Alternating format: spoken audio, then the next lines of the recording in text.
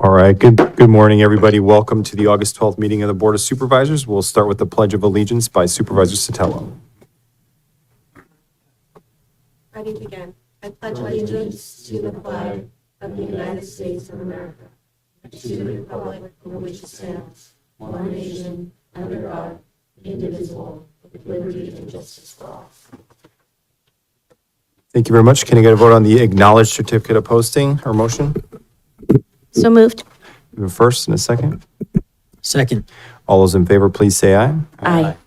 Thank you very much. That takes us to board announcements and committee updates. We'll start with Supervisor Curl. It's been a nice time not having to be with all of you all the time, but I do appreciate all the work that's been done over the last month. I know even though we weren't meeting as much, I know there was a lot of activity going on. I attended several events. I don't need to go into all of them, but we did attend, staff and I attended the Business Council meeting with Speaker Rivas on Thursday. And if that is available, if somebody videoed that, I would really recommend that you watch his speech. You can interpret it any way you want. My biggest outtake from it is that he's willing to help us with some major projects, but we need to have shovel-ready projects. And I think the regional park is a great shovel-ready project. Also getting to the point that the library could be a shovel-ready project and any other areas, because as speaker, he knows that he openly admitted that he has not been contributing to San Benito as much as others because we haven't had shovel-ready projects. I just wanted to share that information. We can use it as you see fit. When it comes to committees, we did have a few committee meetings. Nothing huge to report out. I will say the IT committee the IT ad hoc did meet and made recommendations that will be coming forward at a future date. And then I attended the CSAC HHSA meeting about HR1 yesterday with CAO Espinoza and also some staff, including Tracy from HHSA. They did a PowerPoint presentation on the impacts of HR1 and how the big, beautiful bill is going to impact social services and the SNAP program and some other programs in our community. And I've asked if that PowerPoint presentation could be brought forward for the board because it was extremely detailed. They did not go through the entire thing, but there will be some impacts. What's interesting about this HR1 is that the impacts are not all at one time. There are some impacts that are implied that happen immediately, but there's no way to immediately implement them when the state doesn't have a policy written on how to implement them. So there are some that will be in October of this year. There will some that will be in October of 26 and in 27. So I'm really hopeful that staff will be, I understand from an email I sent out yesterday that the next board meeting, the staff will be doing a presentation on the impacts. We won't know all the impacts, but I think we need to brace ourselves for some services not being available any longer in our community due to lack of funding. Just so that's clear. And that's all I have to report. But happy back from July, and I hope everybody had a wonderful 4th of July. I understand that the fire in Pinoche Valley right now is getting completely contained. The winds have not helped with that, but I've been monitoring it and sending updates out for my residents. So thank you so much, Mr. Chair. Great. Supervisor Velasquez. I don't have anything, sir. Supervisor Zanger. Supervisor Sotelo. Thank you. Really briefly, I just wanted to announce we had a Juvenile Justice Commission meeting last night, and it was announced that there will be an MOU coming to the Board of Supervisors. Is waiting. It's kind of one final last approval, but the judge is incorporating CASA into for probation youth. So kind of exciting. They've always done the court-appointed, or they're the court-appointed special advocates for foster youth, but now they'll be doing probation youth as well. So that will be coming before the Board of Supervisors, hopefully the beginning of September, that MOU. First Five has hired a new executive director director. We met her at our meeting this month. Her name is Louisa Powers. I'm hoping we can have her, even just for public comment, if she'll come at a future meeting and introduce herself, but exciting to have a great new addition to First Five. And then with AAA, the senior services changed, the provider changed from Jovenes de Antonio to Martha's Kitchen effective July 1 at the senior center. And I just want to report that it is going extremely well. They have really increased the number of seniors served, seniors attending. Jovenes is still there, and they're doing some different activities and different things, but both organizations are actually at the senior center and operating, and things seem to be going well. So that is my update. Thank you. Thank you very much. And then I will just try to be brief as well. Had a series of successful town halls, the final one in Aromas in mid-July, and had a lot of great engagement at those events. Had a meeting with the San Benito County Land Trust and Peninsula Open Space Trust. And there were just a lot of positive discussions about efforts to preserve prime ag land.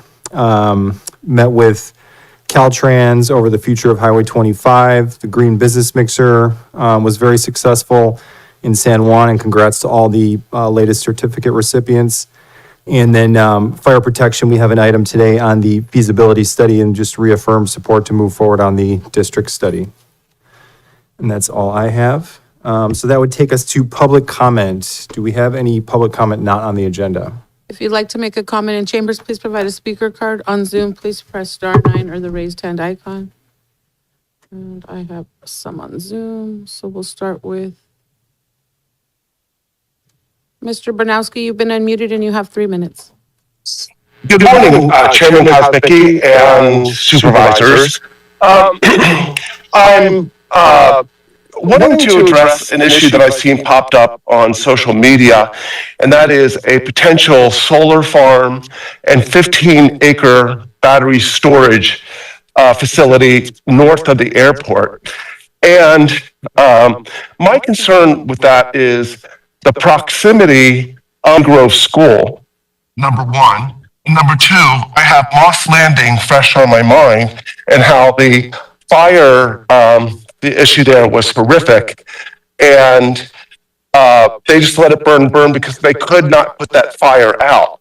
So the combination of those two things with, the recent conversations about our fire department and just fire coverage in general in San Benito, I believe that putting out fires and battery storage facilities is still an unknown technology.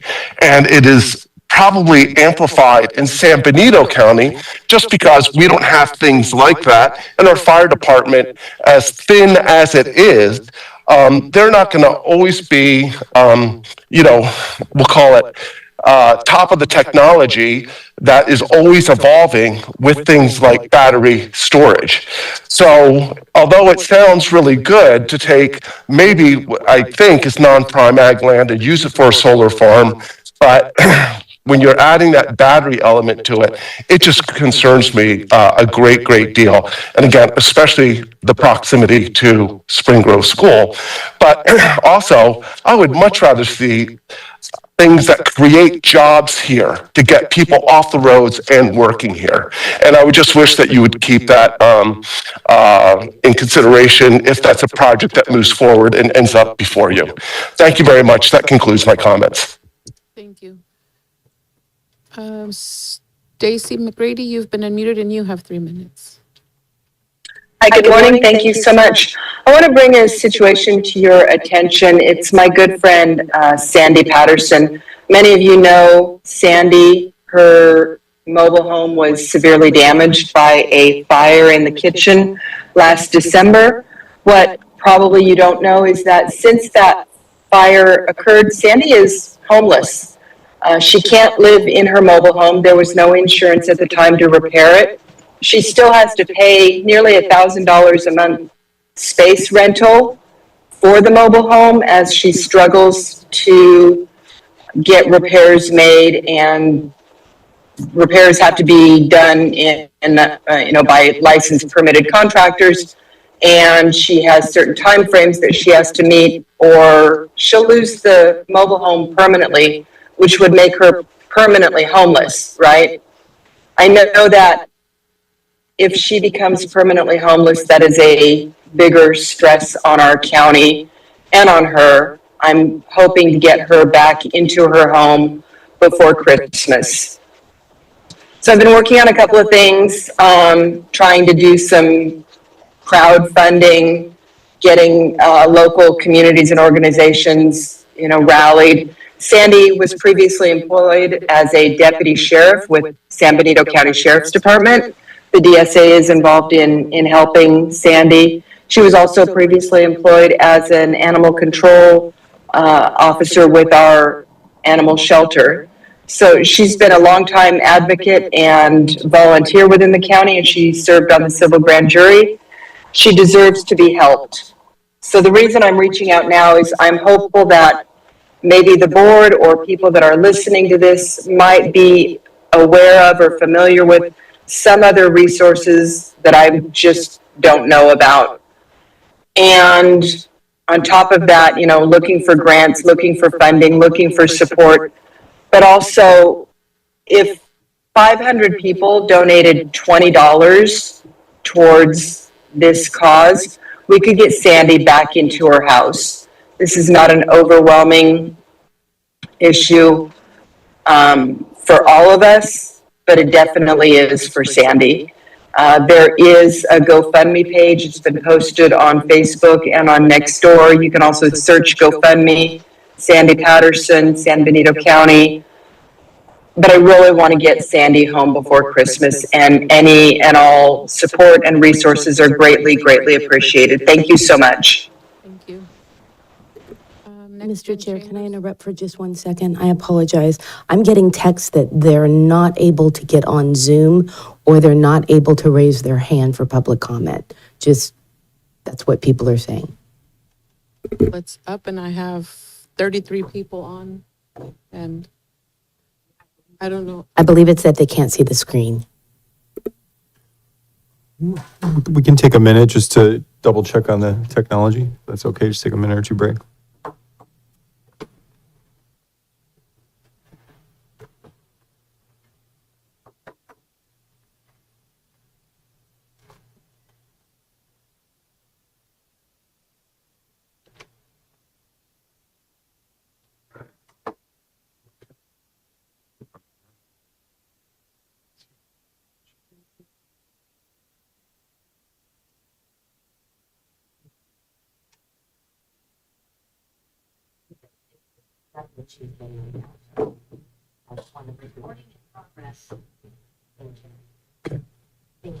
You're welcome. Thank you very much. We'll move on. Next in chambers, Elia Salinas.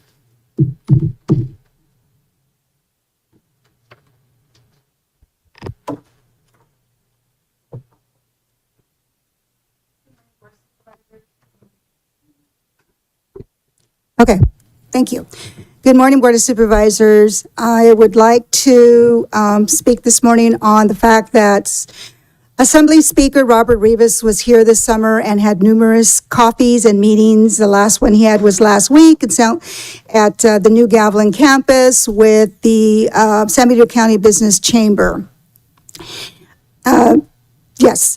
Anyway, it was great to know that the new CAO is there to introduce herself to Robert Rivas, but it's a shame that in all the meetings that Robert Rivas has had here, not one time has the chair of the Board of Supervisors shown up.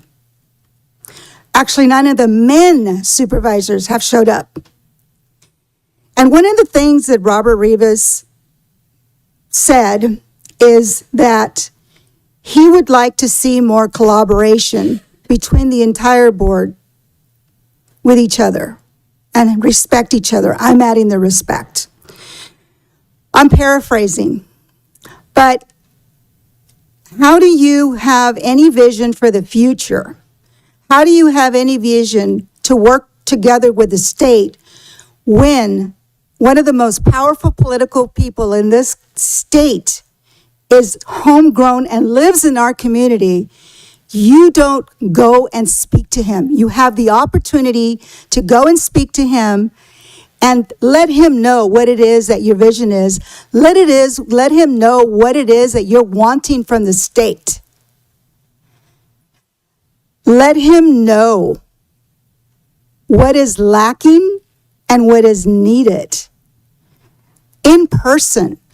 I've been coming here for years and saying, you go to Sacramento personally and you let them see your face. The squeaky wheel gets it. But you have failed, in my opinion, to go and represent San Benito County. The women showed up. The women are there talking to him and telling him what it is that we need. They have a vision. And if you have a vision, you're not letting anybody know, and you're not letting the most important person in this county that can help us with that vision, that can help with economic development. All you talk about is the roads and the roads and the roads, but there's other things. There is the hospital. There is 25, and now the chair is trying to take credit that he listened to the public, and now that they're reviewing the route for 25. I never even saw you in any of the meetings when the public was asked to come and speak to Caltrans. Supervisor Velasquez was there, but you as the chair have failed to appear and represent the entire county. And now look at the Better Bell project. That's another subject. Next in chambers, Dana Wagner.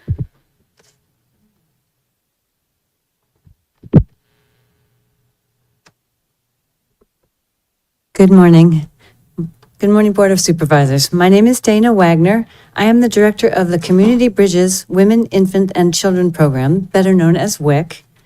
While we are based in Watsonville, we serve a number of families from San Benito County. I am here today to thank this board for supporting the proclamation declaring August Breastfeeding Awareness Month and acknowledging the importance of breastfeeding to the lifelong health and well-being of infants and mothers. The proclamation is a collaboration between Community Bridges and many wonderful organizations in San Benito County, including Hazel Hawkins Hospital, Maternal Child and Adult Health, and County Public Health. Together, we strive to improve the health of families in San Benito County. Many thanks to this board for helping us in this effort, and I thank you for your proclamation. Thank you very much for your time. Next in chambers, Patty Motu Montion.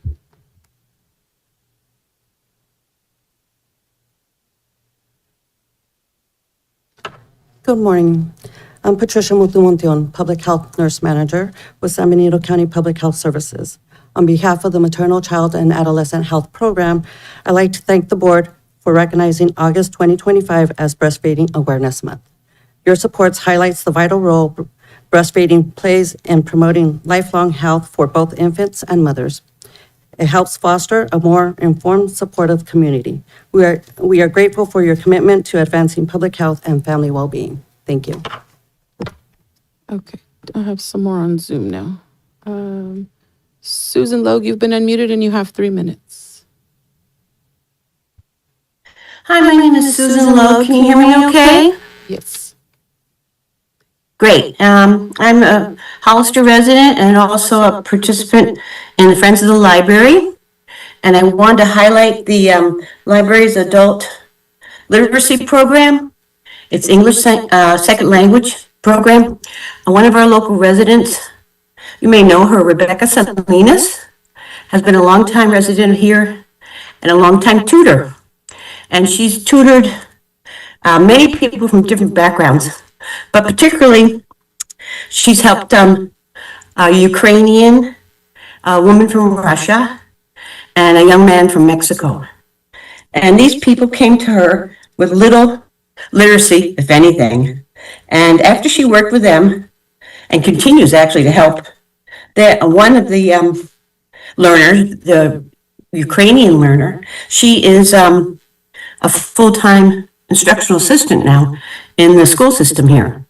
So she learned enough English to actually pass the English literacy test and then go on to help our community by working in it. One of the other learners she had was from Mexico, and after working with him, he did not have any English skills at first, but after working with him, he was able to go on to take adult literacy, the high school equivalency. Then he went on to his community college, and then CSUMB. And he's now working in our mental health department with his master's. So I just wanted to highlight some of the library programs, and this is one that's very, very valuable to our community.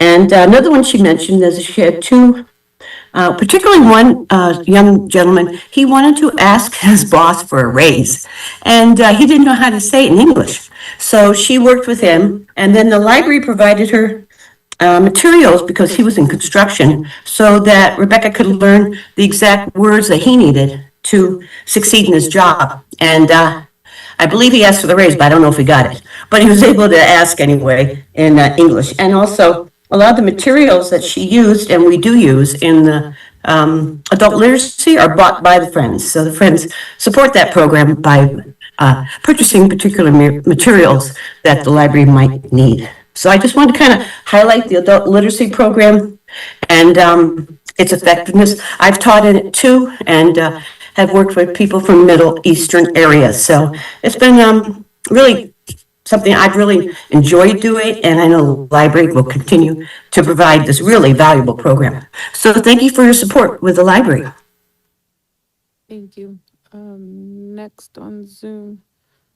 Jackie, you've been unmuted and you have 3 minutes. Yes, thank you. Good morning. Good morning, Chair Kosmicki and Board of Supervisors. My name is Jackie Morris Lopez. I'm a San Juan Bautista resident. I'm also a city council member of the city of San Juan. I'm not here representing them collectively. I'm here as a resident and also one individual city council member. I want to bring to your attention the city of San Juan's Planning Commission meeting was held last Tuesday, and we had the honor to receive a presentation from the county planner, Ariel Goodspeed. She spoke on behalf of the subject of letting the city of San Juan know when there were concerning or projects that would come close to our sphere of influence. We had just gone into a memorandum of understanding with the county in regards to any projects that may come near our city and cause some concern, or we wanted to give some feedback, and not just concern, but positive feedback, any feedback. So that was greatly appreciated. However, what she brought to our attention, and I'm glad I happened to be listening in that evening. I usually don't attend. I like to leave my planning commissioners to act autonomously and independently. She spoke to 3 projects that were definitely concerning to the residents over in District 2 and maybe some in other districts in the county. And that was the truck stop that was going to be off of Searle and Highway 129. She brought that back, but it seems like it's in a revised format, maybe much smaller. My concern was that I thought there was a caveat with Measure A that would not be going forward. The other concerning information was Bettable Node. As we all know, that's currently under litigation with a couple of entities, and it's not been resolved, and it's at the state level with the AG's office. That apparently is coming back as the County Planning Commission did approve a subdivision or a redivision of the property lines, and that owner is now proposing 280 units of multi-family units. And that is very concerning, as the voters once again rejected that. And it just seems that this property owner, has been coming back. The lichens of that game, what is it you play at the boardwalk? Popping the mole or whacking the mole, I guess is the word. So it concerns me because the word that Ms. Goodspeed had used quite freely, and I hear it all the time in several meetings here on the county level, city level, about builder's remedy. That, however, is, I think, used loosely. Her definition, when someone asked about it, I thought was quite vague. But I also want to bring to your attention. Please wrap up if you can. Sorry. Oops. Thank you. And then in Chambers, I have Ariel Goodspeed. Hi, good morning, Chair, fellow supervisors, members of the public. My name is Ariel Goodspeed. I'm the principal planner for the county. Today, I have a general public comment, and I'm acting in the capacity as principal planner for the county. I just want to let everyone know that we are holding a safety element workshop. It's going to be on August 19th. It'll be from 5:30 to 7:30 p.m. It's going to be at 2301 Technology Parkway at our Sheriff's Conference Room. For those who are unfamiliar of the safety element, it is one of the elements within our general plan. It is triggered when the housing element is triggered to work on, and so it's on the 8-year cycle, similar to the housing element. So if you have concerns about flooding, earthquakes, landslides, or other natural man-made hazards in our county, come out and join us on Tuesday evening. Thank you so much. Thank you. And that concludes public comment. Thank you very much. That would take us to the consent agenda, and these matters are considered as a whole without discussion unless an item is, or multiple items are pulled from consent. And I've been asked to clarify at the outset, due to the public hearings at 9:30 and a request from our CAO, that items that are pulled from consent will be moved to later in the meeting after regular agenda, unless there are objections from the board majority, which would allow our staff, to get back to work and come back over when we get to that time. You have a thought? Go ahead. I don't have a problem at all, but I do have one correction, and I apologize immensely. When I did my board announcement, I said CAO Espinoza, and I meant Esperanza Colio Warren. I am so sorry, and it was the business council meeting that we were at with staff, with Speaker Rivas, and I do apologize immensely for that. So just owning up when I make a mistake. Sorry about that. You're good. So that brings us to consent again. Are there items that board members would like to pull from consent? Supervisor Sotelo, no. Supervisor Zanger, Supervisor Velasquez, Supervisor Curro. I would like to pull the item 1.20 from consent. And so is there a motion, or do we have public comment on consent?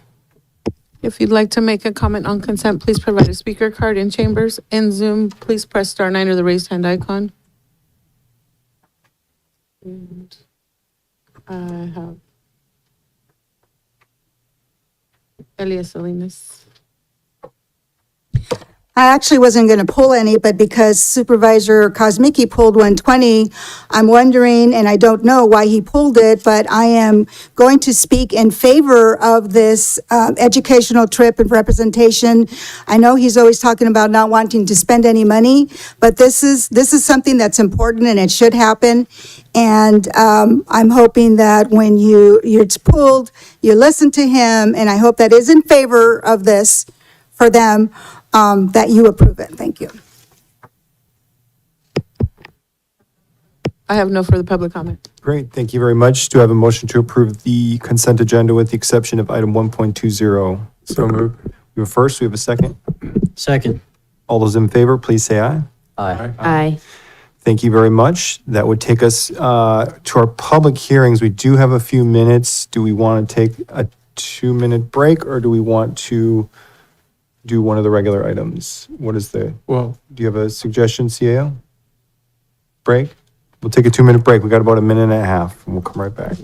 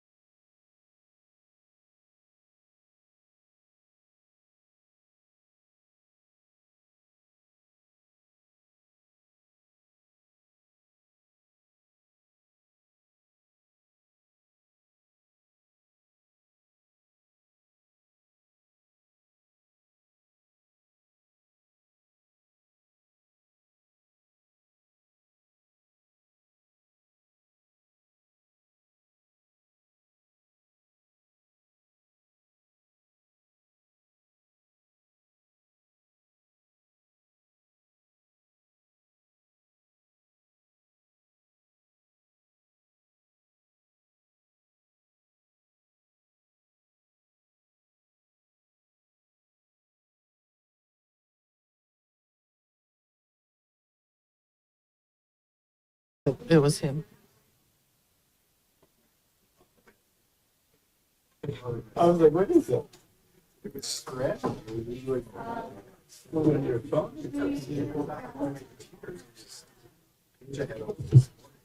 For being.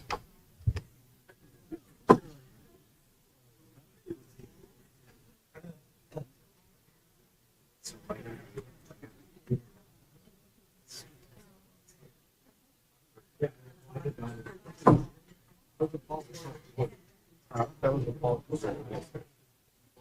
Well, they have to bring it to get approval.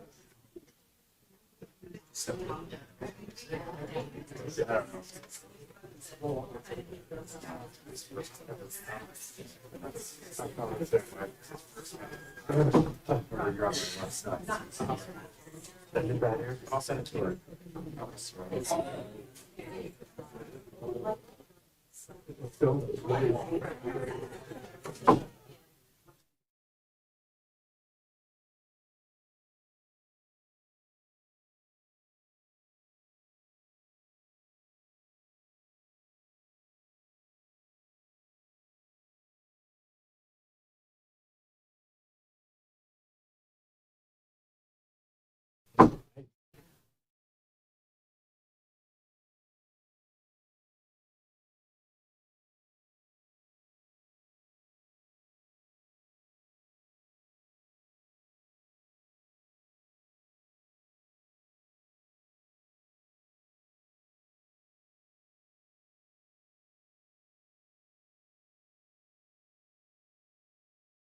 All right, welcome back. We're back in session. Appreciate the patience on that. That would take us to our public hearings section of the meeting. We have 2 public hearings on the agenda. Before I get to that, I'd be remiss, just want to announce, just in case anybody's waiting for 3.6, I've been instructed that 3.6 has been moved to the August 26th agenda due to staff availability issues. So if you're here waiting for 3.6, just be aware that's been moved to August 26th. But back to public hearings, we have 2. 2.1 is public hearing from RMA regarding CSA, CFD, and levies involved with that. So we'd like to get that going. We have Steve Loop here, and I'll go right ahead. Sorry. We also have Linda Young.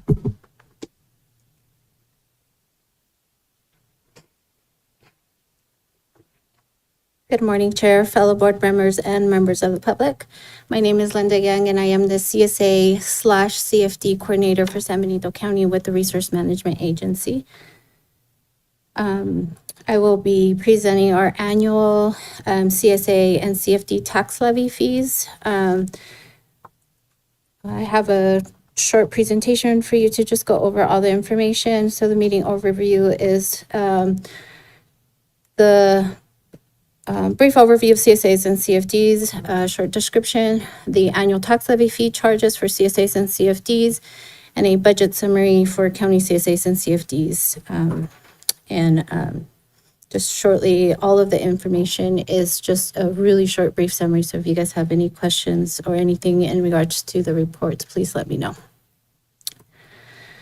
Okay, San Benito County has been using CSAs, which are known as County Service Areas, for over 50 years now. The CSAs provide services to various communities and a basic premise to adequately meet the needs of extended governmental services and collect service fees to cover such services to the county, countywide. Each CSA varies, so they don't all get the same services, nor do they all get the same service fee for them, but they all vary from landscaping services, open space, roads, parks, water services, streetlights, and other miscellaneous services. Currently, our team consists of 3 team members. So we have a staff services specialist, a work crew supervisor, and myself, the CSA coordinator. Our team was established just recently, so we've had a small team of 3, barely for maybe going over a little bit 2 years now. Countywide, the county has 32 total active and inactive CSAs, with 18 of them actually being active and providing services for them.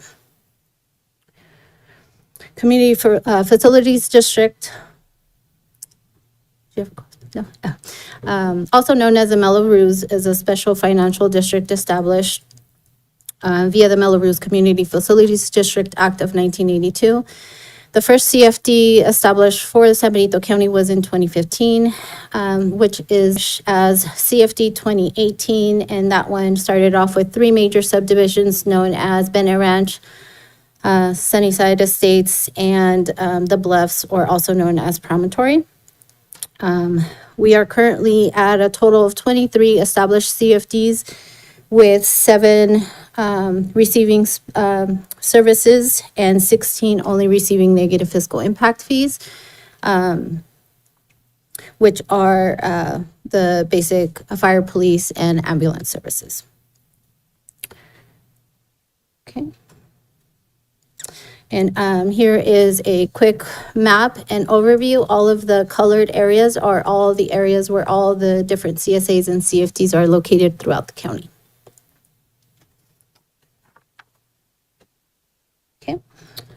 So the next slide. So as a brief summary, the annual CSAs and CFDs tax levy fees for 2025, I am only highlighting the ones that are receiving or that are getting changes made to their tax levy fees.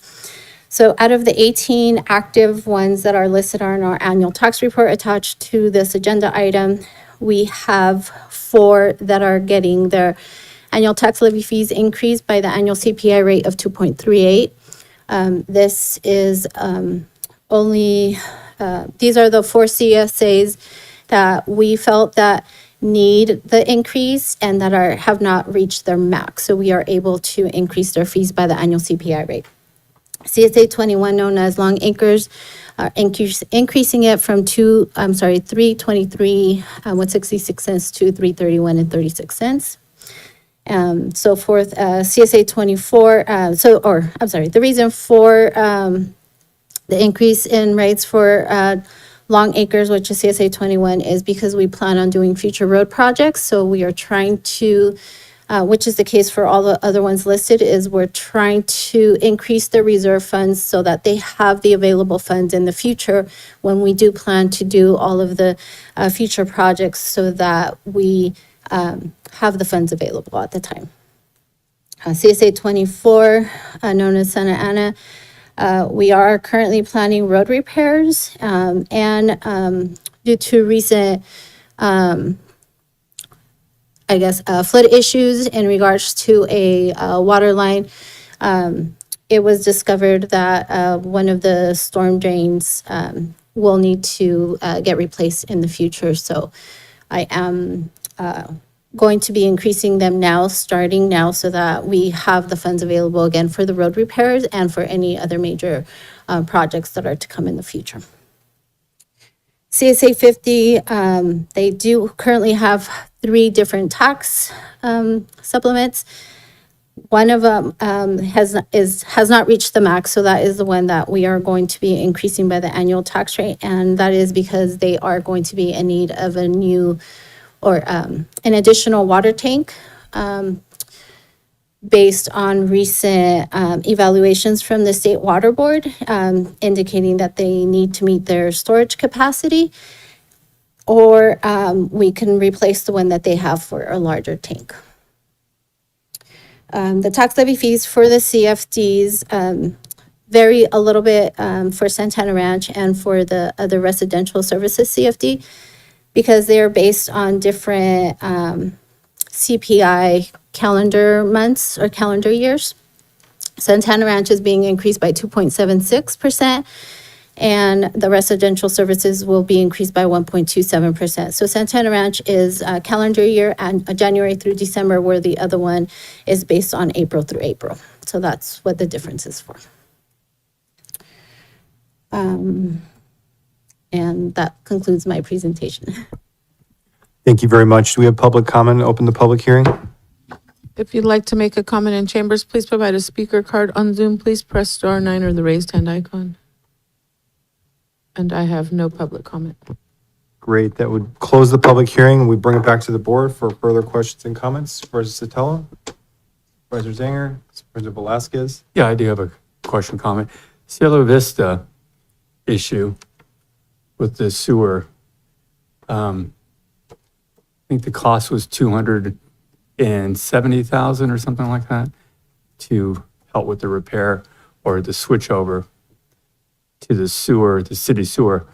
But did I read correctly that we're going to be trying to catch that up over 10 years? Correct. So we're going to be financing that for 10 years for that development. Yes and no. So it wasn't a cost to transition over. That was already a cost charged to their account from previous services provided to them for the water, wastewater treatment. So all the services that had to be done to keep them running, that's what the charges were for. Okay, so I'm trying to understand that, again, the $250,000, it's going to be paid off over 10 years. Correct. So is there an interest on that, or how does that work? They do get charged interest, yeah. Charge interest on that? Okay, that was my question. Thank you. Supervisor Curl. I have lots of questions, I'm sorry. So when it comes to the CSAs, in order to increase with the consumer index fee, does that have to do a Prop 218 election? If they are maxed out, so if we're already taxing them at the max rate that we can when they were established, yes, we do have to do a Prop 218. The ones that are not maxed out, there's a handful, we can continue to increase their fees. And this is only increasing the collection. It's not necessarily going through and covering the increase of the cost for the CSAs. It's an increase, but is the increase covering what the services are for the CSAs? Yes, right. Yeah, so a lot of them, or the handful that we selected to increase them, they're barely, the revenue coming in is barely enough to cover the services being provided. So it doesn't allow us to build the reserve funds any further. So, yeah, because when we were looking and talking about budget, we were talking, what was seen on OpenGov, which I understand was not correct, is that it was a net county cost on some of these CSAs. And that net county cost, this percentage is not enough to cover what was shown on OpenGov. Where are we documenting and being transparent with the public about how much is coming in from a CSA, what the services are that are being provided, and that they're covering that cost without other sources coming from like the general fund? So right now, I don't have anything out for the public unless the residents are reaching out to me and ask me for a financial report, which I do provide to them.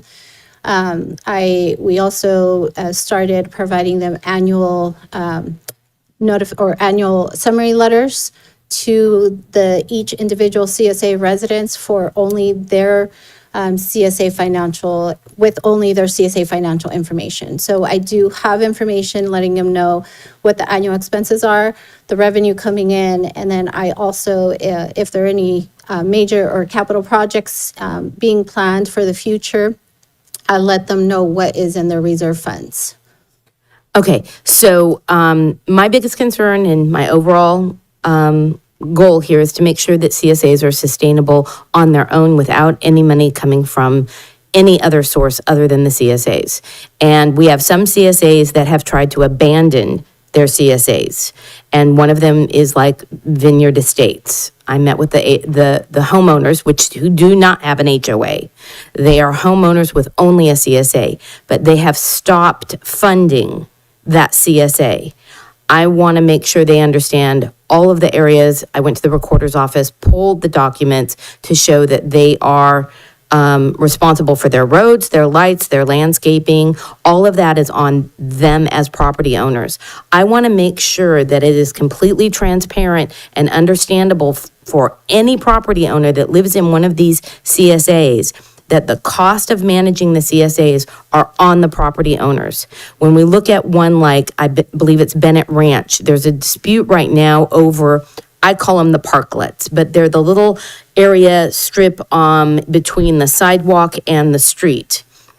There's some debate about who's responsible for that. I saw the email stating that the property owners are responsible for that.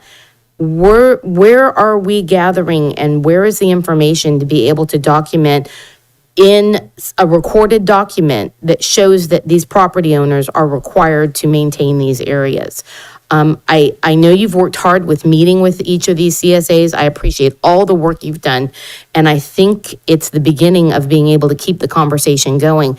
But there's a lot of confusion about what HOAs do, property owners do, and what the CSA does. And then when the CSA is not increased because of the cost of service, that Prop 218 is not happening. So with these increases, are we going to be looking at contacting the CSAs and encouraging them to do a Prop 218 so their services can continue?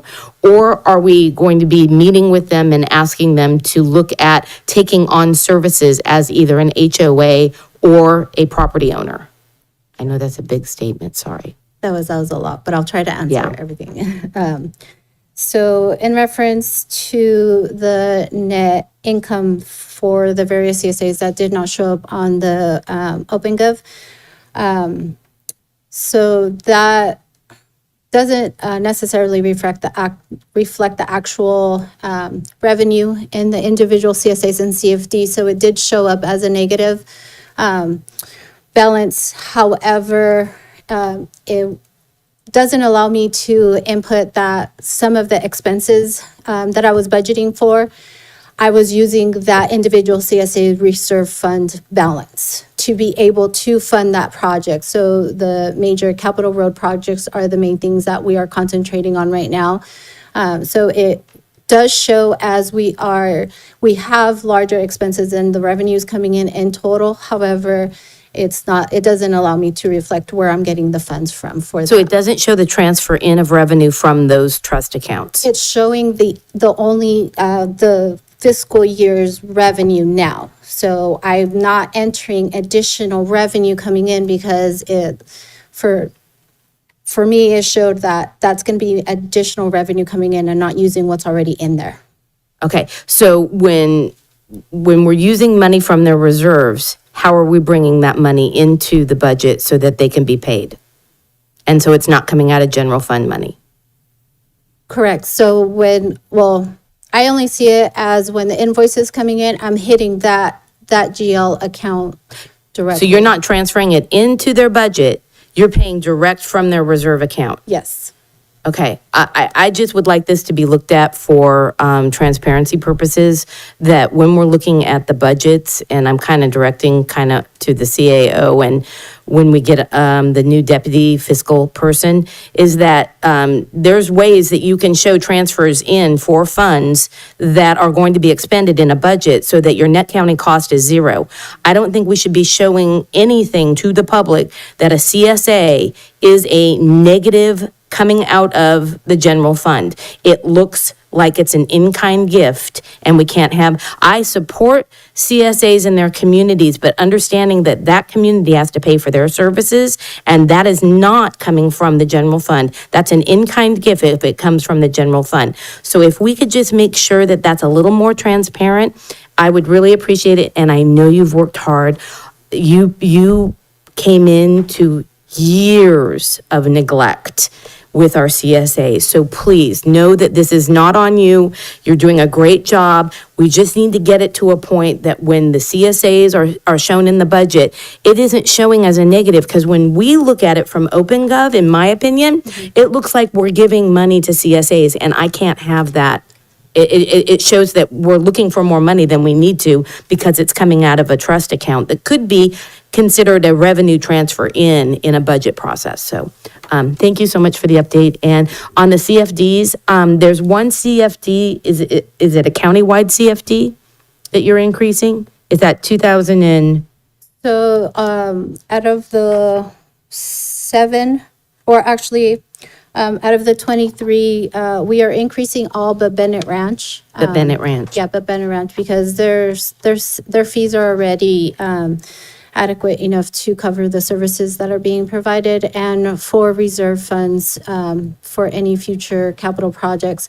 The other ones, even though they're only negative fiscal impact fees, it doesn't necessarily mean that we're actually receiving funds from them. So when a CFD gets annexed into the 2018, we don't start taxing that property unless a new building permit is Gets pulled. pulled. Yeah. Okay. So even though we have so many on the list, it doesn't necessarily mean that we're taxing all. And that 218 is for services that are outside, like, please explain what 218 is, because 218 is on almost every board meeting.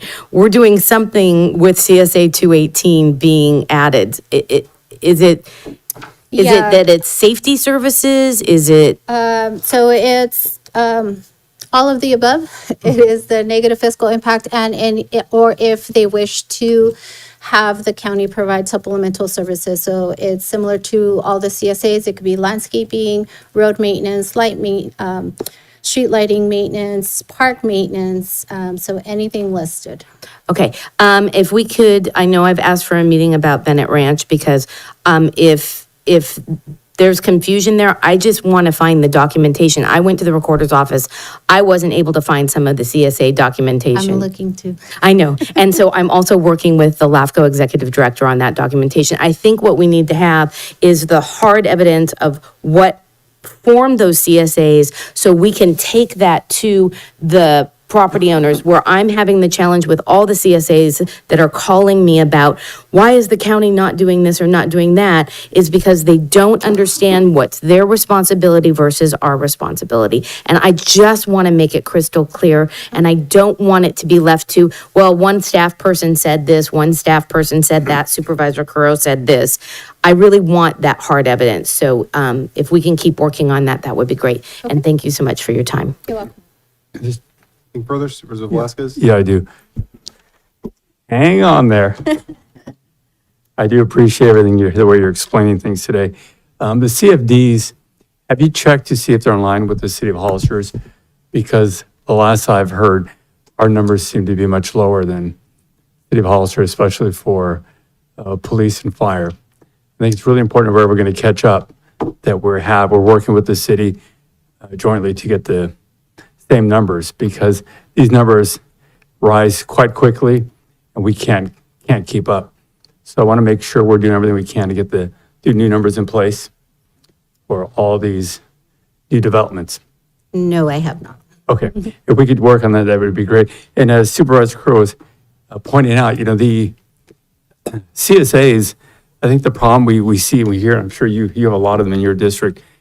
A lot of times, I think people have a tendency to forget that they're there to provide services, to help improve their community.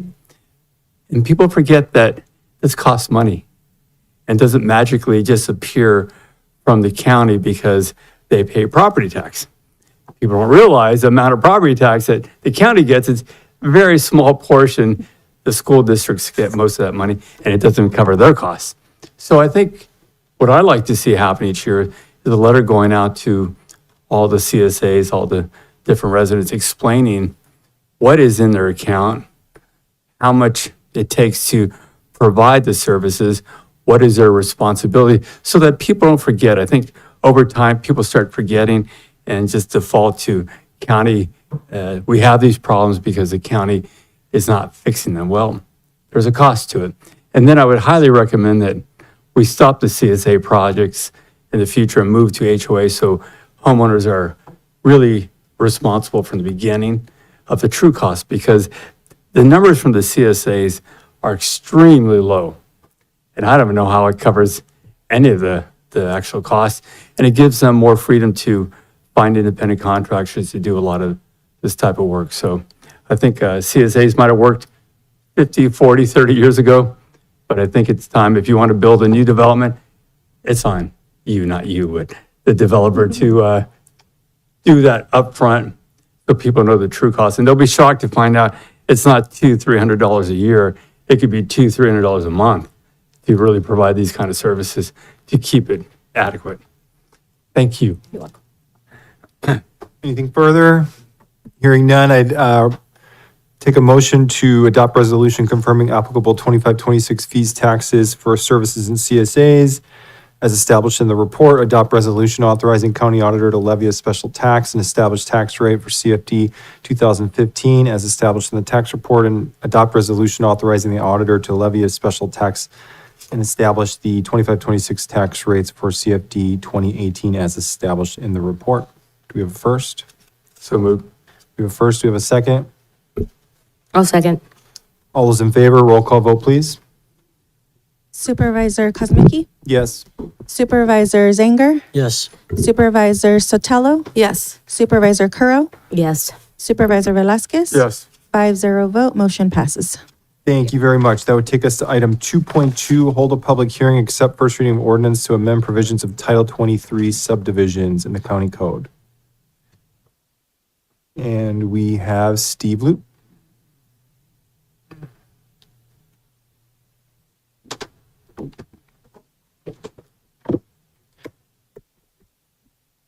All right, good morning, Chair, Board of Supervisors, and members of the public. I'm Steve Loop, Public Works Administrator, and the item before you today is essentially to update county codes and specifically Title 23. So a little bit of background.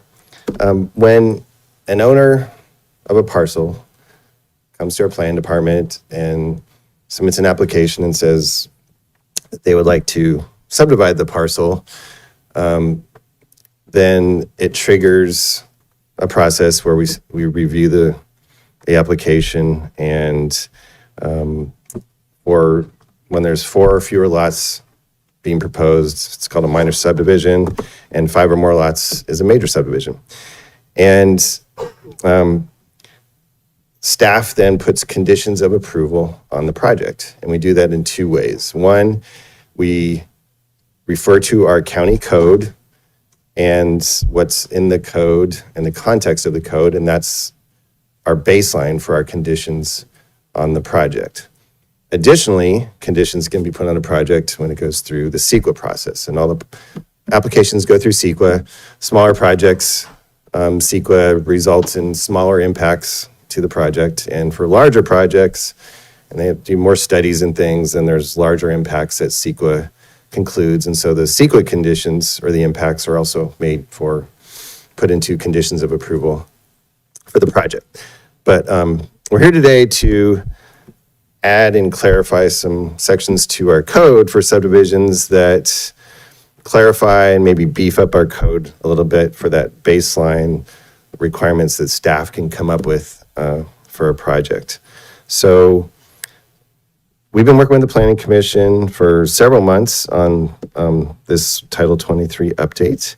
And we had a hearing on June 18th with the Planning Commission. And during that meeting, they approved the recommendations that I'll read for you now. So what I'll do is I've highlighted, well, first I summarized some of the conditions, or some of the code, excuse me, that we're updating. And so, then I'll read through it for you. So we're clarifying conditions for a frontage along a property, and then what it's meant by urban level services. Where we're requiring undergrounding of utilities in urban level service areas. We're clarifying that subdivisions of 4 or fewer lots shall have property dedications and frontage improvements limited to half the width of the road along the frontage, unless the CEQA process determines otherwise. Because we always default to CEQA. If CEQA says thou shalt do more, then we say, yes, thou shalt do more. Subdivisions of 5 or more lots, which is a major subdivision, shall have property dedications and frontage improvements for their full width of the road along the frontage. Subdivisions between 5 and 50 lots are going to be required to perform a traffic nexus study, even if CEQA doesn't require it. Subdivisions of more than 50 lots shall conduct a traffic study or enter into a development agreement. And improvements required for subdivisions of 5 or more lots shall be consistent with the circulation and transportation elements of the general plan, area plan, master plan, and any applicable specific plan, as well as any streets and highways master plan, which we already comply with, but we just wanted to make it part of the code. And then Planning Commission's authority to recommend to the Board of Supervisors the use of in lieu fees for future undergrounding of utilities throughout the county. So what that means is a developer applicant could say, we will pay the county X. It would go into an account, and then that account can be used to underground utilities in other parts of the county. So now, per this public hearing, I'll read the changes proposed to the code. So, frontage is now defined as, frontage shall be defined as the project site's property boundary along the county right-of-way and includes both sides of the abutting road unless otherwise determined by the county engineer or the planning commission. And so I guess I'll just read through all these, and that's probably the most efficient way to get through this item, and then we can go from there. Urban level services for unincorporated areas. A legal parcel is wholly within the boundaries of an urbanized area or urban cluster as designated by the United States Census Bureau. So, Chapter 23:17, Section B, sidewalks, curbs and gutters, and undergrounding of public utilities shall also be required for subdivision in those areas where the Planning Commission or the Board of Supervisors, by condition, resolution, or an adopted specific plan calls for urban level services. Sidewalks, curbs, gutters, and undergrounding of public utilities may also be required at the discretion of the county engineer. Section 23:17, 003, subdivisions of 5 or more lots. All subdivisions that consist of 5 or more lots shall have frontage, property dedications, and frontage improvements as required by Title 23 of the code, and shall improve the full width of the road along the frontage of the parcel being developed, unless otherwise determined by the county. For all subdivisions that consist of 5 to 50 lots, the applicant shall be required to perform a traffic nexus study to determine the project's impact to the county's roadway system. That study shall include recommendations to mitigate such impacts, and those mitigations, at a minimum, shall be incorporated into the conditions of approval for the project. For all subdivisions that consist of more than 50 lots, in addition to the aforementioned traffic nexus study required in B above, the applicant and/or project owner may enter into a development agreement with the County of San Benito. The regulations, the development agreement shall comply with Title 19 of the County Code. The rules, regulations, and policies in effect at the time of execution of the development agreement shall govern the agreement. Notwithstanding, this does not prevent the county from applying non-conflicting rules, regulations, or policies, nor does it prevent the denial of a subsequent development application. Section D, the improvements required for all subdivisions of 5 or more lots shall be consistent in concept, alignment, and level of improvement with the circulation and transportation element of the general plan, area plan, master plan, and any applicable specific plan, as well as any streets and highways master plan. Where necessary, to ensure traffic safety and ease of circulation, often on-site traffic control devices such as signing and signalation shall be required. Whenever the subdivider is required to dedicate lands for trails or bikeways, the county engineer may require the same to be improved if necessary to comply with the general plan and any applicable area plan, master plan, specific plan, or implementing ordinances. This requirement is subject to change at the discretion of the county engineer, as may be necessary to mitigate impacts to public health, safety, or orderly development. Subdivisions of 4 or fewer lots. All subdivisions of 4 or fewer lots shall have the frontage, property dedications, and frontage improvements as required by the Title 23 of the code, which shall include, unless otherwise determined by the county, half the width, the subject properties, frontage consistent in concept, alignment, and level of improvement with the circulation and transportation element of the general plan and any applicable area plan, master plan, or specific plan. Steve, can I, Sure, you can. you don't have to word by word here. I Is don't, there a way great. to I thought I did. Someone told me I did, but if I don't, that would be wonderful. If you could just summarize these, I think we have the materials, the public has access to the materials. Okay, what we did, big picture, for 4 or fewer lots, or subdivisions that have 4 or fewer lots, minor subdivision, we said, well, at a minimum, you're either gonna have to do half your frontage and or put in a driveway. But once you jump into major subdivisions for your frontage, you're gonna have to not only improve your frontage, but also the frontage, is now defined as both sides of the street. So for 5 or more lots, you'll have to, which is a major subdivision, you'll have to improve your half of the street as well as a half a street adjacent to you without acquiring additional right-of-way from the property owner. In other words, the county can't require a developer to go across the street and obtain additional property from that property owner. However, 95% of the time, you can pave the road. You might not be able to do the sidewalk across the street and those type of things, but you can pave the road a full width for a major subdivision, both sides of the street. And so we said for 5 or more lots, that's going to be the baseline now. So in addition to that, sometimes CEQA doesn't always require a traffic study for a 5-lot subdivision, but the county's now saying if you're going to do a major subdivision, you're going to be required to do a traffic study. That was another major change. And then also, once you get into 50 or more lots, we can't force a development agreement, but at least with the verbiage in the code, we're suggesting that during the process, it's likely that the county will request a development agreement for larger subdivisions of 5 or 50 lots. Those are some of the major changes, so I'll pause there. But And anything further in the subsequent items? let's see.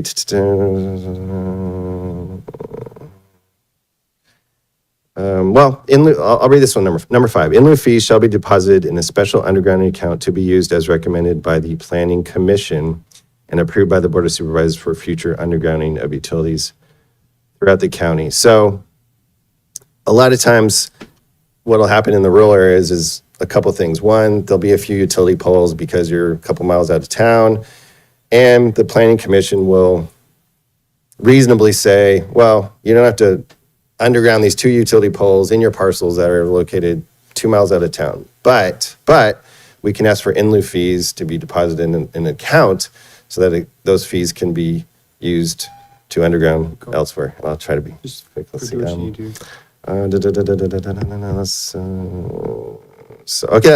That's the summary. So, thanks. Okay, we'll open the public hearing for public comment, and then we'll bring it back to the board. If you'd like to make a comment in chambers, please provide a speaker card. On Zoom, please press *9 or the raised hand icon. And I have no public comment. Close the public hearing, back to the board. Anyone want to start in particular? Supervisor Curl? I would like not to start. Okay, Supervisor I'll Velasquez? be happy to start. So, thank you. I see a lot of good here. Definitely not everything I want to see yet. So I want to start with the underground utility. I like that we're requiring it in the fees in the future, but I want to make sure that we don't get to the point of waiving these things. And I'm going to give you an example. Every time I drive down this street in East Street in downtown, just infuriates me that the city had spent millions of dollars to do underground and then waived it for a small little development on East Street that allowed them to go overhead again. And everybody's like, well, they couldn't afford to do the project without doing that. That's not our problem. And I want to make sure we don't get to that point of, well, it's a little more expensive, so we're going to go overhead. I get it if it's several miles out. I get that part.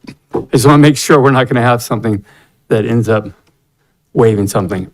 As far as roadways and sidewalks, I think, larger subdivision, what's bothered me in the past, and I know we're trying to make an effort here, but you'd have developments built a quarter mile down the road from existing services. And so there would be no sidewalk connecting that part. And everybody's answer to it was, it's not our problem.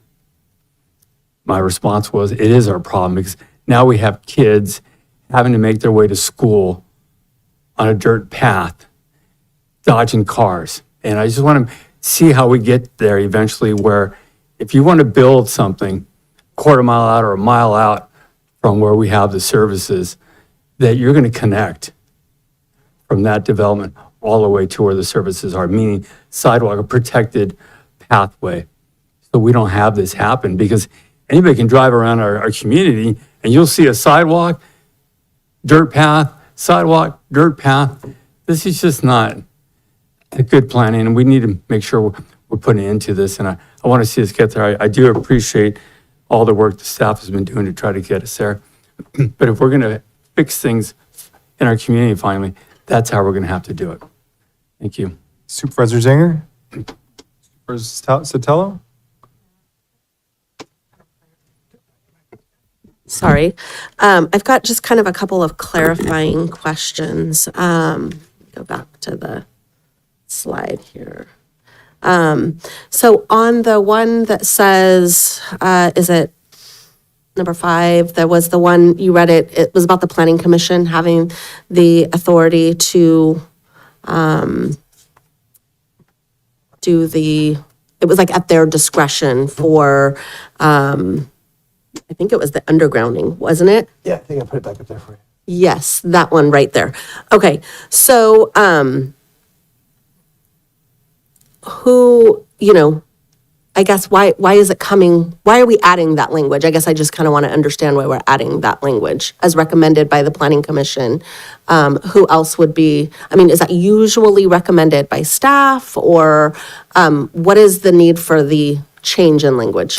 So, great question. The baseline for the code is that along your frontage, thou shalt underground overhead utilities as part of your project. And that's in every staff recommendation. Mm-hmm. And so we have no discretion staff. So we consistently across the board have that as a condition. Well, what happens is sometimes different situations, the Planning Commission, who makes the ultimate conditions on the project, that they're the ultimate deciders at that stage, they will waive the undergrounding requirements for, like I said, sometimes they're remote projects, and so there is nothing in the code that said, well, if they're going to waive the undergrounding of that utility, those utility lines, now in lieu fees we can ask for in lieu fees. Kind of like if you don't build a park, we'll ask for park fees. That's kind of the concept. So now in the code, it says, if the undergrounding requirements are waived by the Planning Commission, essentially, the in lieu fee as established by the county engineer may be made a condition of approval of a tentative map. In lieu fee shall be deposited in the special undergrounding account to be used as recommended. So that's kind of a new concept, basically. So if they waive the undergrounding, today it just goes away, as Supervisor Ignacio just mentioned. The undergrounding goes away. But with this change, now instead of just waiving it, we can actually ask for an in lieu fee that goes into a separate account. So that maybe in town, some of the overhead lines in town can be used from that in lieu fee account. And the Planning Commission will recommend those areas where the undergrounding would occur in town, or closer to town, perhaps is a better way to say that. Okay, thank you. I appreciate that clarification. Now, on the one that talks about, like if you further subdivide, so if we have a minor, which, well, I guess, the 4, right? Anything over 5 and above is going to be considered major. Am I understanding that correctly? Okay. So let's say you do 4, but then you sell the property. What happens? Can the next person then say, because there is no clock or Re-subdivides, right. anything, right? So then they essentially can then take another parcel, they take a, and they can then they can develop another 4. Am I understanding that So correctly? Or is it kind of a loophole in that if you sell it, then the next person can go ahead and do it? It's just, you can't, to go 4 and 4 by the same, you're not allowed to do that. But essentially you could potentially sell that property as long as it's a new owner, then they could go ahead and do another minor, and then you end up with kind of a major, So, right? I will- Am I understanding that correctly? yeah, so it's, So should we put, Subdividers like, being is that something sneaky. we need to look further at? I mean, are you all comfortable with that? Or do we want to put, is there some other, timeline that you put on it or something else? Because the way I understand it, the minute it sells, you can go ahead and do another minor. so I'll, Sorry. there's, if you go to, that we actually address that exact question. So, if, let's see, if you go to, for section 2, and I'll go back on this, I'll bring a slide. Thank you. And I might need Ariel to clarify a few of what I'm about to say. So Ariel's in the audience here, but, so when someone subdivides 4 or fewer lots, yada, yada, yada, we have a phrase in here that, let's see, how do we word it? This requirement is subject to change at the discretion of the county engineer as deemed necessary for public health and safety, da, da, da. If further subdivision, this goes directly to your question, if further subdivision of the property occurs that further subdivides the property such that it will cumulatively result in 5 or more lots, exactly which the situation you're addressing, then the requirements for improvements in 2317 003A1 shall be required. So what that does, it addresses that exact situation. So instead of just doing another minor, it elevates them. They are now a major subdivision and they have to comply to the requirements of the major subdivision. So it actually addresses the situation that you're. But let's say we start with a large parcel size, and then over the years, that then gets dwindled down, right? Start at 100, and then you do, 4, I don't know, then you do 250s, and now we're down to, go even lower. And so you can do it, it originally was 100, Okay, but now it's been separated. okay. You do a minor subdivision on one, you sell another parcel. Originally, it was 100. The parcel that you sell, you still can do a minor. It would So- trigger a major if it was the same person doing it, right? But if they've sold off a parcel, the next person, a new owner, would be able to do a minor. Am I understanding that? So you're going kind of the reverse. So you start at 100 5-acre parcels, and then one of those 5-acre parcels wants to subdivide into 4 smaller parcels. Is that the question? Yeah, but I mean, let's not do 5 acres into, yeah, but yes, hypothetically, yes, yes, Please for disregard whatever. the exact amounts. Yes. But, so if they go smaller, Because I'm just saying, if you take a parcel and it's chopped up, and you've done your minor subdivision on the 4, but now the parcel is chopped up and divided, can somebody then take, now you've got a smaller parcel size because the original one was divided. okay, They originally did a minor subdivision, okay. but now we've split the parcel up. And now you can do it on, let's just pretend it's 100 and we're going to go 250s. This 50 parcel has 4 minor subdivision. Can the new parcel put another, changes to a new owner, can they do a minor as well? Because it was originally part of the larger, because I mean, at some point, all of these eventually started with much larger parcels, right? And they get, so I'm just trying to see this in the big picture to see how does this really apply? Is this meeting the goals that we're trying to achieve, et cetera? Okay, so I think this does address it. So if they do a minor subdivision of 4 big parcels, we'll say, right? And then if that further subdivision of any of those property occurs, regardless of the owner, if further subdivision occurs, it triggers them now into becoming a major subdivision and having to comply with the requirements of a major subdivision. So does that answer your question? Which elevates, like they'll have to do a Okay, traffic so what study, you're- they'll have to do some extra things. What now, I'm even- hearing you say is that it was once 100, it now is 2, this one had the minor. If somebody purchases this one and they think that they're going to do it a minor, this is going to trigger a major, If the even, to- right, potentially. Doesn't matter who the owner is, it doesn't matter any of that, because it was originally part of the larger parcel. Correct, if it goes to 5 or more. So Okay. if that one subdivides into 2, and then the second person does another 4, Mm-hmm. then it would trigger that major subdivision, those major subdivision requirements. So the answer is yes. Okay, okay, thank you. Those are my questions for now, thank you. Sure. Do you have something, Supervisor Zager? No? All right. Yeah, I'm just curious. Yeah, I'm going to come back to you unless you want. I know you said you didn't want to go earlier, so I'm just going around here. So what are the safety ramifications here? Because that's really my concern, is what, do we need to allow for these exemptions for not doing underground? Can't we just simply require undergrounding because we have wildfire risks and things that come with overhead lines? I mean, I understand homes that were built 30, 40, 50, 100 years ago, but for new homes, I just don't understand why we would allow or not require undergrounding of utilities. Yeah, the answer is, and again, the waivers, and again, it's not staff waiver, it's a planning commission decision. The waivers often occur when you're a remote area and someone takes a parcel and splits into 2 or 3 parcels, and they have a small frontage, they have 3 or 4 poles. Well, those 3 or 4 poles are gonna cost, I don't know, $150,000, $200,000 to underground and a year of processing and a whole lot of fun things for that one little subdivision of 3 parcels, 5 miles outside of town. So it's a little bit of, does the subdivision really have a nexus, to do all that undergrounding of those 4 poles, knowing that there's hundreds of other poles right in that area that are still above ground anyways. But I think it's more of, can those small subdivisions that are in rural areas afford to ever subdivide if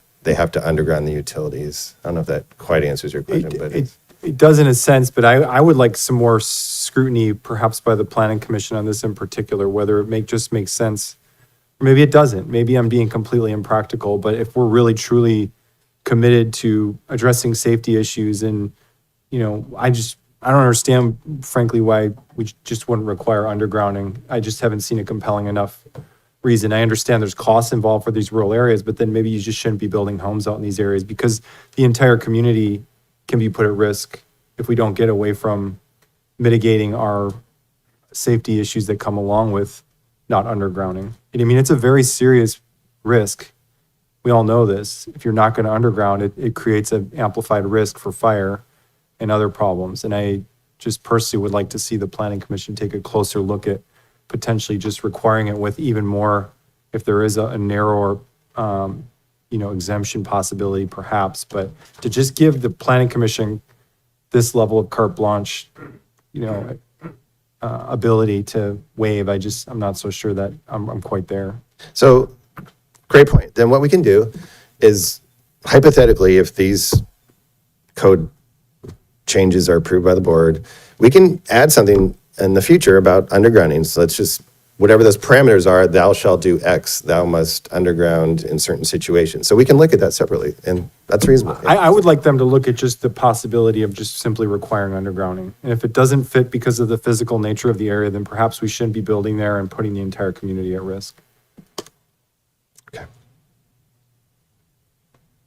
Supervisor Curl. Thank you, Mr. Chair. Steve, thank you so much. So, the traffic study, the cost of the traffic study will be on the developer. I just want to make sure that that's very clear. It will not be on the county. Yes. If a nexus study is required, it'll also be on the developer, not on the county. Yeah, all the studies are paid for by developers. Yep, just making sure. Yep. I'm really happy to see both sides of the road on, major subdivisions, because it's a sore side. I love Enterprise Road. I hate that we only have half of a road paved. But there are developments in the Bay Area when cities or counties are accepting any sort of unincorporated development, that they are putting money aside. So let's say they're developing one side of the street. I'm going to use Enterprise as an example, even though it didn't happen here. They would pave both sides of the street. The other half of the street, if that got developed on the other side of the street, there would be a development fee that would go in to repave again. And if there was any leftover reserves from that paving, it would be refunded to the original developer on the other side, where they're sharing that cost. They're fronting it for the first, because they're the first developer, but then they kind of get reimbursed in the back end. Is that something that's ever been discussed? We do that exact situation for areas that are identified in the traffic impact fee. And we're actually updating that study now in the next couple months, which is one of the items that was on consent. But to answer your question, if a roadway segment, say for Fairview Road, for example, for whatever reason, the opposite side of the road wasn't improved, basically every homeowner, or excuse me, every developer that's building a parcel and pulls a building permit, they have to pay a traffic impact fee. So Gotcha. Enterprise Road is not part of that traffic impact system, unfortunately. But like when Fairview Road, we'll say, okay, developer X, you're going to pave, this is say years ago, you pave your half. We also want you to pave the other half. We would use the traffic impact fee to reimburse them. And we've even done that in the last few years. Okay. It's just a matter of the road is in that traffic impact fee system. And so not all of the unincorporated roads are in that system. Is there a Correct. reason why we don't have all those roads in? Well, there is. Those are sort of, it's a regional study and a regional system. So the larger roads, Fairview, Union, those type of roads, and some signals as well are identified in that program. But it's more of you're contributing to the regional impact, therefore these are regional things that can happen. And that's just the way the studies are always put together. And maybe other cities have smaller streets in their traffic impact fee studies, but I'm guessing they don't. It's mostly arterials and collectors that are in those big type of projects. Because like a lot of times we go to a smaller city, that other side of the road is just not paved. Right. But the larger streets, just like you said, they get paved and reimbursed. So, Okay. yeah. Okay, on the development agreement side, so that's 50 parcels or more. We previously at the board level had discussed in quite length about a process of development agreements. Has that process started to come forward? Or it was a development agreement policy and what the policy would be on how you do development agreements. I just want to reignite that development agreement conversation with county council and administration, that we need to be looking at what that policy is, so that if there's a challenge from a developer, the policy is being challenged, not staff. And I just want that protection for staff. In the same area is county engineer direction. So you put in the wording, or directed by the county engineer. There needs to be a policy that is adopted so that you're protected and the policy is challenged. Am I clear? That makes sense. I just want to make sure that it's not, today, you're really friendly with this person and they get X, and not friendly with that person and they get Y. It really is the policy, because when there's that kind of decision-making, it can be used against you. And I want to protect you on that.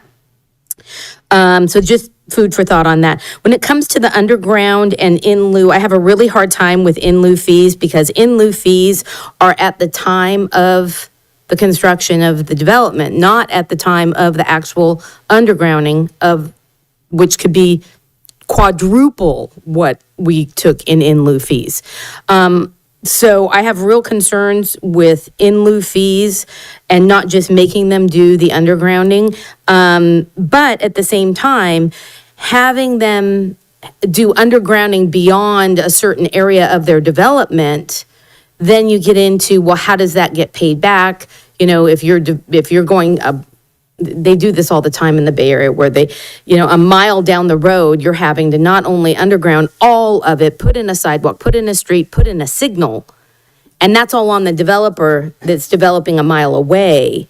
But then there's nothing that's being shared with other developments around. So I really want the equality of cost for these things, but understanding that if we don't have a vision of undergrounding for long-term, I'm going to agree with Supervisor Kozmicki on this. If we don't have a plan for how are we going to underground everything for safety as a long-term with any future development and any impact fees, and how do we make that happen and not make more work that is above ground that could be developed underground in any future development. But how do we also address where there is overhead wires now and how we start to build a in lieu account to help support getting those wires underground. I think everyone agrees any community that has majority of their power and utilities underground, it just enhances the street appeal and the value of those properties. So to me, it's an investment in our community and not just an investment in safety, but in our community and making sure that we don't have a hodgepodge of above ground, below ground, above ground. So how do we, from this change, ensure that we're building a trust that if money is being used, that trust account is earmarked only for underground utilities and it can be used for nothing else. To me, it's just a future long-term goal. I think we need to have a little more planning on.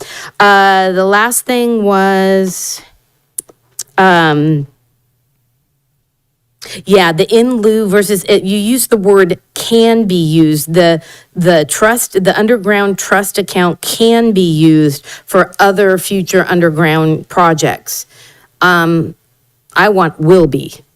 It won't be used for anything but underground projects. So I don't know if that was just, how you worded it or if it's really what it means. I want to make sure that anything that's going into a trust account for in lieu undergrounding, it stays for undergrounding. Yeah, and I think we actually went through that. So for number 5, we said in lieu fees shall be deposited in a special underground account, like you just requested, to be used as recommended for future underground utilities. So I think we covered both your items in number 5. I just wanted to make sure because I heard the word can and I put it in quotes and I don't want it to be a can. It's a 2. It's a 2 or shall. It's a 2 2 or shall. Okay, sounds good. However you guys want to do it. I think that was it for me. I do appreciate this topic and these amendments coming forward because it is a topic that is very it's frustrating for the community when they're calling us and saying, why did you only pave half a road? We drive on both sides. It's like, I know, and I give sorry. credit to the planning commission to try to address that, and I think we made some good progress here, so yeah. Okay, thank you so much. Appreciate it, Steve. Thank you. And thank you for the question on the development agreements that LAFCO has put together a template that should be coming to the board. So I would just request the CAO to take a look at that email from Jennifer Stevenson from LAFCO and prepare to have that brought to the board at a date soon to be determined. And then as far as the overall picture, I think as well that this is a positive step forward for the most part, but I would request that with any, if we're going to approve this today, that we also would approve sending back to the Planning Commission consideration to weigh narrowing or eliminating the exemption for undergrounding. And I would suggest starting the conversation on, at the very least, on the high-risk wildfire zones in the county and whether there should be no exemptions in those areas. I would entertain a motion if there's a willingness to, and if there's a willingness to include the additional add-on that I suggested for further discussion. Chair? Yes. Just to clarify, would that look like we'd approve this and then the planning commission would essentially look at it again to edit Yeah, it? so if we don't approve it, all the other changes won't go into effect Right. until we approve. So I personally support the other changes. I want to personally like to get those to move forward, but also I don't want to stall those by making a point about the undergrounding and request that they bring back another recommendation specifically about the undergrounding. I'll make a motion with the recommended changes. There's a first, is there a second? Second. First and a second? Yes, of course. I just want to ask a clarifying question. So we're approving it with the exception of that one item regarding the undergrounding. The whole thing is approved, but there's a request to have further discussion at the planning commission for another recommendation, whether there's a willingness to eliminate or reduce the exemption. So we're approving all of it except for that one section.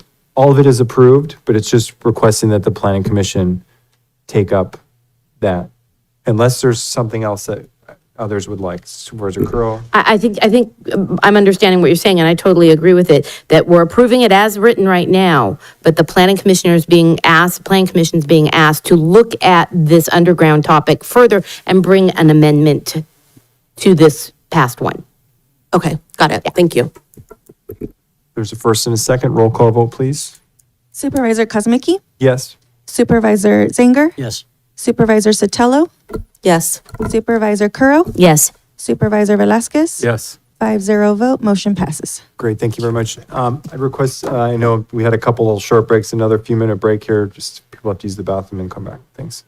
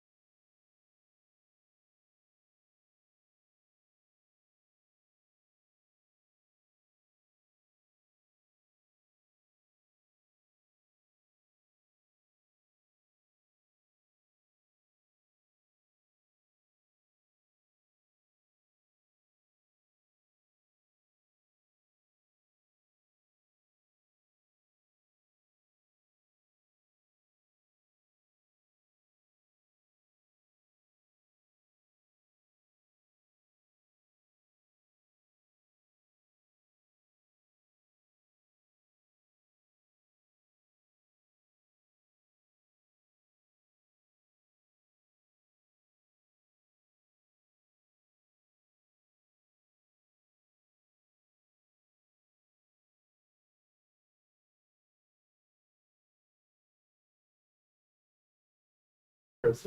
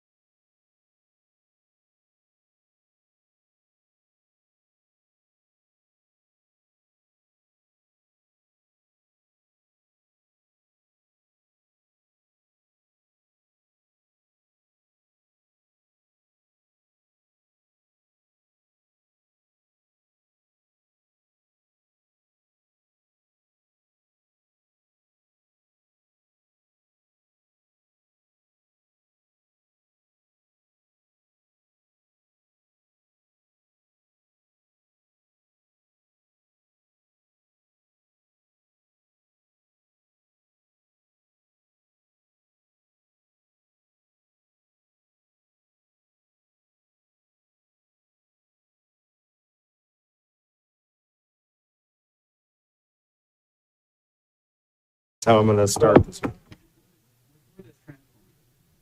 Those lines now, those are the ones that are bare, you know. It's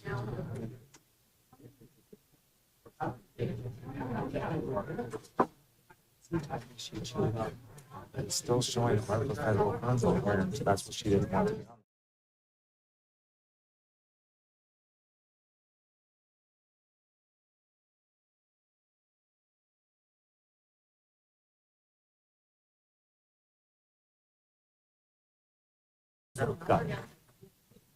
With all their bags. I got dogs. They're always.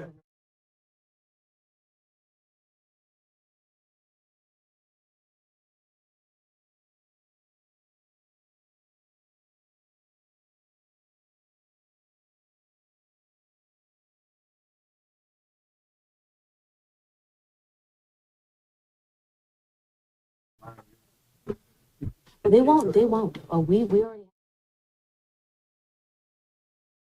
On the regular agenda. We have 5 items on regular agenda, so we should get moving. First item 3.1 is Sheriff Taylor approved $1.25 million contract with Cal OES for access to the CRIS system and the build out of repeater sites, and approved the purchase of handheld mobile radios for law enforcement and other public agencies for $1.3 million to ensure CRIS compliance. And so we have Sheriff Taylor here on this item. Thank you. Thank you, Mr. Chair, members of the board. It's been a long time coming. I know, just to start off by thanking Supervisor Zanger and Supervisor Curo. It seems like forever ago that we had an ad hoc on this. And I appreciate all the collaboration and the effort that the board members on the ad hoc put into this. And I know you took it seriously. And I've actually had conversations with Supervisor Zanger about this, where he's like, can you please bring this forward to us so we can move on it? So this has been not lost on the board of how important this is, and I appreciate all of you for the attention to this. So I know there was a request for a PowerPoint, although I think that Steve Loop should go into the audiobook recording industry. I don't think I have as many words on mine, but Mr. Chair, please feel free to cut me off at any time.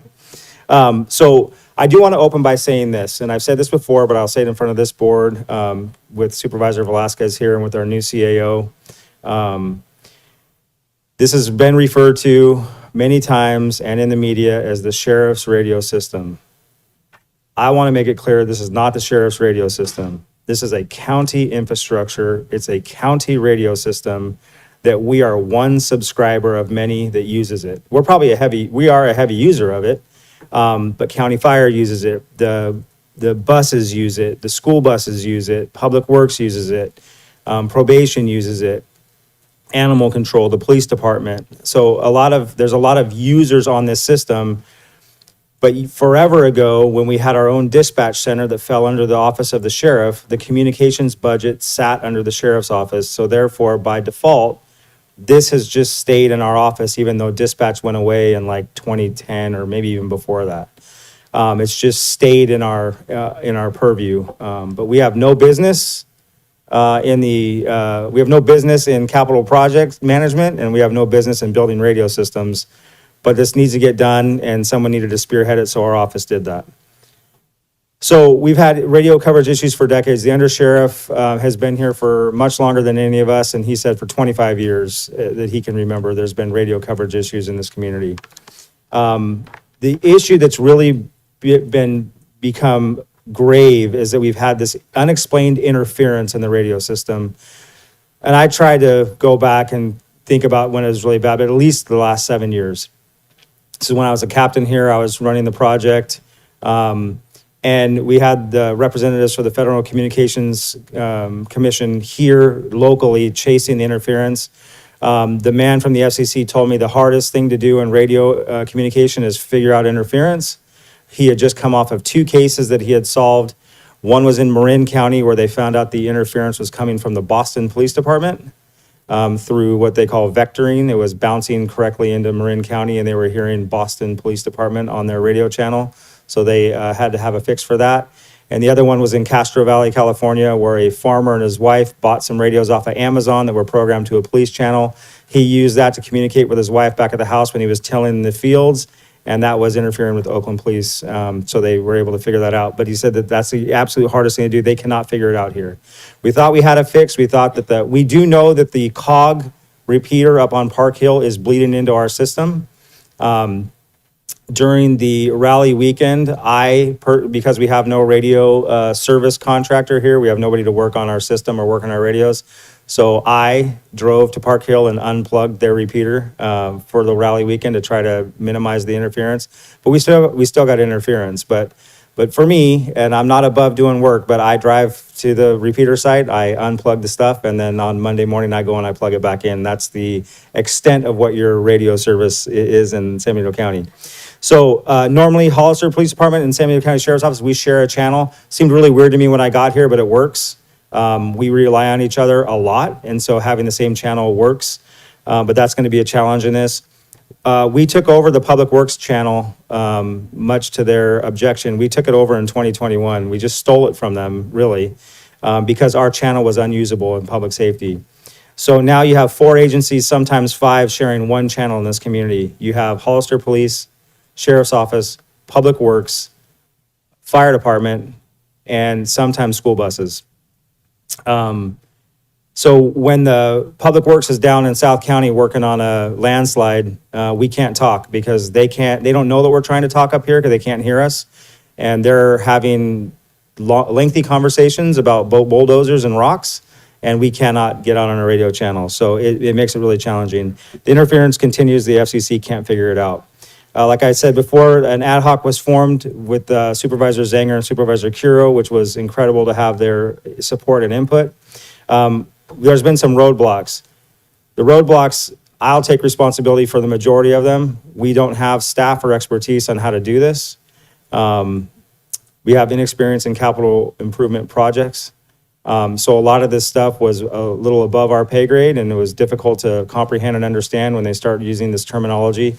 These things normally sit like, so in Santa Cruz County, Monterey County, they sit like in IT or Santa Cruz is ISD. They have a whole division that runs their radio program with a full radio shop. We have Eric Taylor and some people that I try to explain stuff to, and it doesn't make any sense. So I still will tell you today that communication sits in the wrong office or department. It should be back into IT or Public Works or somewhere else so we can be more efficient. But there were definitely roadblocks and challenges. One of them was with County Council. That's been talked about. I know that Supervisor Kosmicki has talked about that this has already been approved. I was trying to figure out how that happened when Gracie took this in front of the board in November of '24. And just for full transparency, I got so angry at the delays in the process that I signed the contract after the ad hoc gave me direction, and then found later that I can't do that. Sorry. So Graciela brought it to the board to try to correct my error of signing a contract with the state of California that I wasn't authorized to do. So that's how far that part of the frustration goes back, and what we've tried to do to get on top of it. So currently we have coverage issues with our 4 mountaintops. We have 4 mountaintops. One's not really a mountain, but we have School Peak, which sits below Fremont Peak. Same road that goes up to Fremont Peak. School Peak sits a little bit lower. We have Park Hill, which is just to our south. We have Call Mountain, which sits out in the Panoche Valley. It's a state of California infrastructure. And then we have San Benito Mountain, which sits in the middle of Clear Creek Bureau of Land Management, federal land. And we found out a couple years ago that had actually been disconnected by PG&E. We didn't even know it. Then Ray Espinoza was working with AT&T and PG&E to try to restore power out there. Very seldomly used all the way down there. There's major areas of shadow on School Peak, Park Hill, and Call Mountain. Radios are not routinely operational in Aromas and South County. But I do want to say this. There's been a lot of discussion about the radio problems are in South County. It is not just South County. We had a man with a gun call at Round Table Pizza in the middle of Hollister, and none of us could talk to each other. The radios just didn't work. They do not work well in Aromas or San Juan Bautista. Aromas is much worse than San Juan Bautista, but it's not just south of Bellato. It's countywide. The radio system is not working well. Then the interference problem is unable to be solved. The bleed over from COG I talked about. We have an analog system as opposed to digital. Digital system would not allow interference in. The analog system does. The way they explain it to me is, for some of us in the room, if you remember the old car radios that we could dial them in, and you could kind of dial the signal in and get a stronger signal, weaker signal, that's analog. Digital now on your car radio, once you drop out of the range of the FM signal, it just stops. So that's the difference. Right now we have analog, so it lets a lot of the junk in, which in some ways is good because we can maybe talk in places that we wouldn't be able to with digital. But what they explained to me on the radio professional side is you don't want that. You don't want that maybe our radios are going to work here. You want the digital footprint that you know the radio works there. Sorry, I'm running out of time already. So moving forward, we're looking to approve this contract. Feel free to use whatever time you need. Thank you, Mr. Chair. Approve the purchase of the radios. And so I've had meetings with staff and others. When I wrote this item, it was clear in my head because I've kind of been living in it, but it's not clear to people that have tried to digest it. So we're talking about 2 completely separate things in this. The CRIS contract is with the State of California Office of Emergency Services. It's a buy-in. And I talked to them again last night and this morning. Right now, we have one site that's fired up on Fremont Peak. That was already done before we came onto the system. That one mountaintop increases our coverage on top of what 4 mountains give us right now. They are in the process of building out Call Mountain. That's our initial buy-in is going to be to Call Mountain for the actual physical radio equipment that needs to go on that tower. So we don't need to build a tower there, but we need to provide equipment for that. They're looking at 2 other sites in the county that we're going to have to move forward. That could come this year, it could come in 18 months, it could be 2 years out. We've looked at Rocks Road, Mount Madonna for coverage to drastically increase coverage in Aromas and San Juan Bautista. And they're looking at Joaquin Peak out by I-5 for South County and the eastern side of our county coverage. So once we identify those, then basically what we're doing is agreeing with the state that we will invest $1.25 million in equipment that we will then put on state towers. Some of them will be leased by us, some of them will be leased by them. But it's going to be a net, that should not be an issue for us because we will abandon current leases that we have on towers that don't work, and then we would maybe have to go lease something else. So that shouldn't be an issue for the county. So we're going to put in, let's say, a max of $1.25 million if we build these things out. That's our commitment. What it should cost us, fire department, police department, probation department, public works, is $26 per radio per month. So that's what we should be paying to be on this statewide system. Those will be deferred in the way of a $1.25 million credit. So for about 40, my math, which is cop math, so it's probably wrong, but for about 40 years, we won't pay subscriber fees till we get to that $1.25 million credit. And then somebody someday, 40 years from now, is going to have to start paying $26 a month for each radio. So that's the Chris side of it. The second thing is to approve purchase of radios for us to own, our county. When I started this project, without trying to be selfish, I was only worried about the sheriff's office. Through the ad hoc, we talked about, and I believe, if memory serves me correct, it was Supervisor Curo that said, well, if we have other people that are users of the system, probation and public works specifically, why would we not knock it all out in one thing, get everybody on the system, get new radios for everybody? At that time, we were operating under the assumption that we had 1.85 of ARPA money that's been now transferred into general fund, but that's still earmarked for this system. And what I recall and what I believe, though none of us can find it, is that there was $850,000 from the federal government that was going to help with infrastructure. My understanding as I stand here today is that that was requested but never received. So when we put forward this project initially in the ad hoc at 2.5 million, we thought we had 2.7 to work with. It looks like today we have 1.85. And the other 850 didn't come to fruition, though we're chasing down other funding streams. But the other 1.3, 1.4 million is to buy physical radios for the deputies, for public works, for probation, and then for the vehicles for the sheriff's office, for public works and probation. So it's not just for the sheriff's office. We will then come back to you in the future talking about how we're going to maintain our physical radios, but the system will be maintained by the state. The other thing with the Cal OES is that, I already went through that. The other thing with the Cal OES is that we will now have communication throughout the entire state of California. Anywhere we can't hit a land mobile radio, which is the radio to the tower, anywhere we can't hit that, these radios kick over to cellular coverage. So if let's just put it for fire terms. If the fire department sends a strike team to Southern California, the radios will work as if they were here. If we have a surveillance in the sheriff's office that goes to Los Baños, Sacramento, Los Angeles, our radios will still work on our channel because it'll kick over to cellular. So that's and the other towers in the CRIS system. So the thought of this system is that statewide, all agencies that go on the system can talk to each other. We could talk to fire, we could talk to other sheriff's offices, we could talk to everybody, even Caltrans, we could all talk to each other. It'll be a digital platform which will alleviate interference. It'll help with encryption. The coverage areas will increase over time, but immediately day one, our coverage area will be better than it is today. Throughout, from Aromas to South County, it's not perfect, but just Fremont Peak blows away what we have right now. Kind of went through some of this already. What else do we have? So let's get to questions first, but I do want to say that, so our office was called as early as today asking us where the extra money is going to come from. I'm going to stand here again in front of the board and say that I don't think that's a sheriff's office problem. I think this is a county problem that we all need to work together to figure out the funding.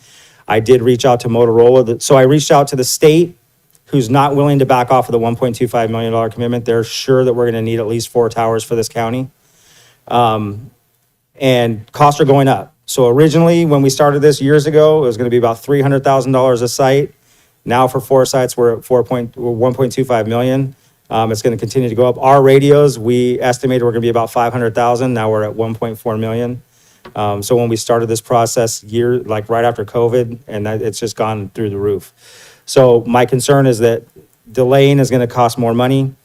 The state's not willing to back off the $1.25 million commitment because they say that that's what we need for coverage. So I went to Motorola. Motorola is open to, well, not open to, they have a program where we could finance. So I told them that we have 1.85. If we could knock this first chunk out with the money that we have on hand, what could we do for the following, for the balance? They've given me options, just hypothetical options of a 3-year, 5-year, 7-year lease of these things. And at the end of the lease, we own the equipment. But if we went out to the 7-year lease at $650,000, it's $114,000 a year for 7 years moving forward, that we could lease the radios through them. I think that then we do get creative. I know that the analyst's office is already looking at funding streams from the state of California and the federal government. I think through RCRC and through our representatives. Talking to my fiscal manager, I mean, we do have impact fees in the sheriff's office. I'm sure there's other impact fees with fire impact fees that we could use because we are expanding technology. And I know that the board chair and I have talked a lot about being creative and being willing to work in these areas, to be creative, to alleviate the stress on the general fund. So I think that as we go forward, we could look at that. And then I guess my only other thing, just from talking to the budget office, would be to look at a contingency fund and just try to get this one-time cost done right now. But I just wanted you to know the financing option is there for us to move forward if you so choose. But I'm open for questions. I'm sorry it took so long to talk. Before we go to the public comment, can I ask, just because you're on financing, if there would be additional costs in the long term? Well, those might be? yeah, so 3-year option, your lease rate's 5.54%. Option 2, a 5-year, it's 5.33. And option 3, 7 years is 5.25% over the time. So I do think, yes, there's a lease finance charge for that. Okay, great. So we'll go to public comment and then we'll bring it back. Public If comment? you'd like to make a comment in chambers, please provide a speaker card. On Zoom, please press *9 or the raised hand icon. And Elliot?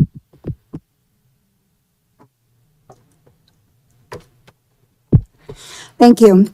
In all the time that Captain Taylor and now Sheriff Taylor has come before the board, he's never asked for something that wasn't required and wasn't needed for public safety. He's been denied numerous times, and he's gone back and he's made it work somehow. Sheriff Taylor has the integrity and the foresight of what is required for the entire San Benito County residents. I would really be disappointed, and so will the public, should any one of you come up with a reason as to why not support this. I cannot imagine any reason as to why you would say no. I cannot imagine any reason as to why you would say, oh, we don't have the money, we can't do it. First of all, 1.85 went into the general fund from ARPA, and it can be used for this, and I believe he said it was already set aside for this. Now it's in the general fund. The $800,000 You have a CAO and you have staff and you need to go find it. We also have the Prop 172 that we don't still have any answers for. No one has come forward from the county to tell us where that fund went to. Where's the monies? If you're going to sit there and you're going to tell the sheriff and all public safety, the fire department, the probation department, and public works that you can't find the funds because you're so ingrained into the fact that you have to fix every single mile in this county, the roads, that we don't have money for 13 square miles. You need to sit there and you need to make the right decision for the entire county, and not because you need to fix one more mile in District 2. So please make the right decision. Thank you. And I have one on Zoom. Rob, you've been unmuted and you have 3 minutes. Good morning again, supervisors and Chair Kosmicki.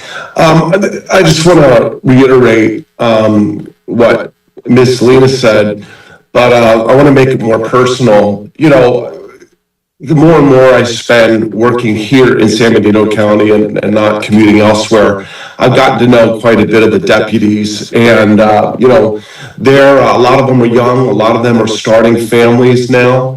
And I want to combine that with the fact that when I'm bored here working, I listen to the scanner, and I cannot tell you how many times I hear dispatch and the deputies and the fire department sometimes saying they can't hear each other because of the static. But I just can't think of a young deputy with a young family going out and not being able to communicate clearly every single time they're on a call. And some of these calls are all the way out Panoche Road, some of them are out by Pinnacles Airline Highway, and communications are a huge problem. And I do want to remind you, when I was on the Hollister School Board, we had, it was a hoax, but we had an active shooter call. And both the city of Hollister and the deputies, the sheriffs, and I think some other agencies showed up to protect the board meeting because it was happening during that.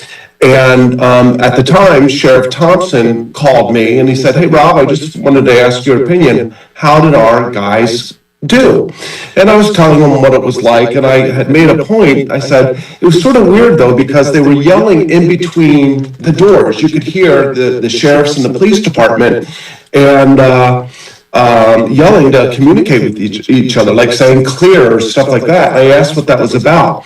And he said, one thing that we found out during that episode was that we could not communicate between deputies and the HPD back then. That's a scary type thing. And I'm right there. Somehow this money has to be found. Just imagine that these deputies and others were your own husbands, wives, parents, or children, because it's all very real. Thank you very much for listening. That concludes my comment. Thank you. And I have one other. Valerie, you've been unmuted and you have 3 minutes. You have to unmute yourself on your end.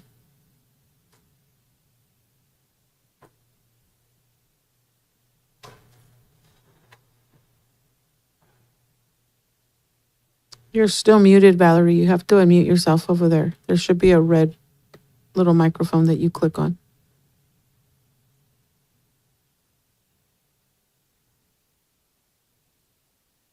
Hello? Yes, now we can hear you. Okay.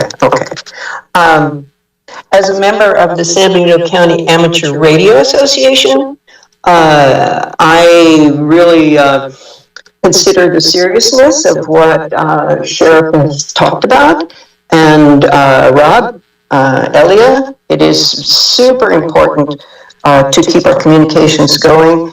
And the association has been diligent in maintaining Call Mountain and keeping communications going throughout that South County. And exactly, that we do not have excellent communication considering the possibility of earthquakes, fires, any kind of mass shooting, any, whatever there's going to be out there, we need to be able to communicate and to offer maximum help that we can to the sheriff's department for alleviating any problems there are with communications is super important and really have to be considered highly. So thank you very much. Thank you. And that concludes public comment. Great, we'll bring it back to the board for comments and questions. Would anyone want to start in particular? I'm Go ahead. good to go.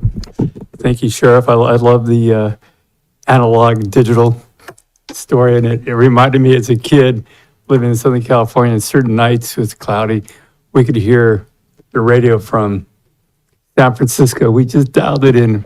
Ooh, someday we're going to go see San Francisco. Or we want to listen to Mexican music, we dial into the Mexican stations out of Tijuana. So great way to put it.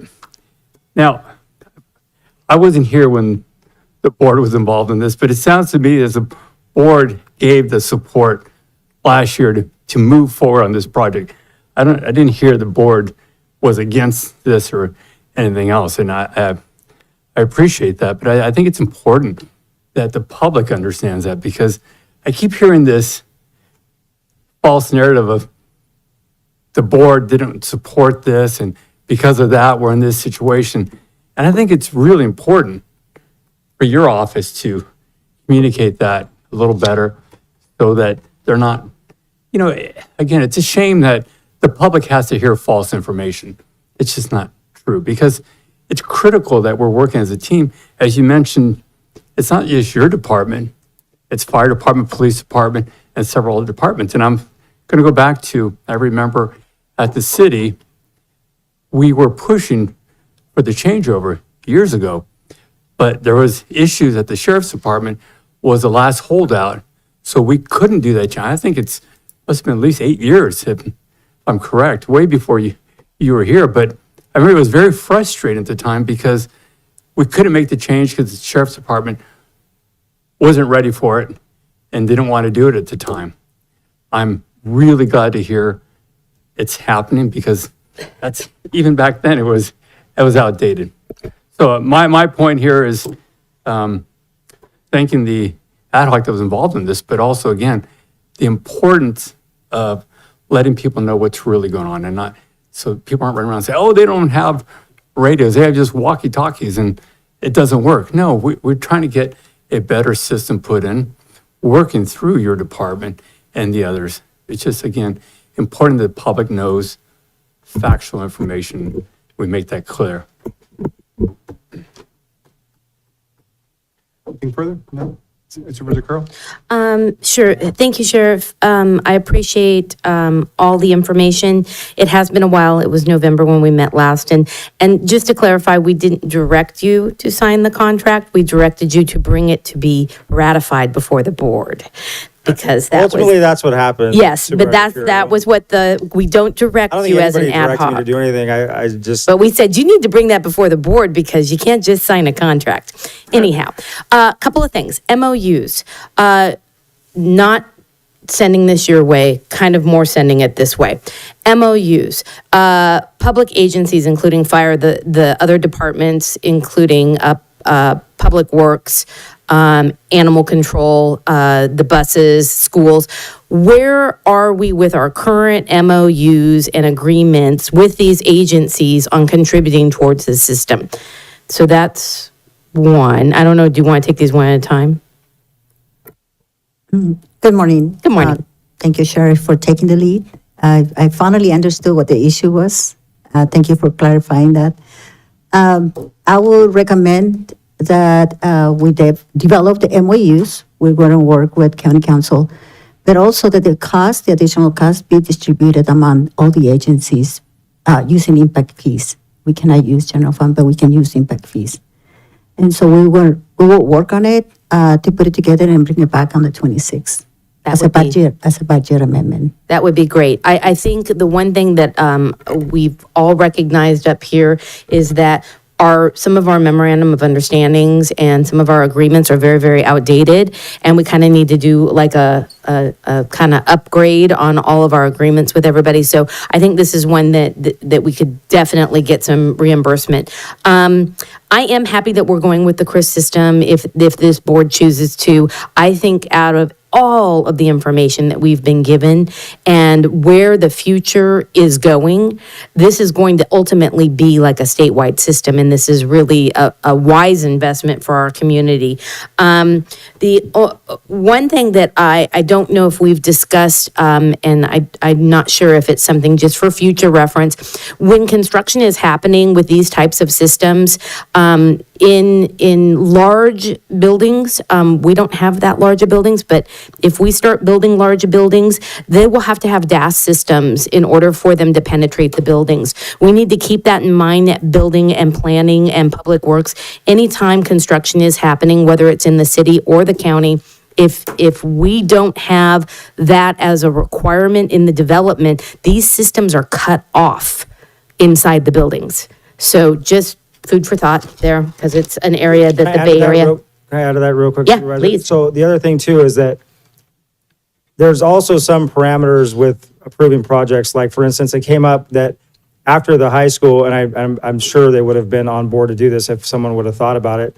When they built the new stadium, there should have been some requirement for a repeater to be put on top of one of the light standards. So I think it's even things like that when we're building these larger buildings, or we're learning, not just for the interior of the building, which actually benefits the employees of whatever building that is, but also putting up smaller repeaters throughout the community when new projects come up or new housing developments. Just one antenna will help a lot. So I appreciate that. Yeah, keeping that in mind, because as construction advances, there are things that take the hit, and one of the hits is radio communications don't go through some of these structures the way they're intended to. When it comes to abandoning the old lease agreements, I really think we need to do that, but also ensuring that these future lease agreements, whether they're between the state and the county or with Motorola, that we clearly map out who's doing what and who's responsible for what, which brings me to bringing the discussion forward about who really should be maintaining this. If this isn't supposed to be housed under sheriff, then we really should have a conversation. I'd really like the new CAO to take a look at that, about how should this be managed and who should be the I guess, gatekeeper of the radio communications. In some ways, I see it as a major ongoing thing that will take outside consultants to be able to help, but we need one person, and in an emergency, you or your deputy shouldn't be going and turning on and off radios and towers, because that kind of depletes the purpose of having law enforcement. When it comes to the interest, I'm really going to defer to the CAO and staff on if we should be doing the 3, 5, or 7 year, what the best bang for our buck would be if we do have to finance. The other thing is that $800,000, along with, I think it was $850,000 that was coming from the feds, and that $800,000 that was coming for Cienega Road, those were considered community projects, earmarks, which we don't say that word anymore, but they were congressional earmarks. And unfortunately, the current administration canceled all approved congressional earmarks for this fiscal year. So any money that was coming from the federal government has been canceled for our county and any other county, unless there's some magic that's been made. But I understand that that money got canceled. Cienega got canceled, and there was a third one, I believe, that got canceled. But they're talking about bringing those earmarks back. So I would definitely keep this on our radar when it comes to our asks from our national representatives and our federal representatives, is that we're asking, even if it's in a reimbursement or ongoing operations, that the communications that were committed previously, that money could come back to us. The last thing on the Prop 172, I know that the CAO is working on that. I know that committee members are working on that also. I fully support this because in hearing how bad our communications are, we can't put our families and our lives and our residents at risk when it comes to emergency services. So I am supporting this, as is, I do not have a problem in the future trying to promote some additional funding coming from other sources to be able to offset future costs. Thank you. Just one last thing to say on that, I did forward in the 11th hour, the sample financing agreement from Motorola to our CAO and her staff. But just looking through some of the fine print on there is no prepayment penalty. You can structure the payments how you want. So just food for thought, if you did choose to go that route and we did come across funding to pay it off, you would be able to pay it off without penalty. Supervisor Zanger? Yeah, thank you. Yeah, it's great to be here finally. We work on this a long time. I'm very happy to get the sheriff's office new communication infrastructure. No, I didn't say this for everyone. No, we spent a lot of time on this. We looked at all the different names, Chris, Fred, different acronyms, different setups, and I'm glad we're going with this one. I know early on we thought this was great, and it turns out that this was the ideal one for us at this point. I think it is good long-term planning to have something like this that's going to tie in with the rest of the state. I do have some questions. I think Supervisor Curro touched on it, but with the MOUs, but specifically with something like the city of Hollister, City of Hollister Police, how does that fit in? Are they going to be, if they're using this, I assume they're probably a pretty big user as well. What is the current status of that with the negotiations with them and the agreements we have with them and the payments? How does it work? So I don't know exactly how the agreement is. I think the only agreement that we have in place right now is for SCR 911. And I could be wrong, but I believe the only combined payments are going to that communications link between us and Santa Cruz. I don't think there's anything that talks about maintenance of infrastructure in the county, which is probably one of the reasons why we're in the position that we're in. That hasn't been maintained, and there's no radio shop. We have no radio repair. We have nothing other than we have antiquated equipment that we go up and plug in and unplug sometimes. So I think that's something that needs to be looked at. The police department was brought in at the onset when we were talking about doing this. I did not want them to be left out. I know, I don't want to speak for the chief, but they had some of their own stuff going on with their own system. We've talked about the importance of keeping our systems together. It would be a decision that the city of Hollister would have to make if they wanted to make their own. Their current radios, just like ours, are not going to work with the CRIS system. So they would also have to do some type of similar investment for them in animal control with Motorola or a compatible radio to then grant access to our system, to the countywide, statewide system.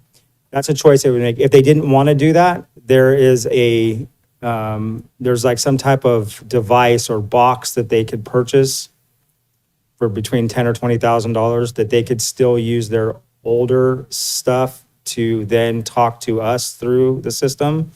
It's not going to give them the cellular coverage, the coverage outside the city footprint. It's not going to give them, but the ability to communicate with each other would still be there, but that would be something that they would have to pursue. Right. I just want to make sure they're not getting a free ride, basically, on what we're paying for here. Okay, that's all I want to clarify. I hate to be blunt about well, it. and the only thing that I would then say is that, I think this is a wrong term, but a you problem or a you consideration. Going forward, we are putting in the county is putting in $1.25 million into infrastructure for a system that subscribers use. How the CAO and the board decides to move forward with sharing that cost, I think, in my opinion, is something that should be looked at. It shouldn't just be borne by the county alone. Yep, absolutely. That's what I was getting at. So, thank you. Just really quick, just the other thing I want to mention was just the payment plan options. I think, of course, we'll have staff look at it and whatnot. I lean towards the 7-year. I think it was, 5.2? 5.25. 5.25. I think that's great personally, but that's all. Supervisor Sotelo? If I could, Chair, thank you. Going back, thank you for bringing that comment up. I thought you guys had already worked it out with the city because when we were discussing at the time, it was going to be a partnership to all pay for the system together. So be able to do this. what you're talking about, which was flipping the switch to go digital, and I don't want to speak too much for the prior sheriff, but the information that he had from the people working on the project at the time, which abandoned us because we weren't big enough, they said for the county, it wasn't, the current system that we had, flipping the switch to digital was going to cut our communication off. So I use that analogy of the dial. You know, we were able to get to reaches of this county enough to hear enough to be kind of safe. If we would have gone digital back then, the signal would have dropped off and we would have had no communication in the outskirts of the county, where at that time we had terrible communication, but there was something. They could at least know you were screaming. So the former sheriff decided not to flip the switch to digital, but that was with our current system, the current 4 mountaintops that we have. We didn't even know about the CRIS system until we started pursuing, and we went straight to, after the FCC, we went straight to Motorola and asked them, is there anything you can do to help us? And this was a couple years ago when we first, right before the ad hoc, which when you talk about Chris and Fred and all this stuff, Fred's a person, Chris is a system, right? But we did have, and Motorola was one of the ones that gave the pitch to the ad hoc. When the guy Ian came in, he goes, now, do you want Motorola to do this? Or are you asking to like do the Chris system or a hybrid of two? And we're like, what is the Chris system? And that's how we learned about it through the Motorola rep. And that's only a couple years ago.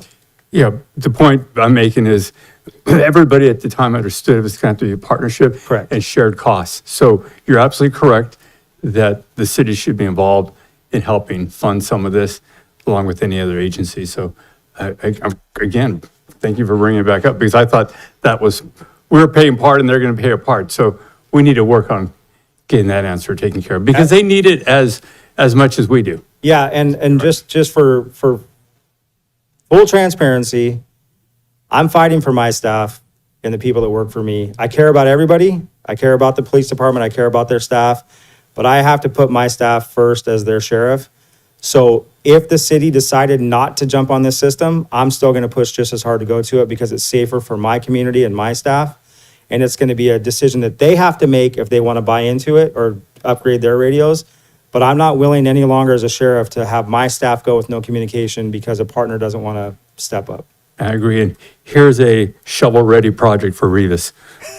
Took my line. Supervisor Sotelo. Thank you.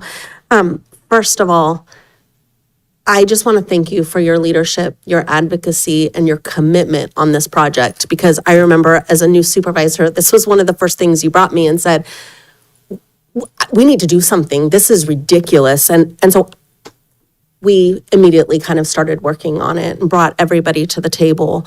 And it disappoints me that this went on for so long without anybody taking it, but thank you for stepping up and taking it. And it's pretty amazing. 3 years is still a long time, but hey, here we are, and we're going to get this done. So thank you for that. I agree with Supervisor Curro. I think this is an opportunity right now. We've got a new CAO to kind of look at some of these different things, and I think there may be some reorganizing that needs to happen. Who does need to kind of own this communications, right? Maybe it is your office. I don't know. But let's really look at that. Let's not just give it to you by default, but let's do what makes sense. And so I would love for our CAO to look at that and really figure out where should this be housed and a real plan for this moving forward. I understand that this really is a one-time investment too, right? I mean, we're going to do this investment for getting into the CRIS system, and then the radios, but the user fee of those radios will be covered for the next 30 to 40 years with the 1.25 investment into CRIS. Am I understanding that correctly? Yes, and the only thing I think I left out, and if Supervisor Zanger and Kuro were there when Fred was talking from Santa Cruz is in the middle of their own build out, of their own upgrade, that they want to own everything themselves because they have their own radio shop. And I believe his estimate was about 35 to 45 million, what it was going to cost them. And he estimated for us somewhere in the ballpark of 20 to 30 million. Because I remember at that point, Supervisor Zinger's like, well, the CRIS system's kind of a no-brainer. But Yeah. it would be, for us to do it on our own would be, we couldn't do it. We couldn't do it for it. Well, and I appreciate you looking into everything, because I remember some of those, I think we had them in, I don't know, full closed session meetings or something, talking about some of these and talking with Santa Cruz. And so thank you for exploring all these different options. But I think this is critical. Like, we've got to get this done. Signing it today, I feel like the longer we delay, we are so fortunate. Yes, we've had incidents, but nothing that has been catastrophic. And so I would like to see us get this done sooner than later, and show our real commitment to the safety of this community and the safety of our deputies. I'd love to explore the opportunity of sharing some of these costs with other agencies, but realistically, we may not get there. And I think we need to plan to be able to absorb it if we have to, because it is the right thing to do for this community, for kind of the greater county. I'm just curious though, CAO, regarding the funding, is it possible for us to sign this potentially today and then give it to your team? I know you had just mentioned that you'll be bringing it back to us on the 26th. I'd really rather not delay on this. Like, how quickly can we get this done? But then some of these specifics regarding where the funding's going to come from, whether that's the user fees or the financing, et cetera. We know we have the $1.85 million that was set aside with ARPA that is now sitting in our general fund. However, we have committed to putting it towards this. So, but I know that there's still leftover money that is needed to fund this in its entirety. Could we approve this today? Maybe this is council question too. Can we approve this today and then figure out the funding part of it, the remaining part? Even if we did, okay, we'll do the 1.25 investment into the CRIS system. We can do the other little over $5 million or $500,000 to the Motorola for the radios. And then we need to figure out how we're going to come up with the rest of it. Either we're going to do it one time, or we're going to finance it, pay for it with user fees, however. But I'm wondering, can we move forward with this project and only bring back that part of it? I don't want to delay this, is kind of my question to you both. Sorry, I hope that makes sense. Okay. So I will say that it's safer to approve everything else but the $700,000 until we bring the budget amendment, because you technically don't have the funding on the budget. We already sent an email to all the staff and the departments, as well as all the agencies that could be impacted, to use impact fees to bring that item, the budget amendment, on the next meeting.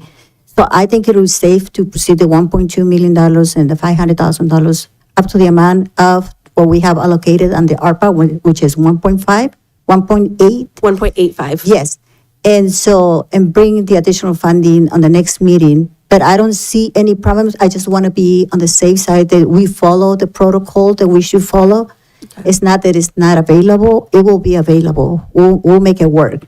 Okay. But I would rather follow rules and protocols, and now coming back with something that I don't have in my hands right now. Gotcha. No, I just wanted to make sure that we can move forward, but that part, only that part, is what would come back on the 26th to us. Yes. Okay. Yeah, I'm fully supportive of this. I think it's long overdue. I mean, it has been in how many grand jury reports? I mean, this has just been, we are so lucky. And so again, thank you for your leadership on this, and I look forward to getting this done. Thank you. Yeah, thank you as well. First off, I agree with Supervisors Curl, Velasquez, Zanger, Sheriff Taylor on the reimbursement factor. This is clearly a collaborative effort, and in other jurisdictions, they're like anything else, they're going to have to pay their share as well for the equipment and the service that's being provided.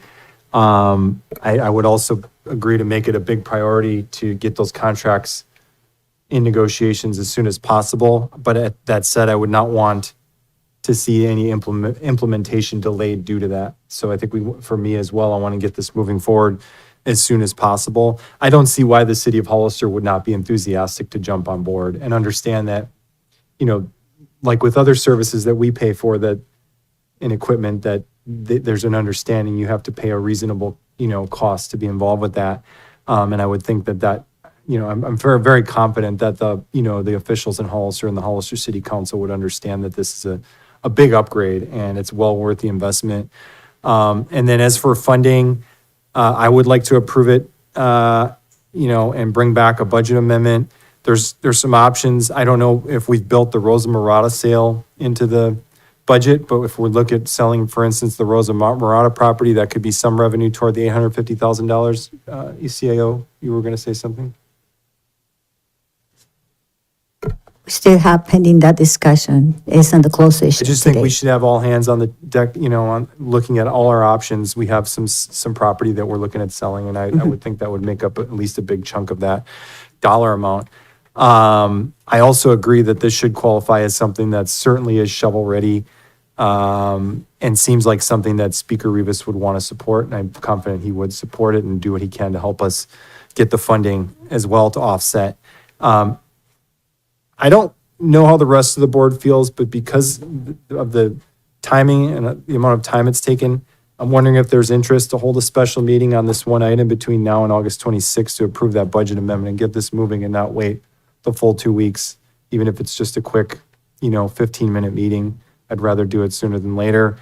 And then I agree with Supervisor Curro on the leasing option, as far as getting the recommendation from the CAO's office, as far as the fiscal ramifications on leasing, whether the 357 makes sense, or whether it just makes sense to pay up front, considering those additional costs that you have. And also taking into consideration, I'd like to see a firm answer as to whether the price could change between now and 7 years down the road, because I wouldn't want to get into a leasing arrangement and have company come back and say, well, now the price of the equipment has actually gone up if you want to purchase it outright. So we'd have to work something into the contract, I would assume, to assure that that doesn't happen.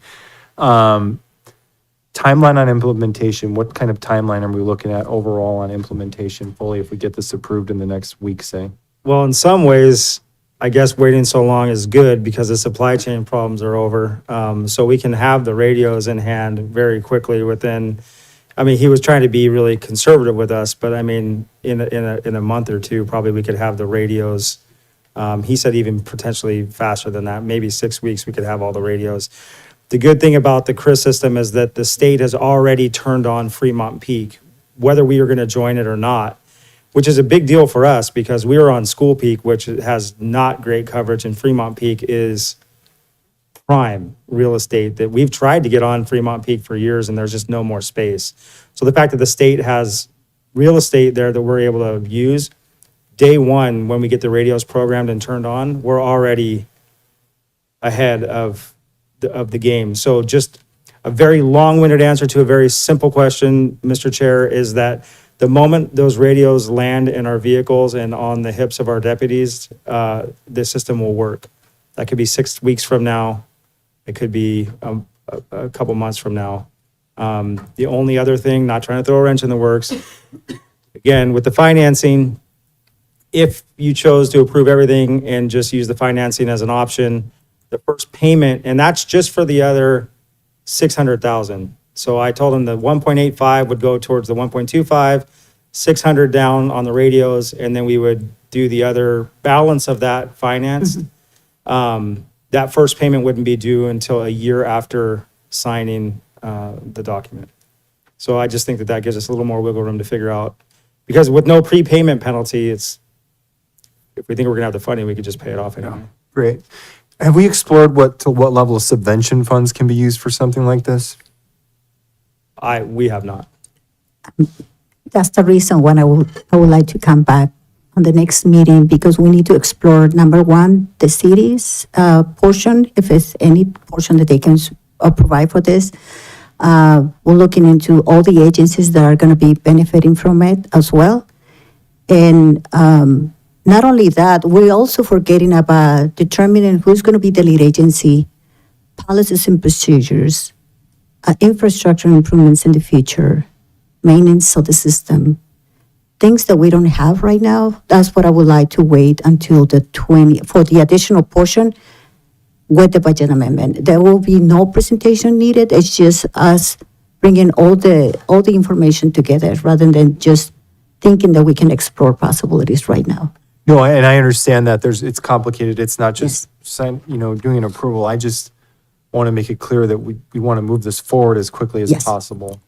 And I totally agree on that. Perhaps we can Yes. consult, the chair, CAO, and if we can get it earlier, we can, but if it's not realistic, then I understand that. But I do want to just emphasize, that this is not something that the Board of Supervisors has delayed or had anything really to do with once we approved it, aside from the ad hoc working with you. And I just would, can you characterize what level of support or non-support you've seen from the board on this particular endeavor? Well, outside of the chair, we've had, no, I'm just kidding. I felt supported. I think that I'm sure if I'm a deputy sheriff driving a patrol car around, I'm going to feel like it should have happened a year before we even brought it up, because they've been, just like Supervisor Velasquez is saying, this was on when you were with the city, under the former sheriff, this was being talked about in old grand jury reports. We had a contested election where this was one of the main topics of angst of the deputy sheriffs when a candidate ran against Sheriff Thompson. Radios was a big deal, one of the reasons. So I think for the staff, it's been too long. But I'll tell you that since I've become the sheriff and I've talked to this board about it, I've felt supported. I think that the shortfalls and the delays have come with the fact that we don't have support staff in the sheriff's office. We don't have anybody that knows how to do capital projects. I've come forward and asked the county under not under the current makeup, to get some help from other departments, and that didn't happen. That was not a board action. But I'll tell you that since the board, it was brought forward and we all discussed it, immediately an ad hoc was formed. Immediately we met with Supervisor Curo and Supervisor Zanger. I felt that they've been engaged from the beginning and supportive and wanted to hear all the options. And when we came up with this option that seemed like the best option for us to go to, when I say that I had direction from the ad hoc, no, you never directed me to sign a contract. I chose to do that erroneously. But the direction was very clear: pursue the CRIS system. And that was my freak out, pre-November of 2024, where I signed the contract. So this has been a long time since we've had support from the ad hoc and from this board to move forward. So the blame is not on the board. Another long-winded answer to a very... No, I appreciate that. I just agree that, it's unfortunate when people, use these as political tools and it becomes a lot of misinformation that's being spread with really no basis whatsoever. And I've been supportive personally of this project. There's never been a question about this. You brought this forward.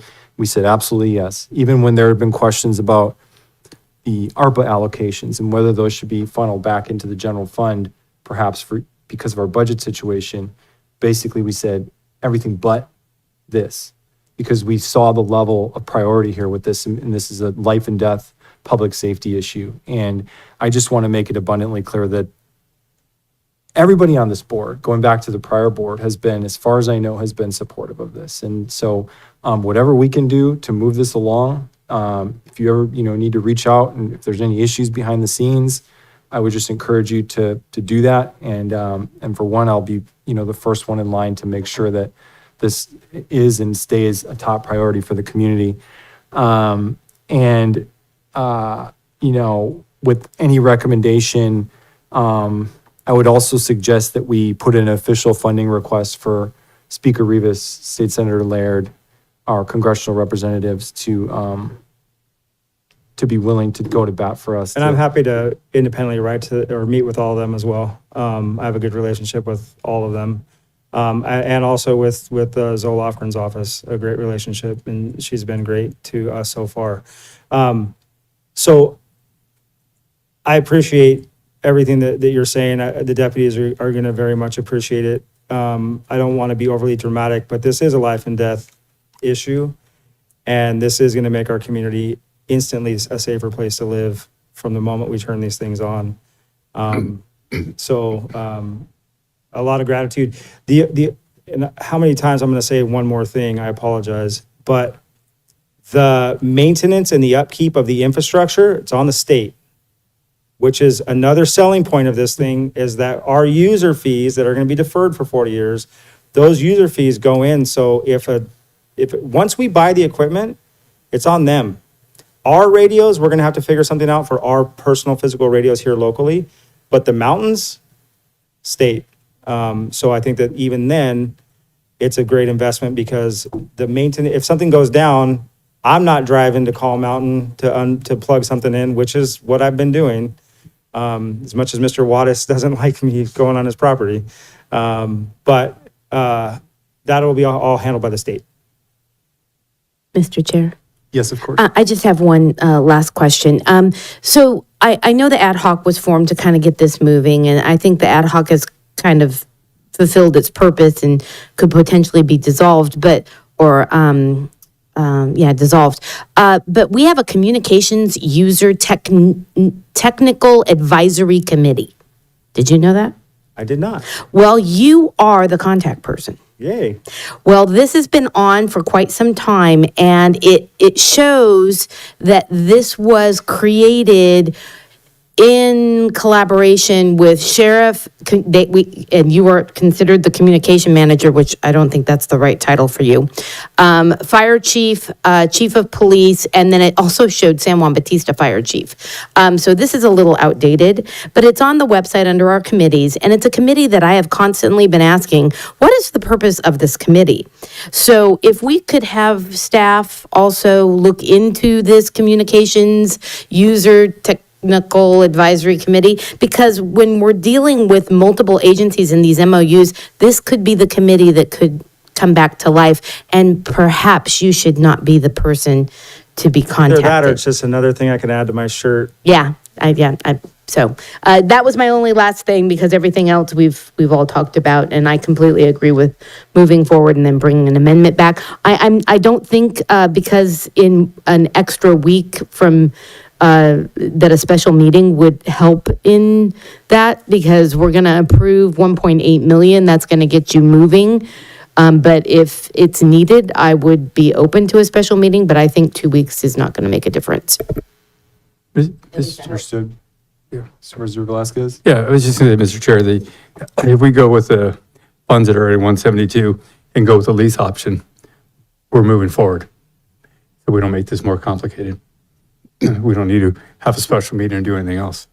Right, but we do have to iron out specifically if we do a leasing option, if it does make sense, which term we would use and things like that. You had 3 different options. Take the longest option and we have cash, we pay it off.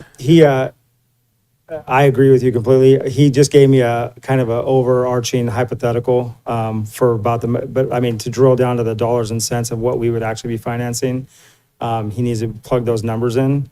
My just thing is, if we did move forward with 7 year, and we could go further than 7 years if we needed to. We could stretch it out, or we could shorten it up, or we could pay it off early.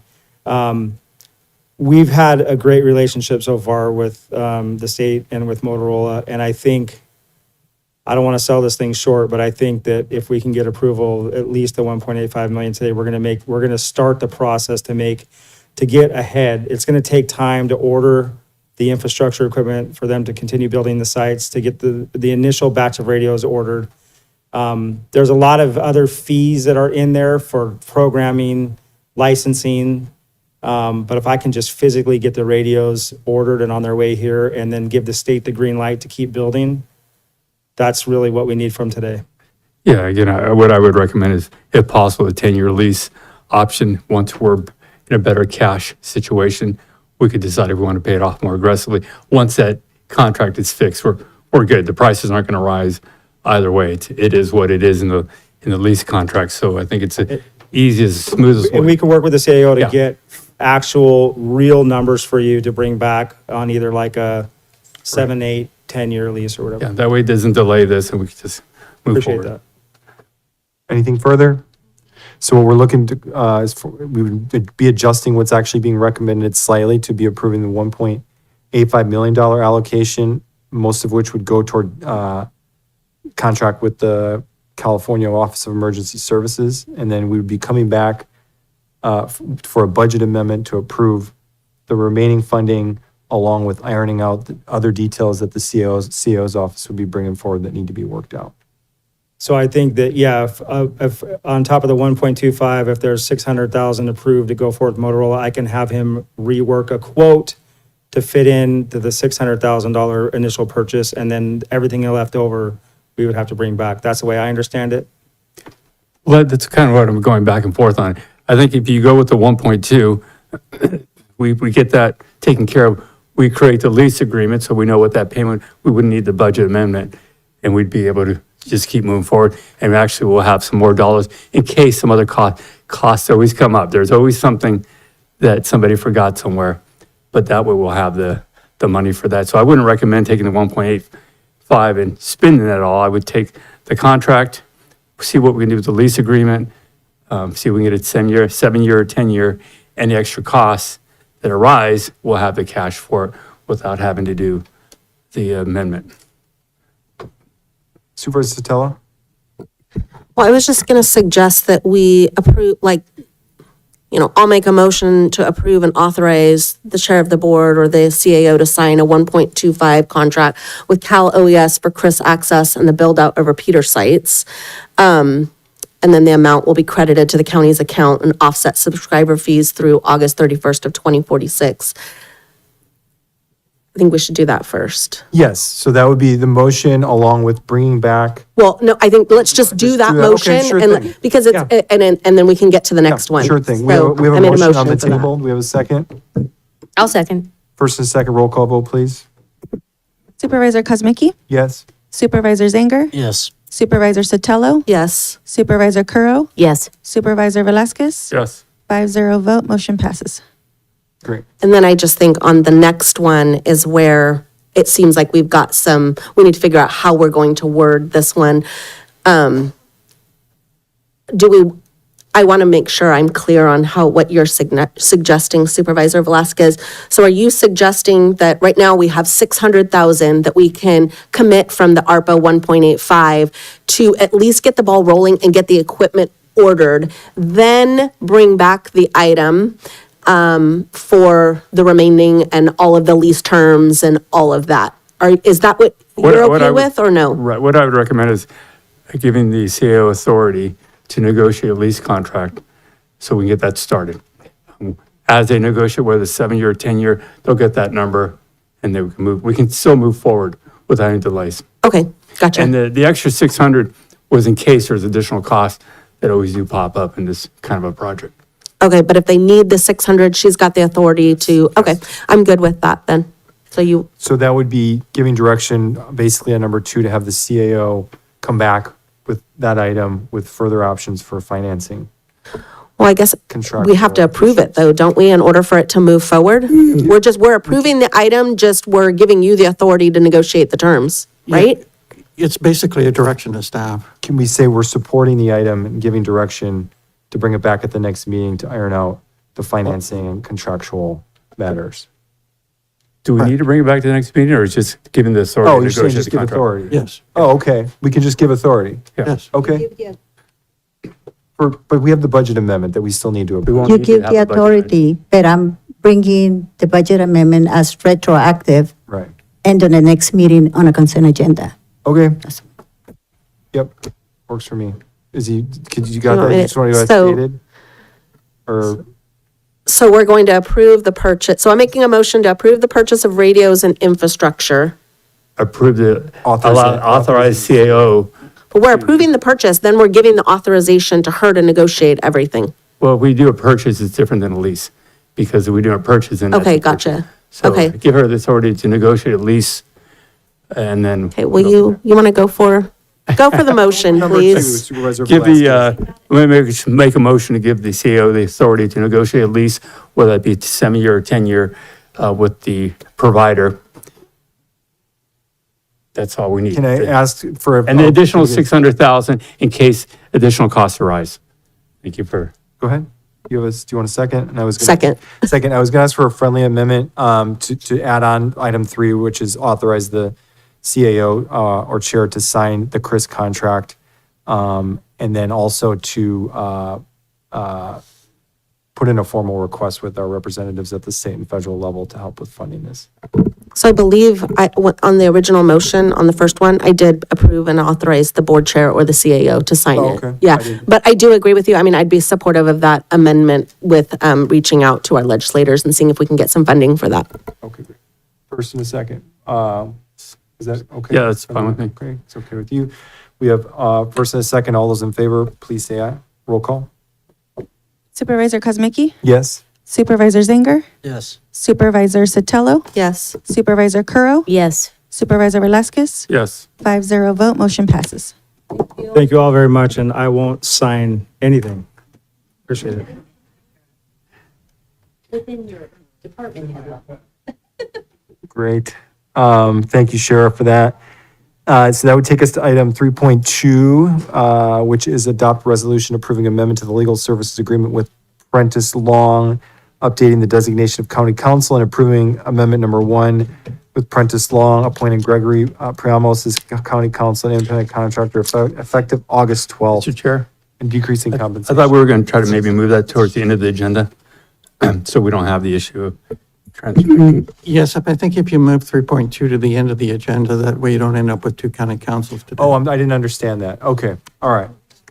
Got it. So we will move that to the end of the regular agenda. And then we, I guess, could then move on to 3.3 instead, which would be informational presentation regarding private security and behavioral health. And who would we have? If you'd like to come up, please do.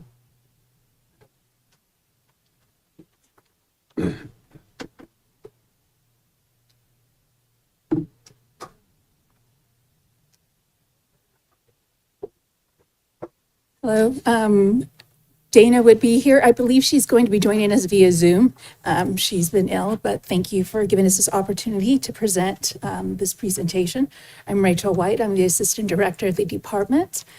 And I have here Noelle Figueroa. She's going to be supporting also in this documentation as she helped to gather the data for this presentation. So we'll go ahead and get started. We're going to be talking about private security firms and here for Behavioral Health Department.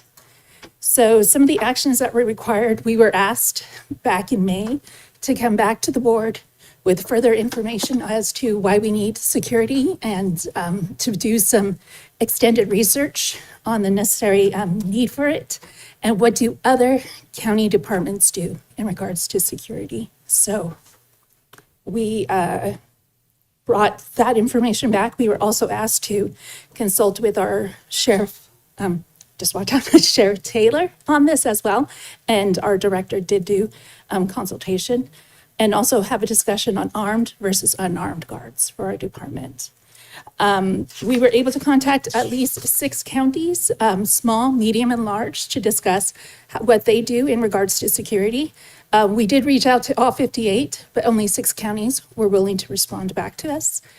We did also do extensive research on industry standards, the pros and cons to armed versus unarmed guards, and the director did consult, as I said, with our local sheriff on guards having unarmed or armed guards here.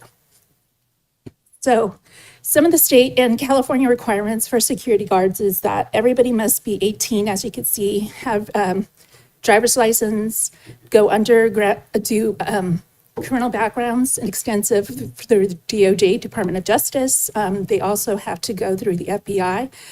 They need to do extensive training. They have to do ongoing training annually, and then they also have to have their security guard card. These are just California standards and California requirements for any security guard that works here in California. So the behavioral health industry standard is that we really need the security guards to be able to support in de-escalation techniques for anybody who comes to our department with any behaviors that could be agitated or aggressive. We do serve the severely mentally ill in our community, and we do serve those with substance use disorder. And so they have to be able to talk through situations if necessary. They also have to support with violence prevention. That means they need to do some form of training in order to be able to talk through situations, in order to de-escalate them, do some crisis intervention training. We did get grant funding to do CIT training here in the community. We do have trainers that we were able to get. I believe we have a lot of law enforcement that joined the trainers course. So we do provide CIT training for providers here in the county who are do some form of law enforcement. Cultural sensitivity, cultural competence, have to have HIPAA compliance because we are a confidential site and location. Some Narcan training and CPR certification would be necessary to support our department. Some of the things through Cal OSHA in regards to prevention in healthcare facilities is that there is some work written. Cal OSHA did require that health facilities, which behavioral health is considered, to have some form of security available and provided. One of the things was to develop an prevention plan, a implementation of a written workplace violence prevention plan, which went into effect April 1, 2017, and then maintain a log about any violent incidents. Identify any risk factors and do any adjustments to the department in order to address those risk factors. Establish a workplace violence plan, which we do have as behavioral health, and more than happy to share that with the board. Do refreshers and trainings through policy and procedures, and also in vivo kind of trainings. And then it's also highly recommended that security guards be trained in principles of human behavior and aggression, especially in regards to mental health or behavioral health clinics. So one of the things we do want to show you is what other counties have been doing and the information we received back from those other counties on how they're going to address or have been addressing security in their own departments. We have San Joaquin. They do have guards in their department, in their facilities. They are unarmed. As you can see here, they do also have cameras in their parking lot that records any situations. And that currently the contract is $3.4 million. But San Joaquin is a large county and they do provide security in all their facilities. Santa Clara County as well. They operate, have a private security firm, and they also have the Sheriff's Department doing security for their locations. They do have security cameras at all their locations, and they also have, for security, an hourly cost of about $41 per hour. And then it increases at nights and weekends when they're doing work out there. We also have our medium counties, which is Marin. They as well have security. They do have cameras operational, and they do patrol the property. And Marin County as well does not have armed security. They also are working to have some kind of security, also support their Health and Human Services facility as well. And then we have El Dorado County, which is small. They as well have an armed sheriff as part of their personnel on site. They do have cameras on site, and it costs about $140,000 per year for an officer to be basically stationed at their facilities out there. And then we have Plumas, which is rural or frontier counties. They do have a security guard as well. They do not have cameras on their facilities. And right now it's just their agency alone, behavioral health that's being seen. And they, as you can see here, the cost per year for that security. And then to the neighbors to the south, which is Monterey County, they do have unarmed guards. They have cameras at most sites, and they did not provide us with the pricing on that. So most of the counties that we did talk to, most of them did not have security holding or being armed. It's usually the armed individual is those that are part of law enforcement that join with them to do this. So, but we did get some information about the pros and cons versus armed and unarmed. So some of the pros for unarmed are that it's more cost effective. Again, it's also access to, it also requires a non-lethal interaction with those who come in for care and services. It focuses mostly on prevention of services, and also its customer-facing role, where they could help to meet and greet, and it makes the environment much more inviting for people to come in who are seeking care and seeking services. Some of the cons to that as well, though, it is less protection, as we all know, for unarmed. And also, they may not be able to quickly prevent anything that escalates to a very serious matter. Whereas armed, again, it's an enhanced security model. It does probably create more of a deterrent for anything going on or happening. It does create immediate response, and it does provide and require more training. It is much more costly. There is a liability that if there is something that requires the use of the firearm, that has ramifications, not just for the person needing to use the arm or the person being the firearm being used on, but going downward and spiraling downward into staff. And there's also the risk of the firearm going into the wrong hands. So there's those pros and cons. We do have a cost breakdown of what that would be for armed versus unarmed. And I don't know if we put that in here. Okay. We do have that cost breakdown, so you would know. We've got several. For unarmed, security guards could be anywhere from $40 to $50. For armed, it's anywhere from, I think it's $55 up to $60 per hour for armed versus unarmed security guards. We currently do have security within our department, and they are unarmed, and they have been supporting us and helping us to address immediate needs and immediate supports that do need to take place. We've had a couple of incidents where Narcan. Please feel free to keep going and finish your presentation. Where Narcan needed to be administered, so they helped to clear the area, make sure that everything was fine and that staff were fine and that the guests that were there seeking services were doing okay.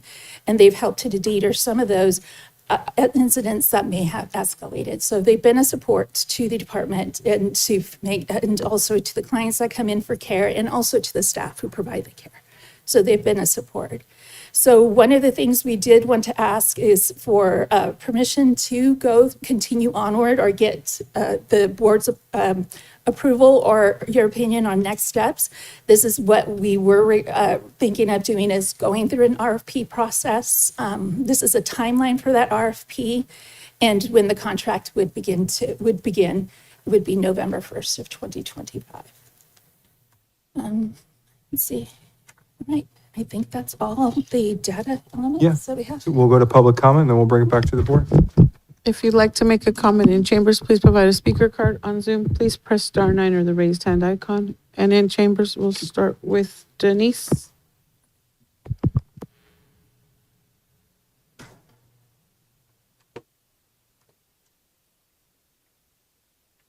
Good morning, Board of Supervisors. Denise Quintana, Chief Union Steward, representing SEIU 521 county employees. Over the years, our members at Behavioral Health had been concerned about the lack of security. Issues reported to us range from broken into cars, feeling unsafe after work going to cars due to people hanging around outside, and also in the evening when it's dark, there's therapy groups where staff have to walk out after therapy's done. SEIU worked in collaboration through labor management meetings, bringing these issues to the attention of management, and a solution was found with hiring unarmed security. Since Behavioral Health hired the current security, which we understand meets the industry standards, we have received less complaints from our members regarding security issues. They feel safer with an unarmed security guard being present at the Behavioral Health Department. Thank you. Next in chambers, Elia. Thank you. So behavioral health did the right thing, right? They had security out there. Security meets the standards. As a matter of fact, Dana stated that they had more training that was required and that other security companies did not have that training, and that's why they went with level 1. And the report that you've gotten and all the work that's been done brings you right back to the fact that level 1 was the right security company to have, and that they've been doing the good job. Now, you had some supervisors that are saying, well, no, they're getting paid too much money. What are they getting paid for? It's ridiculous to pay them this amount of money. Even though it was reiterated several times that this specific security company had the training, that others didn't. So you went out, spent staff time, this time and money to redo this, only to come back right back to where you started from, that they were doing the right thing. That this is the company to have, and that you should go ahead and actually, instead of going to an RFP, go ahead and extend the contract.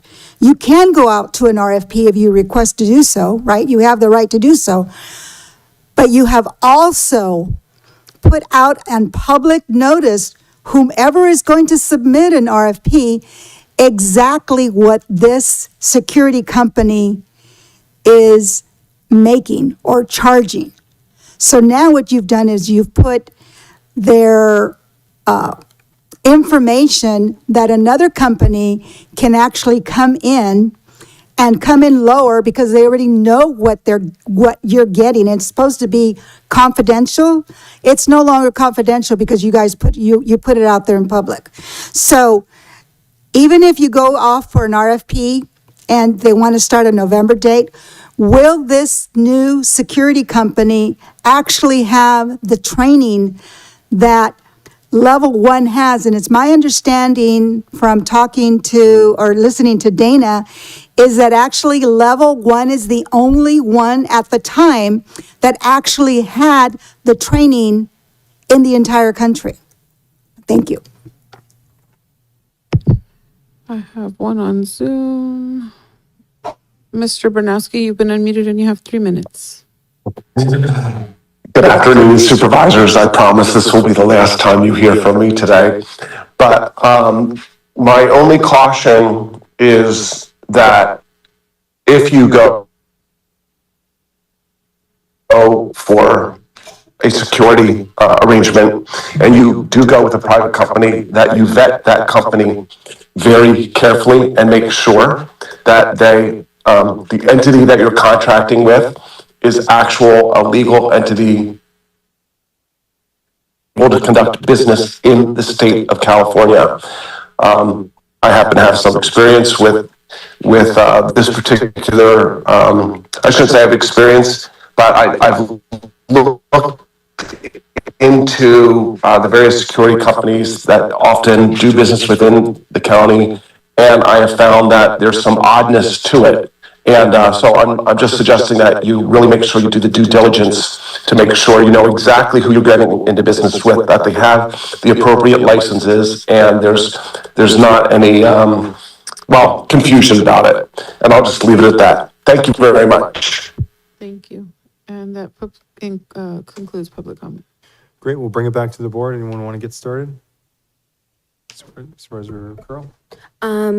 I am very supportive of security. I've been there when security's been needed, and it was very much appreciated. I also serve on the Behavioral Health Advisory Board. My recommendation to the board, if they so choose, would be to go out for a formal RFP with it being unarmed and properly vetted, but then have the Behavioral Health Advisory Committee vet those RFPs and make a recommendation as a committee to the Board of Supervisors. And thank you for your presentation. Supervisor Velasquez? Yeah, thank you. I definitely has to go out to RFP. The idea that we can just take public dollars and give it to whatever company, because that's who we like, is not the way this works. Dollars, all this information is public. It's not hidden from anybody. It doesn't give anybody an advantage. These people are in this business. They know. They have their rates. They want to win a contract. I cannot go with armed. Definitely unarmed works for me. But I like to see also the data starting in November, how many incidents happen, what types of incidents, so we have a better idea for the future. I think it's really important because de-escalating is really the key to all of this. And once an incident starts, there has to be quickly that call to Sheriff's Department, Police Department to get the assistance needed, not after it escalates, but once you sense something's wrong, because that's where you want the arm. You want people highly, highly trained if they're armed. So I'd like to get that information for next year. And of course, a security firm working for the county is going to have to be insured, bonded, and meet all these requirements. Thank you guys for being here. Supervisor Zanger? Yeah, thank you. Yeah, I agree, obviously, RFP. I did have one question, and it's kind of it might be completely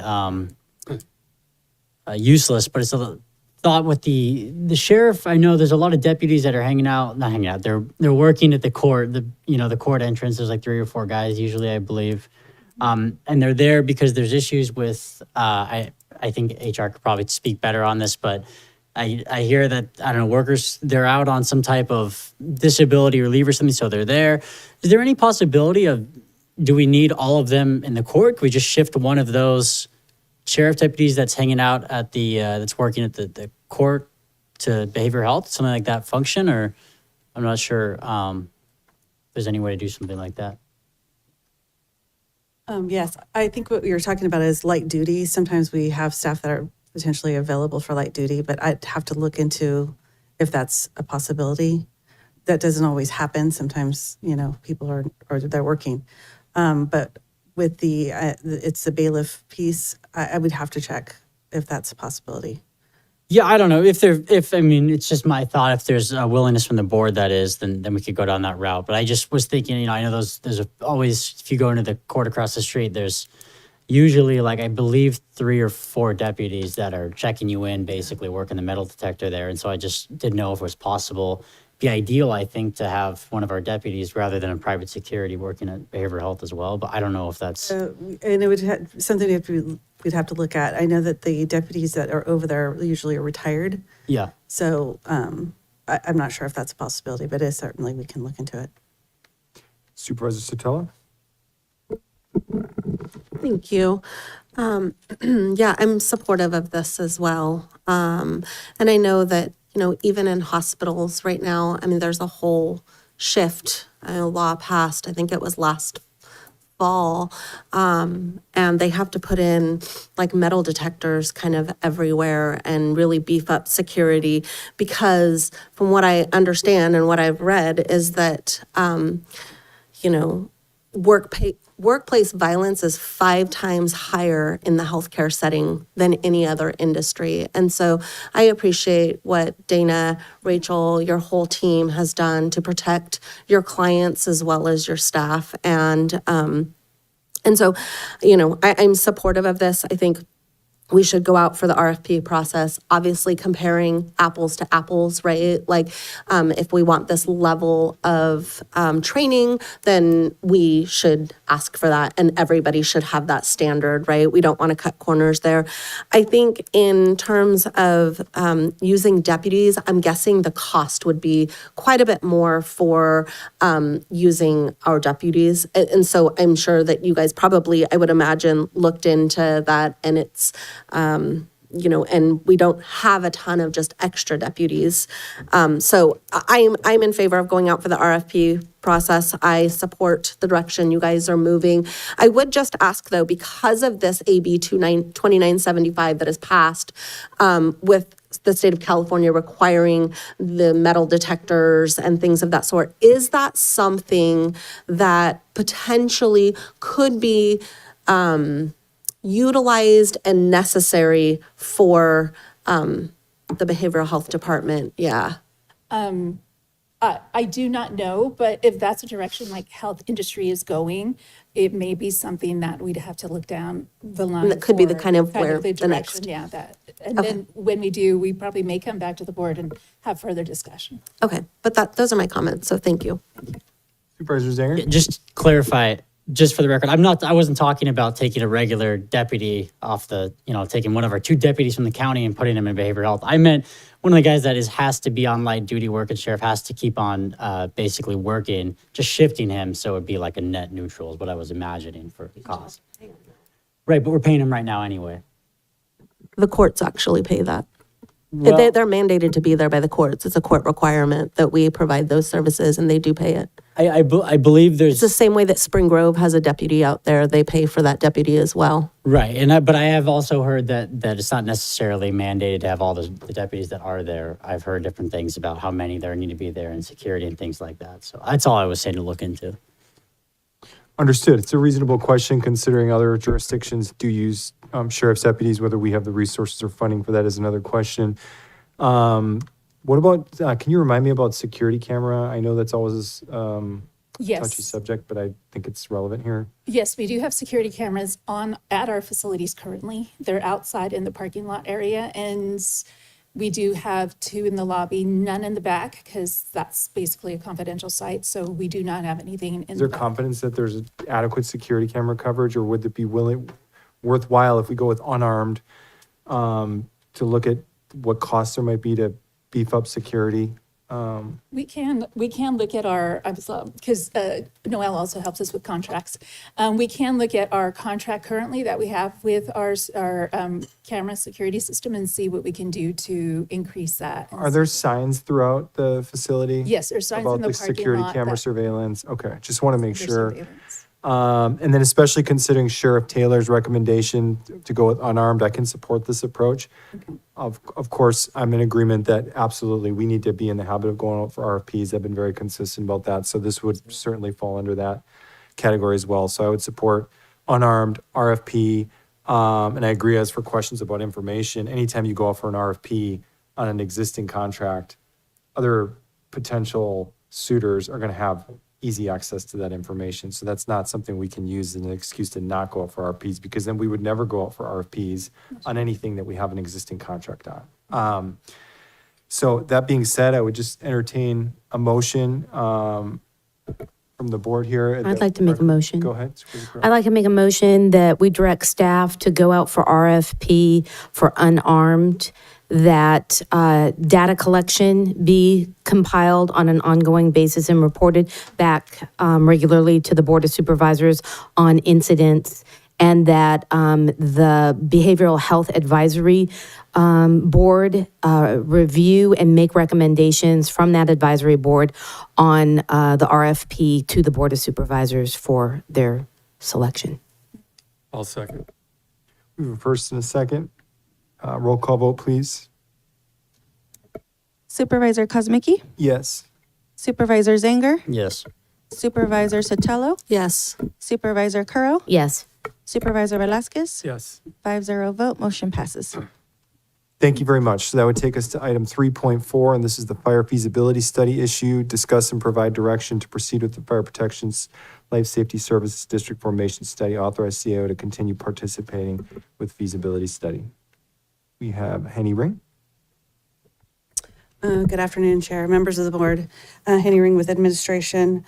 This item is, as Chair just mentioned, is to do with the Fire Protection and Life Safety District Formation Study. That's a feasibility study that is to be discussed, and also some operational updates for future provided by the Fire Chief, Jonathan Goulding. So let me give you a little background, a little summary. So in early 2024, the city of Hollister announced that it was terminating its fire agreements with the county and with the city of San Juan Bautista due to challenges to providing services under the current agreement. The 3 entities under the San Benito Fire Protection Advisory Committee had begun a new study to assess the current fire services being provided to the 3 jurisdictions, identify opportunities to expand and or strengthen the services provided, and determine potential costs and service benefits to taxpayers if the 2 cities and the county considered under the Fire Protection District. Around fiscal year 24-25, the county and the city of Hollister were in negotiations for potential contract amendments for the existing fire services provided by the city.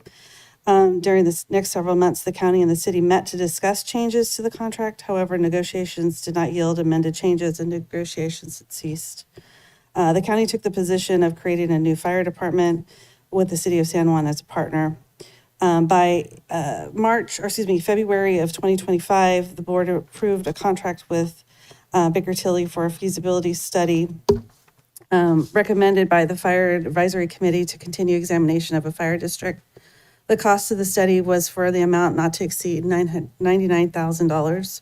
The contract would be shared, a shared cost split amongst the three agencies, 45% by San Benito County, 45% by the city of Hollister, and 10% by the city of San Juan.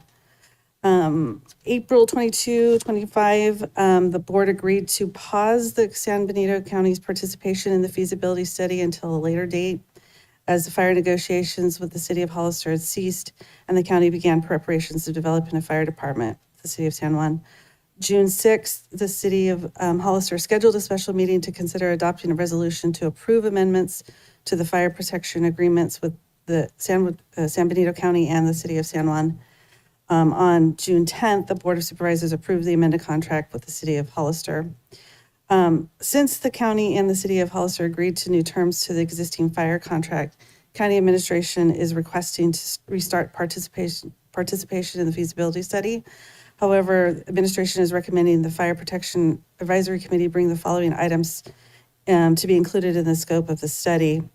This includes language that LAFCO will receive an application entailing the feasibility study and concurrently provide required plan services for funding, staffing, infrastructure, equipment to ensure that the current level of services are maintained. Next one would be the fire feasibility study would include a review and recommendation if a special district is created that will provide a recommendation for future location of the Office of Emergency Services and the Emergency Operations Center and how it will operate under a special district model. Those are the two pieces with the feasibility study. And then in addition, the county administration is requesting the board to approve the recommendation to set up a quarterly presentation or discuss other options for presenting information regarding the fire services by Chief Goulding to the supervisors with any operational detail updates on a quarterly basis. I'm available for any questions, and this is just a discussion for the board to provide further direction. Thank you very much. We'll go to public comment. If you'd like to make a comment in chambers, please provide a speaker card. On Zoom, please press *9 or the raised hand icon. And I have no public comment. Bring it back to the board. I'd like to start. Mr. Curl? I am very supportive of moving forward with the feasibility study for a special district.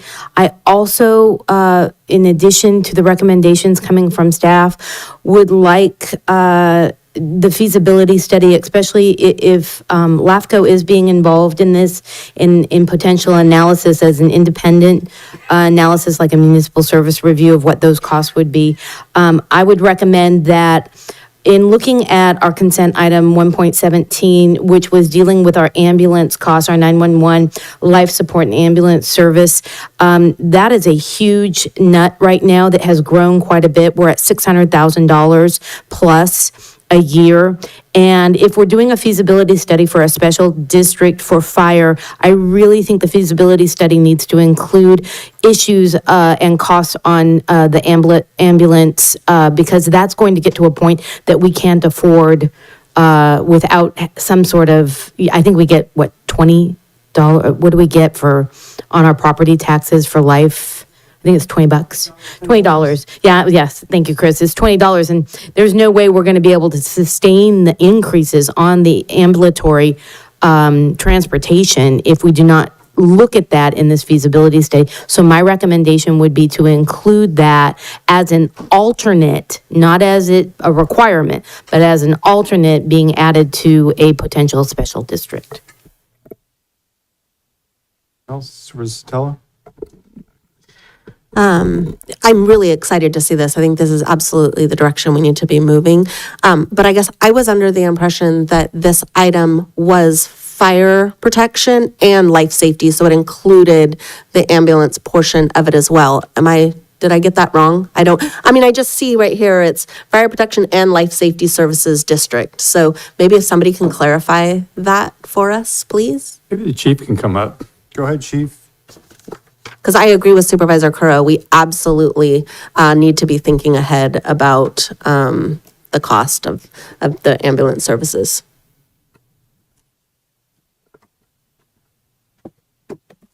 How are you guys doing today? Yes and no. So the actual scope of the work is to look at all the services that we provide. We don't currently provide the ambulance services, so it's not directly looking at the ambulance services. However, it will look at the services we provide and potentially what we should be providing.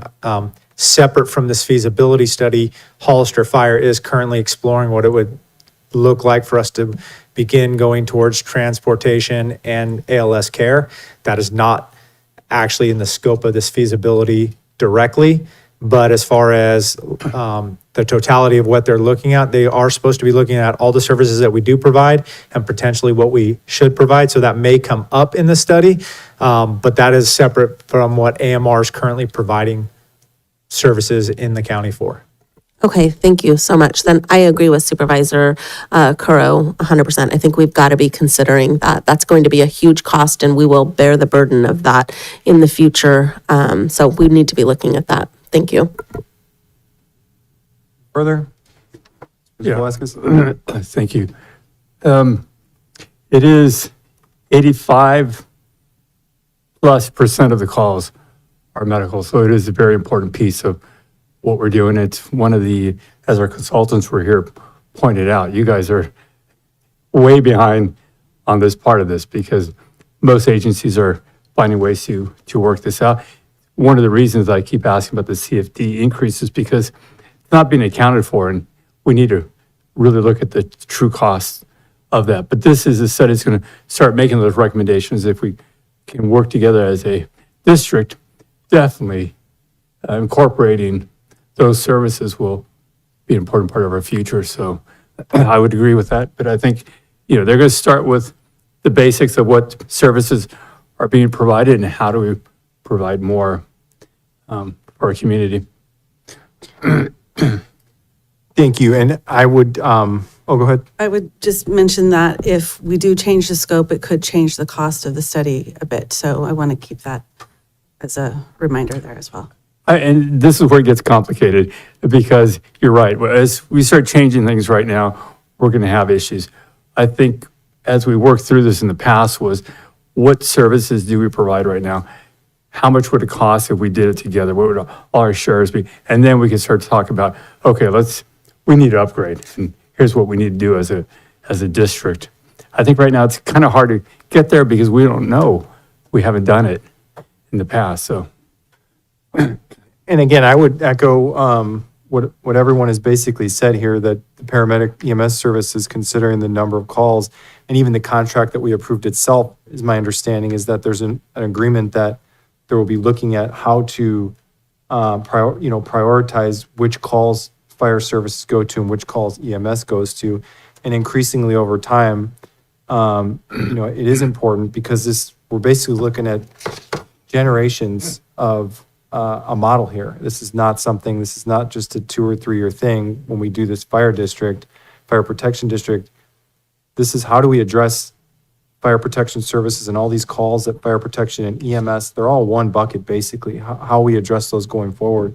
And the study itself does say life safety, so I think at the very least query Baker Tilly to find out whether they can provide, some recommendations based on templates that are already out there. I don't see why that would be so complicated as to how the long-term outlook of how paramedic services are worked into this. Because as Supervisor Velasquez said, a vast majority of the calls are EMS calls. We've all acknowledged this. 3% of calls are fire calls. That doesn't mean that fire doesn't go to certain incidents. In fact, they have to go to a lot of incidents, whether it's vehicle accidents, other things where their expertise is needed. But we do have to include paramedic services. If we're going to be looking at this now, it would only make sense to at least consult with our consultants on whether they can include, how we address paramedic services into the overall model. If we don't include it now, then what are we doing? We're just putting it off. So and CAOS. Sir, I agree. Khalil. The only issue I think we're going to have here is, I think we're the last agency to approve this, so it'd have to go back to the other agencies again to amend theirs. Essentially, Hollister, the city of Hollister and the city of San Juan Bautista are already ready to go on the current scope of work that we did with the cost that was associated with it, which does, so to be clear, it's going to look at the life safety aspect as it affects the fire department specifically, not as an ambulance service. So they may come back and recommend that we should look into ambulance service, but it's not going to analyze the ambulance service because that was not listed in the original RFP and the scope of work that we requested. I believe if you add all of our EMS calls and anything that was EMS related, so vehicle accidents, all those types of things, this last year it was right around 60% of our call volume. So it is more than half of our calls that we are doing that. So a lot of the data that they're going to analyze is going to include that, but it's going to analyze it from a fire district perspective, not from an ambulance perspective. Now, we could always go ahead and move forward with what we have, and then the three different bodies could come back and add on services to what Baker Tilly's doing. We can always request to update it at that point, but still move forward. So to understand where we are, with Baker Tilly right now, we have already, as Hollister Fire, we've already requested the information so that we can expedite this process, and that's really what we want to do, is expedite this process. So we already, their original data request, we've already started compiling it and should have it to them before the end of the month. If we want to add on the ambulance services, analyzing that part, I believe that could be added on, even if we already started, if we want to look at that component. They will look at what we respond to as far as EMS calls, vehicle accidents and all that stuff. That will be analyzed, but from a fire department specific, not a transporting perspective. I understand that, but I don't see a problem just giving them, providing them with, here's the context of what these public officials are talking about, that there needs to be an understanding that long-term, we're going to have to look at EMS services and paramedic services and how we can make sure that we're providing adequate paramedic and the balance of fire protection versus paramedic long-term. It just seems logical that would be part of the overall context of what they're looking at. I'm not asking for an additional service. It's just understanding that I believe all three jurisdictions have acknowledged this in our discussions throughout this contract process, that the vast majority of calls are EMS calls. So we have to look at how we prioritize what fire departments go to versus EMS. Supervisor Sotelo? Well, I'm just curious, we've got this contract with AMR and we're now having to pay, the subsidy for it. And this year it's at just over 600,000. Is the city of San Juan or the city of Hollister, do they consider that at all, or that is 100% falls on the county? I'm pretty sure it's Just the county. That's a county obligation. So, well, and the reason I'm asking this is because the city of Hollister and the city of San Juan Bautista aren't even considering it. It's not even on their radar. But we are going to be, my prediction is we're at $1 million in a couple of years, especially with the changes to Medicare and Medicaid. We're going to have fewer people that have insurance. There's going to be more write-offs. And that just means that we're going to have to pay that, and at some point we're not going to be able to. And so this is a critical part of, I feel like, this feasibility study, because our residents are going to be left footing the bill if we don't have this shared across everybody, both cities and the county. CM? I have some questions. I'm new to this whole issue. Is Hollister and San Juan Bautista paying for ambulance system? No. They're not, okay. That is a county required function. County Well, EMS. that's interesting because in Imperial County, there's an MOU among the 7 cities and where they pay the ambulance systems as well. So I'm just curious because every county works different. I understand that. Yeah. So rather than proceeding, and I understand that the cities already agree with the funding for just a feasibility study for the fire station, I think it only makes sense to include everything. And rather than proceeding with that, just go back and redo the scope of work to include the ambulance system, because I think, my opinion, it's unfair that the county has to hold all the costs of the ambulance system when the majority of the people that you're serving is the city of Hollister. It's just my point of view. My job is to oversee the county's expenditures. So from that point of view, I believe that it only makes sense that we're all in this together. And so the study should address both the fire station, the fire services, and the ambulance system, because they're interrelated, they're connected. And the reason I'm saying this, because in the city that I work, Calexico, we have our own ambulance system. We will not be able to be provided with services from EMR serving the other cities, because we have our own ambulance system. And that's what I'm asking. It's interesting to me to know that Hollister and San Juan Bautista are not paying their fair share. It just gets my attention, that's it. Mr. Chair, can I ask a question of you? Yes, of course. Because you're on the the advisory committee, and I believe Supervisor Velasquez.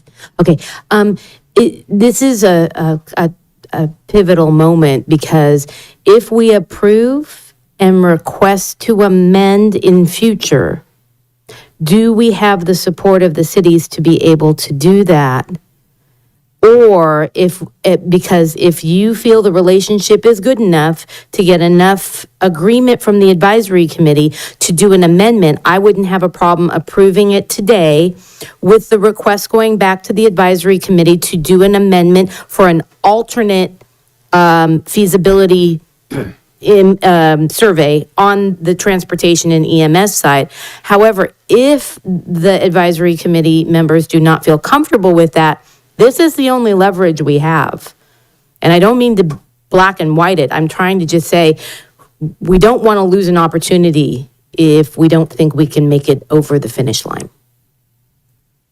So the support of the cities, the city of San Juan Bautista and the city of Hollister, I can't speak to them specifically. I will say, I felt as the fire chief, my command staff felt as a fire chief, that the need for this assessment fell short in what we need as a department. So the city of Hollister, as a separate piece to this, is going to be paying somewhere between $40,000 and $50,000 for an additional piece that we are paying out of our own fees for a strategic plan that is to guide the fire department. That was not included in this feasibility study. The city of Hollister is taking that on as our own portion because it was something we wanted added to that, and we didn't put it as part of the original scope.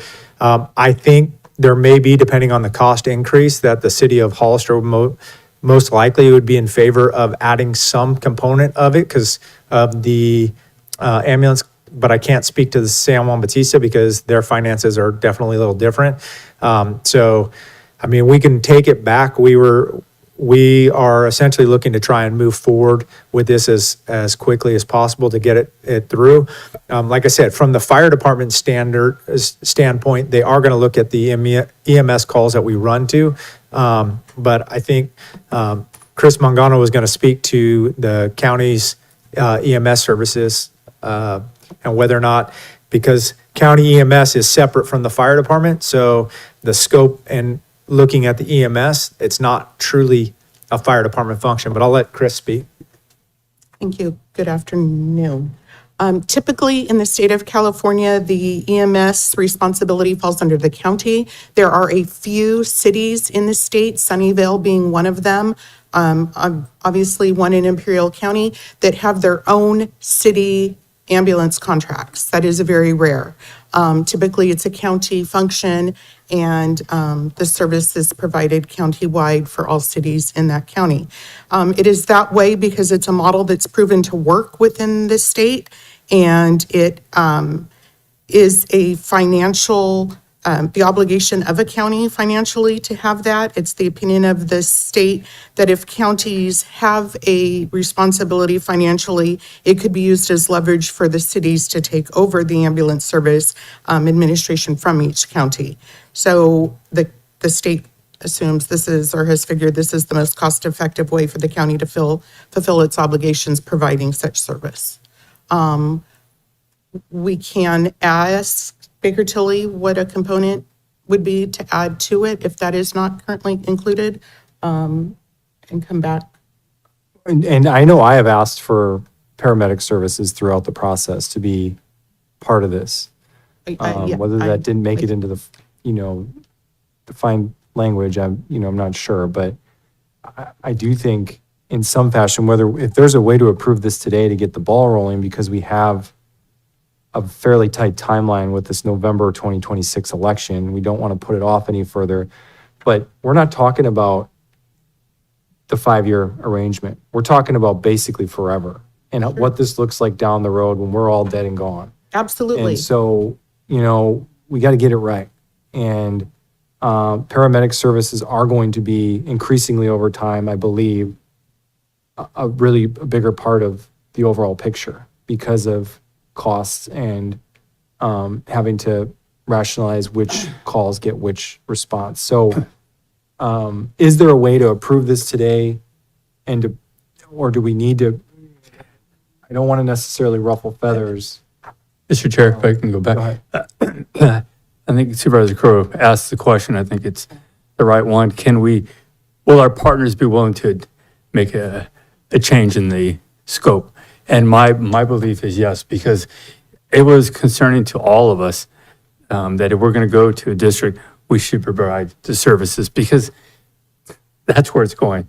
You're saying that number is going to really escalate in the next several years, and we need to have this thing figured out. And along with all the other fees that have to be in there because we can't keep controlling this cost, and we are going to share it as one community. So I do believe the partners would be involved and willing to go. I do want to point out, though, that highly unlikely this will be ready for the November election because the LAFCO portion of this is going to take quite a while to get back that information. So it's probably going to be in the next cycle.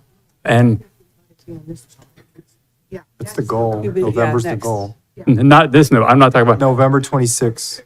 yeah, I think the LAFCO portion won't be ready by then. LAFCO's not as complicated as it initially was thought to be. That's Okay, well, maybe it happened, but I'm just, heads up. There's a lot of work that has to happen there. But either way, we want to be thorough in what we're doing because once we do this, we're with it for not, again, 5 years. This is forever, and we got to make sure we're covering all the bases. But I do believe that if we move forward today, we can do an amendment to this and get the information we need to provide the EMS services or have the research done on what that would mean. Can I make a creative amendment or a creative motion? And then council can tell me if I'm legal. Oh, go ahead, CAO. I don't know who you are today. I'm sorry. I'm so sorry. Quick question for staff. Is the scope of work including the LAFCO process as well? Okay, just want to make sure. Thanks. Okay, so I'm going to make a creative motion, and I don't know if it's legal, so I want council to really keep the ears wide open here. So my motion is going to be to approve this, let's make sure I have this right.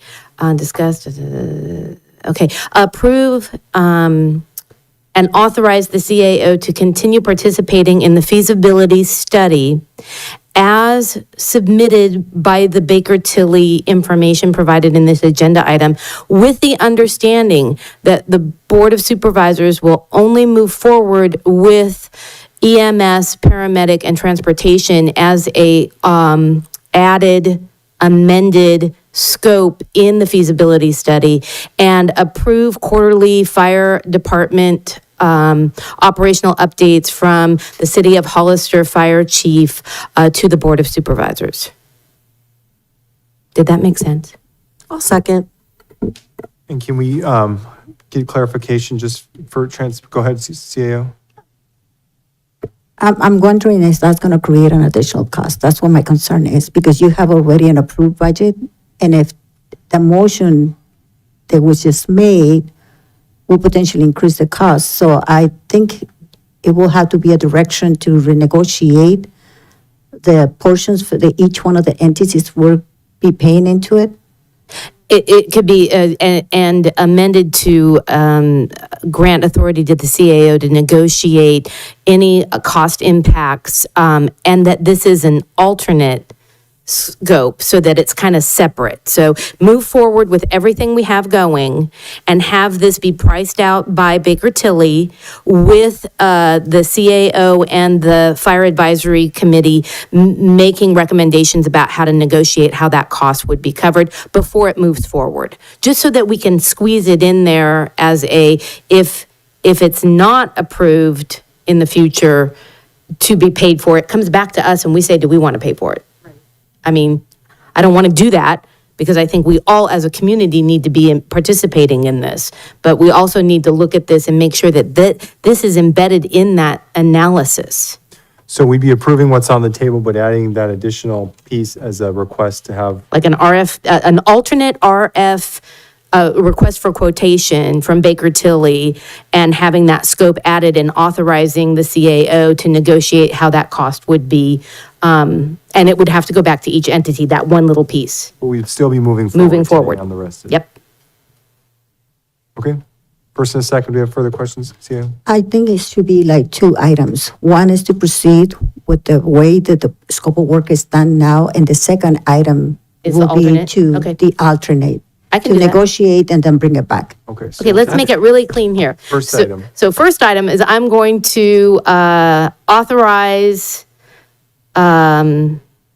the county administrative officer to continue participating in the feasibility study as submitted by Baker Tilly for Fire Protection and Life Safety Services District formation. First and second, roll call vote, please. Supervisor Kozmicki? Yes. Supervisor Zanger? Yes. Supervisor Sotelo? Yes. Supervisor Curl? Yes. Supervisor Velasquez? Yes. 5-0 vote, motion passes. Okay, so item 2, before I do the amendment, I'm going to do item 2, which is approve quarterly fire department operational updates from the City of Hollister Fire Chief to the Board of Supervisors, scheduled to be coordinated with the CAO's office. You first, do you have a second? Roll call vote, please. Supervisor Kozmicki? Yes. Supervisor Zanger? Yes. Supervisor Sotelo? Yes. Supervisor Curl? Yes. Supervisor Velasquez? Yes. 5-0 vote, motion passes. I'm going to make an alternate recommendation to the Fire Protection Advisory Committee to request for cost in the feasibility study as an alternate cost for EMS, transportation, and paramedic services, and the cost to be coordinated with the 3 entities and staff to do so accordingly. It'll come back to us for approval and each of the entities. Correct. You first. Second. Second. Can I ask a quick question on it? So is it an alternative quote or in addition to kind of a quote? Well, that's what an alternate ad is in addition to what we've approved. Okay. It's asking for this separate cost, and some of it may be covered in the feasibility study right now. What would it take to make sure that we have paramedics, transportation, and EMS included? And Kim, All one component, yeah. I just covered it because I didn't want to say transportation and not say paramedics and. and can we, as an additional question, I'm sorry, additional question, can we also request if Baker Tilly will just consider this in the current study, essentially? Yeah, I can take that as a friendly amendment. Because they are friends of ours and we. And then our neighbors need to all come on board with that. So there was a first and a second. All those in favor, roll call vote? Supervisor Kozmicki? Yes. Supervisor Zanger? Yes. Supervisor Sotelo? Yes. Supervisor Curl? Yes. Supervisor Velasquez? Yes. 5-0 vote, motion passes. Great, thank you very much. That would take us to item 3.5, review and discuss the membership application for Ag Zoning Committee and appoint 2 supervisors, 5 members as representatives of Ag, and 1 member to represent land preservation and 1 to represent real estate.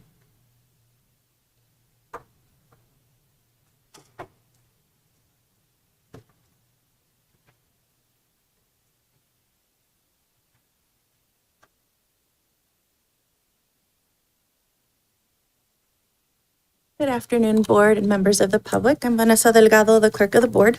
I'm going to quickly go over the Ag Zoning Committee applications that were received. So on June 24th, 2025, the Board of Supervisors approved the creation of the Ag Zoning Committee, and they established that it would be a 9-member committee. 2 board members would be appointed, as well as 5 ag industry members, 1 land preservation member, and 1 real estate member. So on July 1st, 2025, the clerk of the board's office posted a notice of vacancy for 10 working days from July 1st through July 16th. And to date, we have received a total of 11 applications, 5 for the ag industry, 4 for land preservation, and 2 for real estate. All applications are included in the agenda packet. So staff recommendation is to review and discuss the membership applications for the Ag Zoning Committee, appoint 2 Board of Supervisors, 5 members to represent the ag industry, 1 member to represent a land preservation group, and 1 member to represent real estate. And if the board would like, they could establish the meeting schedule for the committee and provide staff direction as desired. Great. Thank you, Vanessa.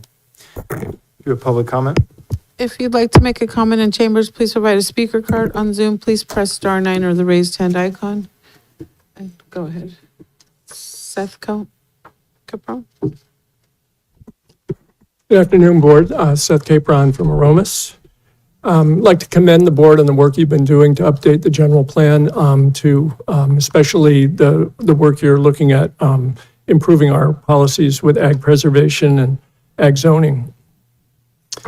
I'm concerned, and I've been concerned from when you first passed it, that the way this committee was set up is very lopsided, and it has a majority of representatives from ag on the committee, despite the fact that this is an issue that affects everybody in the community. I mean, we all eat. If the board was re-examining the zoning regulations for gas stations in the county, I don't think that you would want to select a committee, an ad hoc committee that was majority gas station operators to serve on that committee. And I don't mean to disparage the members of our ag community in saying that. I've been to some of the ag stakeholder general plan committee meetings, and I've been impressed how the great majority of the farmers who are on that committee and in our county are interested in preserving ag in this county. But I think that they also have a vested interest in keeping flexibility in how they, what they do with their land in the future, that it doesn't necessarily always align with public policy. They are the backbone of our economy. And their expertise is indispensable in the work of this committee. But I don't think it's appropriate for ag and real estate to dominate the committee the way it's been set up. I think it's encouraging that you received a number of applications from members of the community. And I'd encourage you, you've been doing a great job of unanimous decisions today. I'd encourage you to make a unanimous decision to appoint all the applicants to this committee. I think that will provide a broader perspective and represent the entire community. Thank you. I have one on Zoom. Oh, go ahead, Elia. I'll do Zoom in just a second. Elia, go ahead. Thank you. So this does affect the agricultural community, and they should have a say-so. They are the largest stakeholders, and this is what it all is all about, is having the stakeholders have a say-so in what happens with their property. I'm all about people's having their property rights and having a voice regarding their property rights. And with regards to having real estate, the reason why I thought that having real estate is because they know what is happening in this community. They know the land. I mean, if you ask a real estate agent about a so-and-so land on whatever part of the county, They can tell you about it. They can tell you the history about it. They can tell you what has been tried out there, what hasn't been tried out there. So it's really important to have the stakeholders involved. And I would hope that more members of the public would have applied. And I agree with Seth that maybe you should have more than what you are asking for now, because I think right now, the Ag Committee itself has a vast variety of members, and they all have a different voice. And the more people you allow to come into this and have a voice, and it's not about the time that it's going to take, it's about listening to what people have to say. You're not there to start the clock and you watch the sand go down. It's about listening to everybody, and everyone has an input. Thank you. And on Zoom, Jackie, you've been unmuted and you have 3 minutes. Yes, thank you. Good afternoon, Chair and Board of Supervisors. I just want to say I appreciate that this is being revised on our general plan. As we all know, we're looking into different aspects of how we can honor our county and also economically develop. And we have a gem here. You know, we have beautiful ag land. We need to preserve it. We have a national park. We need to preserve it. So, and once that goes away, being developed, you know, concrete poured, then it's gone forever. So I really appreciate that we are looking at our general plan. I have to agree with Mr. Seth Capone from my district that this should be more open to, besides the stakeholders, to a broader committee membership, because this does affect everybody, not just the farmers and real estate community. It's an entire community. It's our community. We all live here. Those of us that really appreciate the richness in our history of agriculture, and we do have some very valuable areas in our county that are producing organic produce, fruits and whatnot, and we all can attest to seeing some of our orchards, apples and walnuts, I can think of, and apricots in certain areas, be taken up and replaced with development. So once again, I'm really grateful that this is on our radar and it's an actual process, but maybe open it up to a little bit broader than just the stakeholders. Thank you. Thank you. And then in chambers, have Jason Noble. Good afternoon. I'd like to ask a clarifying question that I think might speak to Alia and this gentleman's concerns. Much like the ag element, these are not closed meetings. They're open to the public. The public is welcome to attend. But much like the ag element meetings, the committee has the priority voice, but there is an opportunity for the public to attend, and at a point during the meeting, the public will have an opportunity to say something as well. If you could please clarify that, it's appreciated. Thank you. That concludes public comment. Clarification, County Council? To the question just asked? Yes, it's a Brown Act committee. It would be open to the public and fully agendized. Great, thanks. But they also would not be part of the making the recommendation. They wouldn't have a vote. Public members wouldn't have a vote on the 5. I think that's kind of what the concern was, but. Right. Okay, so we'll bring it back to the board. Who wants to get it going? Supervisor Sotelo? Thank you. I know maybe there's disappointment that more people didn't apply, but I was pretty excited to see that we got, 11 applicants. That's pretty good. So thank you to everybody that applied. I think we've got a wealth of knowledge and a wide scope of different things. So, but I do hear the concern about, we didn't ask for any community members at large. And so I'm wondering if that discouraged some people from applying because, well, I don't fit into one of these boxes, so I guess I'm not qualified. So there is that thought. So I would be open to opening up some additional seats for community members at large. Possibly one is we put it back out, community member at large, in case there are people that didn't that, wanted to apply but didn't. The other option would be we just approve everybody that applied. There's 11 that applied. With the 2 supervisors, we're still at 13. We're still at an odd number, so potentially it works. So I don't know what you all think, but I'm open to, and I think it's important that we have a couple of additional voices, making sure that this really represents the community as a whole. So thank you. Supervisor Zaire? Yeah, thank you. I also am actually pleased with the applications that were submitted. I think there's a lot of good applicants here, and I think I know when we talked about this previous, I think there's multiples, but I was definitely harping on trying to keep it a little smaller. I didn't want it to be one of these meetings where there's a ton of people and feels like it slows things down and less things get done. And I just find it to be actually counterproductive in that sense. So I'm fine leaving it with how it is, the membership that it is, that we have laid out here personally.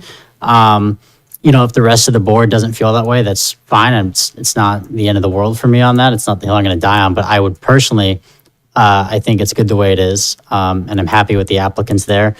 But I guess we'd have to let the rest of the board speak before we get to the narrowing down. If we are going to leave it at this or not, we'd have to obviously choose some of the applicants because there was multiple or certain categories where there's only one. So that's all. Supervisor Velasquez? Same. I was happy to see so many people apply and being involved. I really was impressed. You had a lot of people in land preservation apply. And I get what both of you are saying, supervisors. I'm kind of more leaning towards, 11 people apply, 13 number is odd. I'm kind of leaning towards that recommendation. That way everybody that was applied could be part of it. I think this is going to be important to have more voices in it to really get a good idea of what the community wants. Supervisor Curl?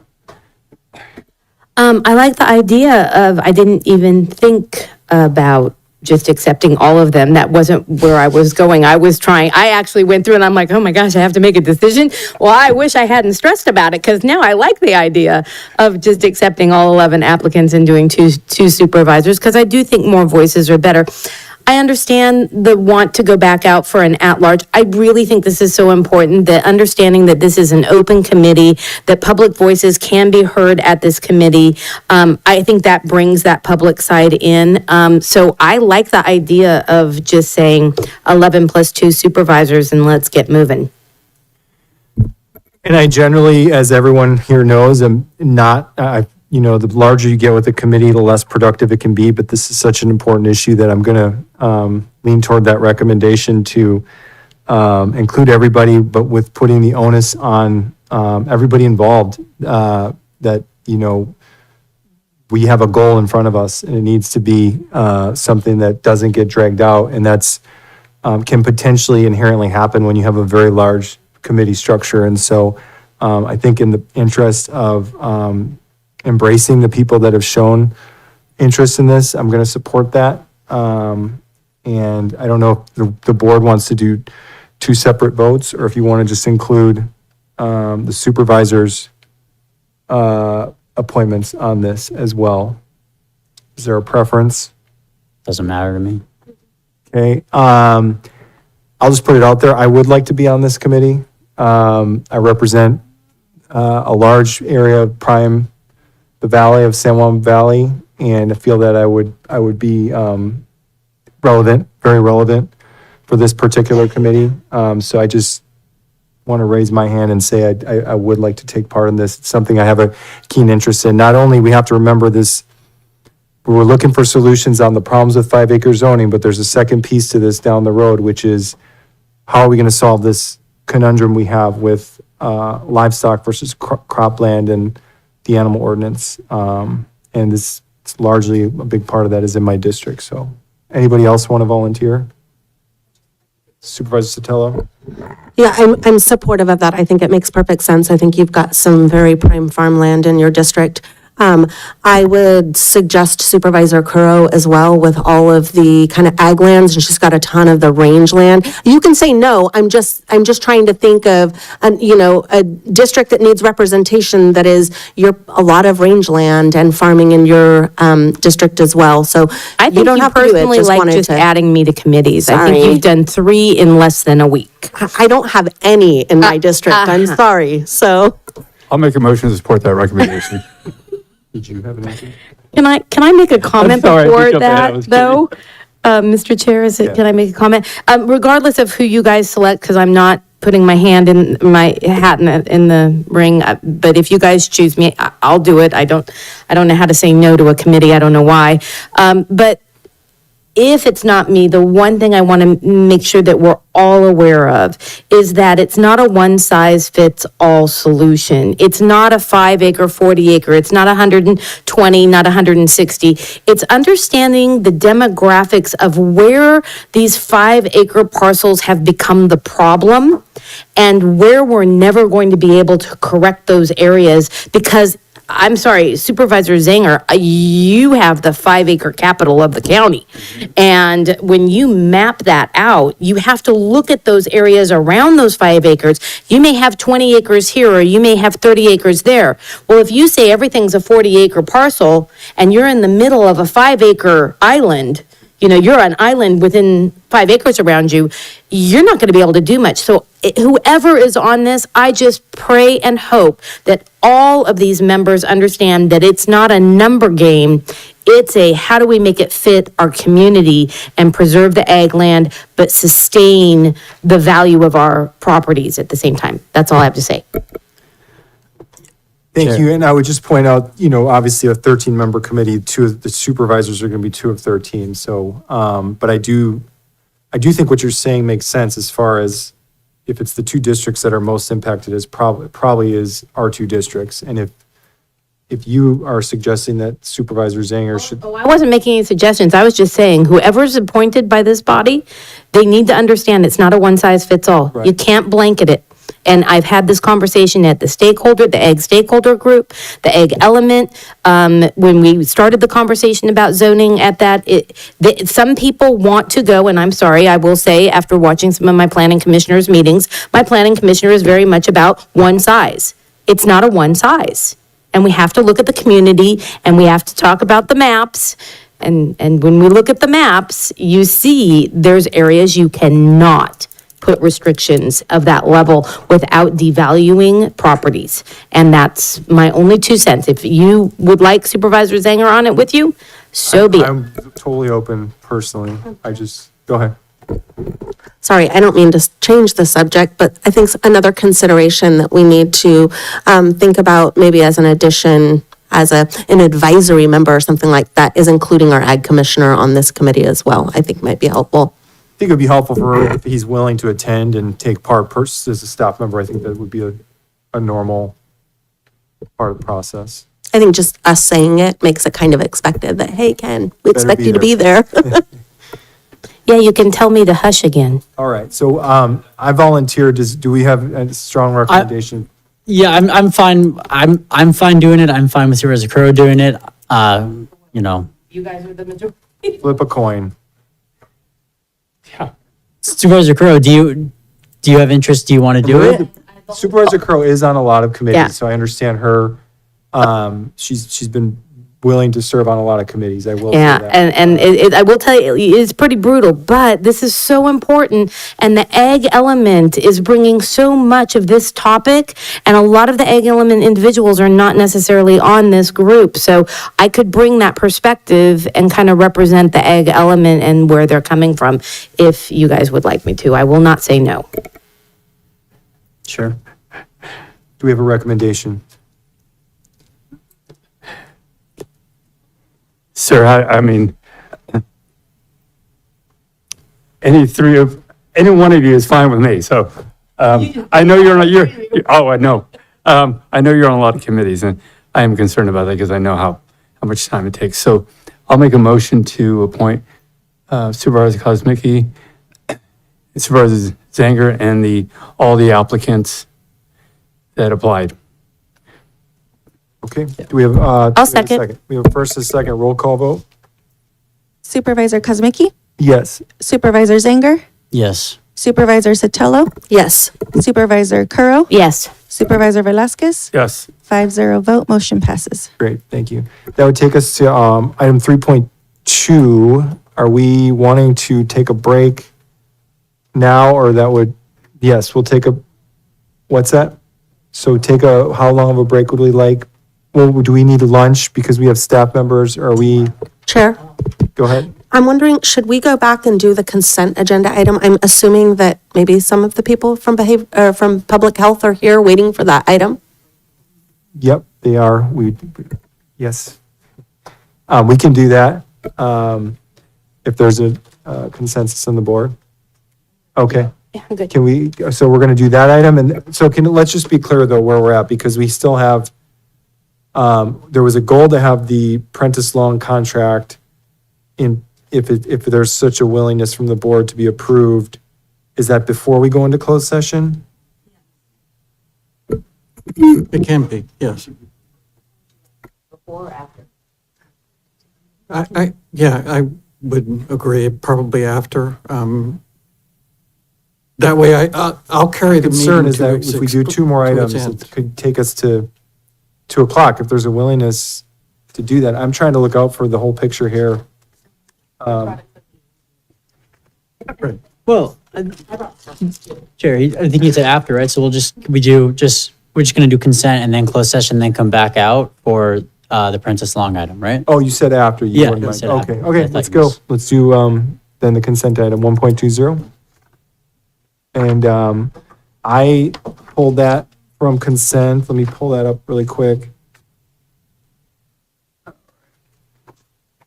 And if public health, if you all are going to have any thoughts, certainly, willing to open to have and engage a conversation here on this. The goal is really to, I think when we went down the path of this policy, it's because of our budget situation.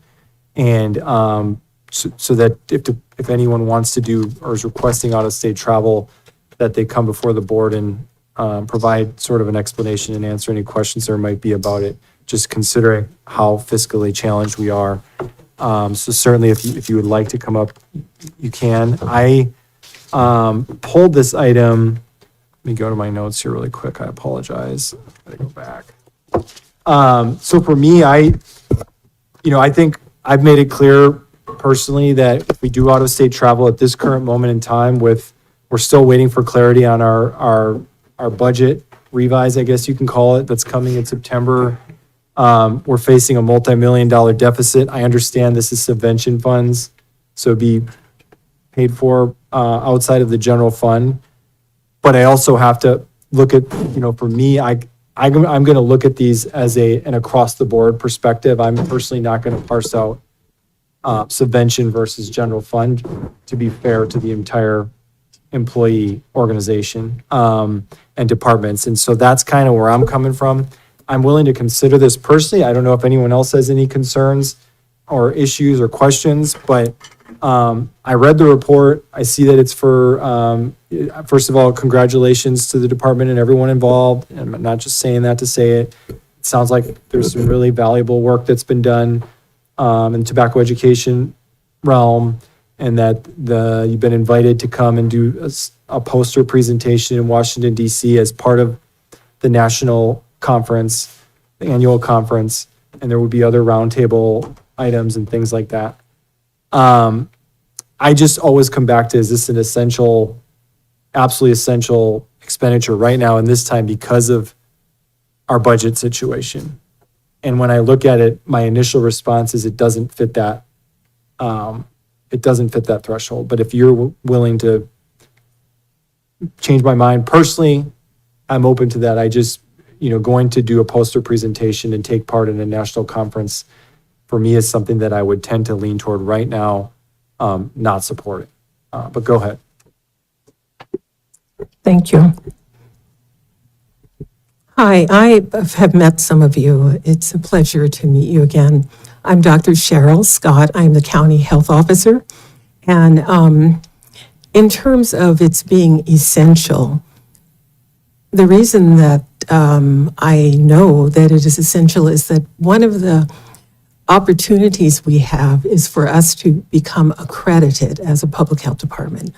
So as we pursue, being accredited shows that you have improved your health department enough that you're able to deliver services with quality and accountability and good performance. And I've been here now 2 years, and over this 2 years, we have really strengthened the skills of our small department. We only have 33 staff, and they are many early career staff, including professionals. We have some nurses, and we also have a physician epidemiologist. And the staff is highly skilled now, but they need to get stronger. And so one of the opportunities we have towards accreditation, like some of our peer counties are already accredited, you have to disseminate, you have to organize, you have to do some applied research, and then you have to organize an abstract, and you have to disseminate it at national conferences.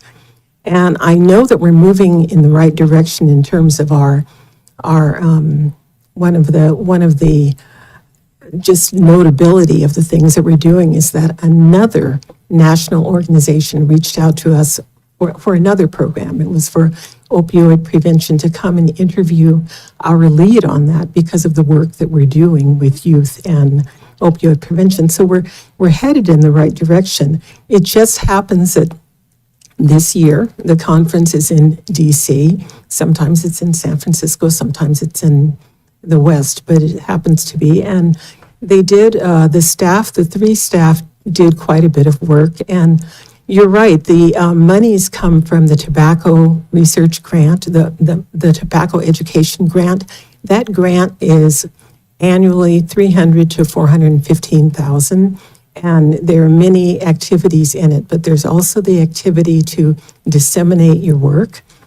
And so that's for 2 of the staff. The 3rd staff, our epidemiologist, comes from the Future of Public Health grant, which is about $550,000, $545,000 per year.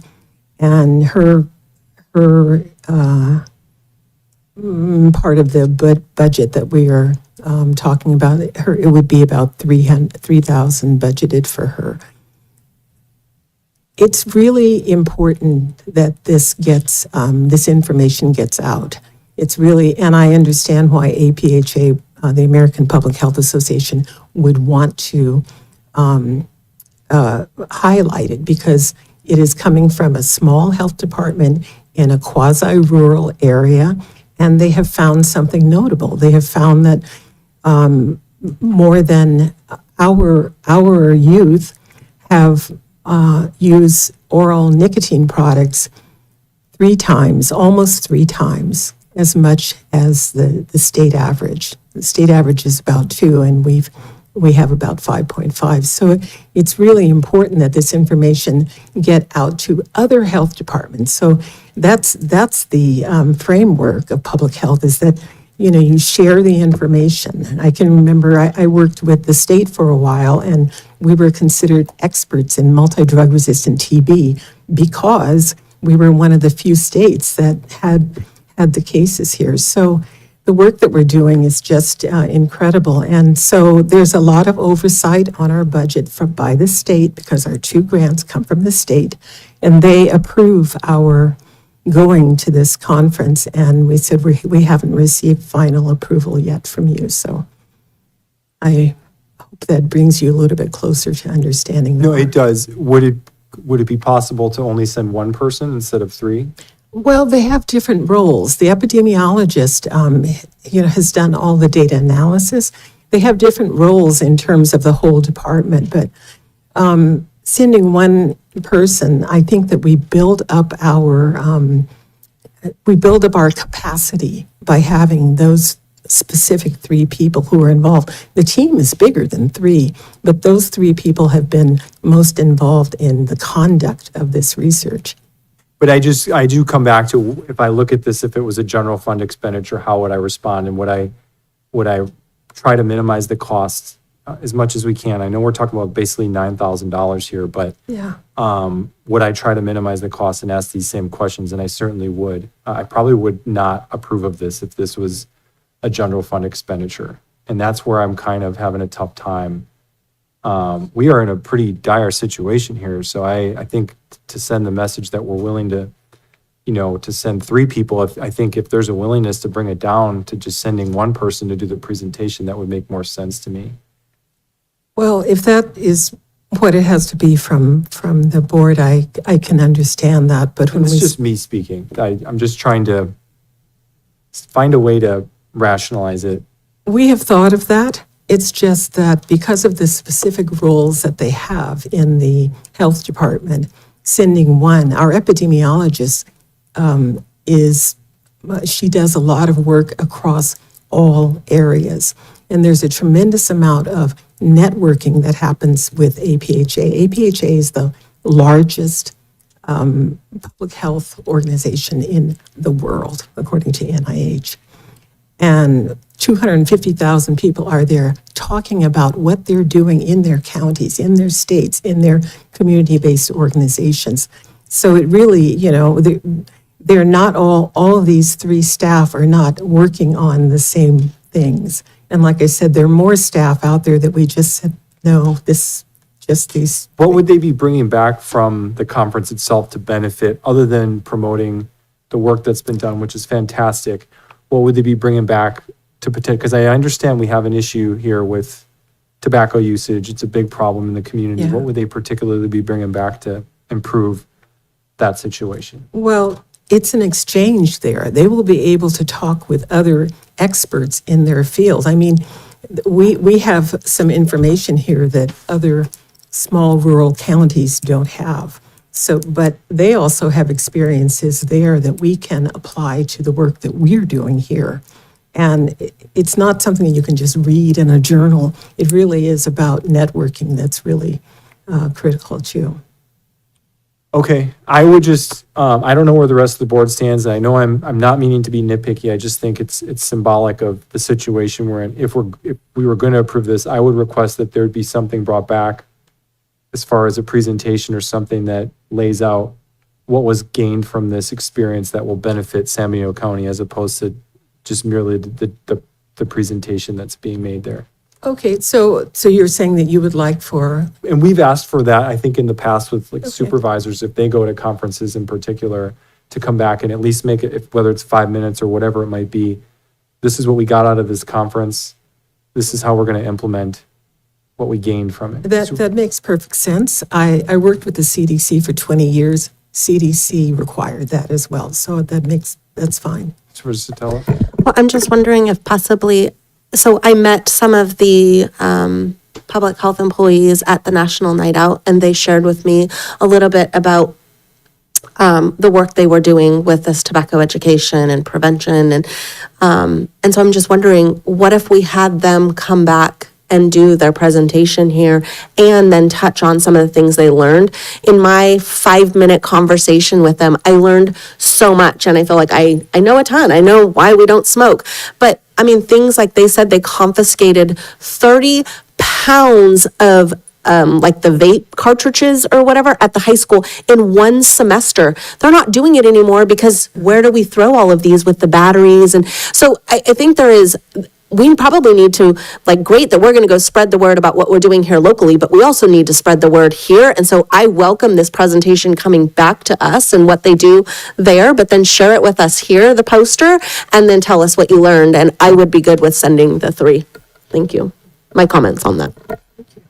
And some sort of plan of action, again, like what's going on going forward, so that we're in the loop on, how these investments are benefiting our county. Because as you pointed out, we're in a really rough spot when it comes to comparisons with other counties, and our kids are, just anecdotally, you hear it all the time, just how big of a problem it is, but how are we going to improve it? That's where I'm at. As far as if we're going to make these investments, then I just need to know, considering the budget situation that we're in, that there's going to be a tangible benefit that comes out of it. I agree to that. Yes. Anyone else? No other questions, comments? Yeah, thank you, Mr. Chair. And Dr. Scott, it's not often that I'm impressed by somebody so quickly, and you really have impressed me. And your team, from what I'm hearing. I'm very fiscally conservative, and I don't like the out-of-state travel, but I understand what you're doing and the importance of it. I would like that presentation back here. I would like to find a way to get 30 more pounds a semester at the high school, whatever we can do to really take it to another level, because I just cannot stand when I see a young person out there doing these things, and we do need to find a way to combat it. And I wanted to say thank you for being here and being part of our team. Thank you. It's a pleasure. Anyone else? And everyone's fine with the 3 going? Well, Mr. Chair, if I may. Yep. So I am a supporter of conferences and networking, and I see a huge value in it because of the amount of resources that you gain from other individuals' experiences, especially in your subject matter. You know, whatever subject matter you're going to, if you're going there with the intent of learning from others, finding out things that maybe we don't have people, and this is where I am constantly supportive of going to our legislative conferences, especially if they're at Washington DC or at the state capitol. We do not have legislative analysts in this county. We cannot expect every one of our staff to be following bills nonstop. And it's a full-time job. I did it for 2 years. It was a full-time job for one department. All I did was follow legislation, and I wrote reports to staff and departments on it.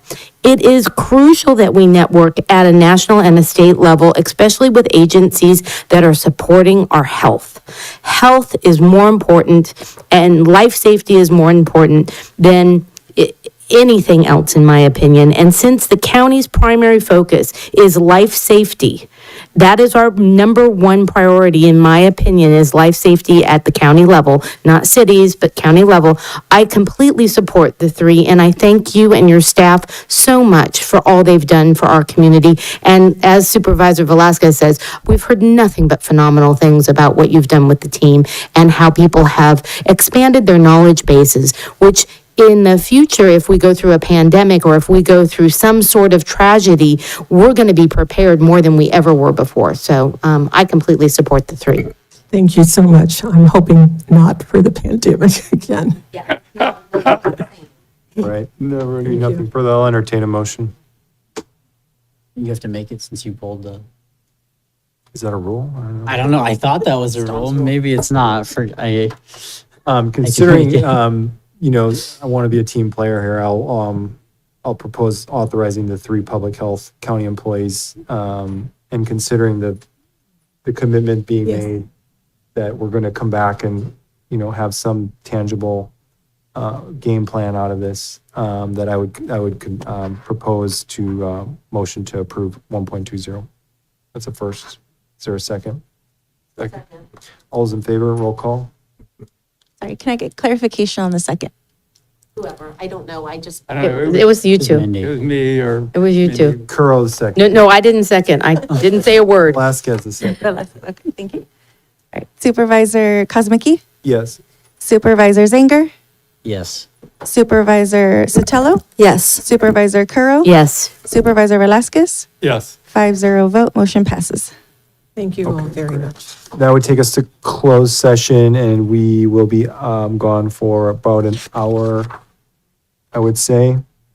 And we would come back and do. Are we doing a break for lunch today? We are, so Are we doing it right now? supervisors can go out, and whoever's involved can go out and grab lunch. So we're going to grab lunch, then go into Come closed back. So session. maybe closer to an hour and a half, but I don't, hour to an hour and a half. I want to leave it on the low end just to give us flexibility, so we're not just sitting waiting. So are we going to lunch right now? So like say, Go get your start lunch closed and session we'll at start closed 2:05 or session. something like that? I'd say by 2 o'clock if you can. You wanna get 2 Try to o'clock? back by 2, Okay. 2:05. Well, Okay. We all, Try, we can shoot for communicate 2. with one another, yeah. Okay. Is that enough, is it 30 minutes enough time? That's kind of For like, lunch. We're gonna I think if you rush. can bring lunch back, that would be ideal. That's up to you all. I'm fine either way. I'm good, whatever.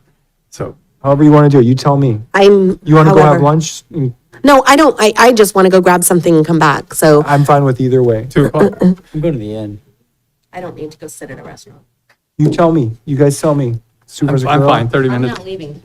Okay. 30 so minutes. Just grab lunch. The public is not involved with closed session, so when you can get back, come back and we'll proceed with Yeah, closed me too. session and then we'll shoot for an overall hour to an hour and a half. Does Esperanza So staff has at least an hour. Would you need public Yeah, comment? thank you, really, yeah. 30 And minutes, then, a quick lunch. is there a public comment on closed session before we proceed?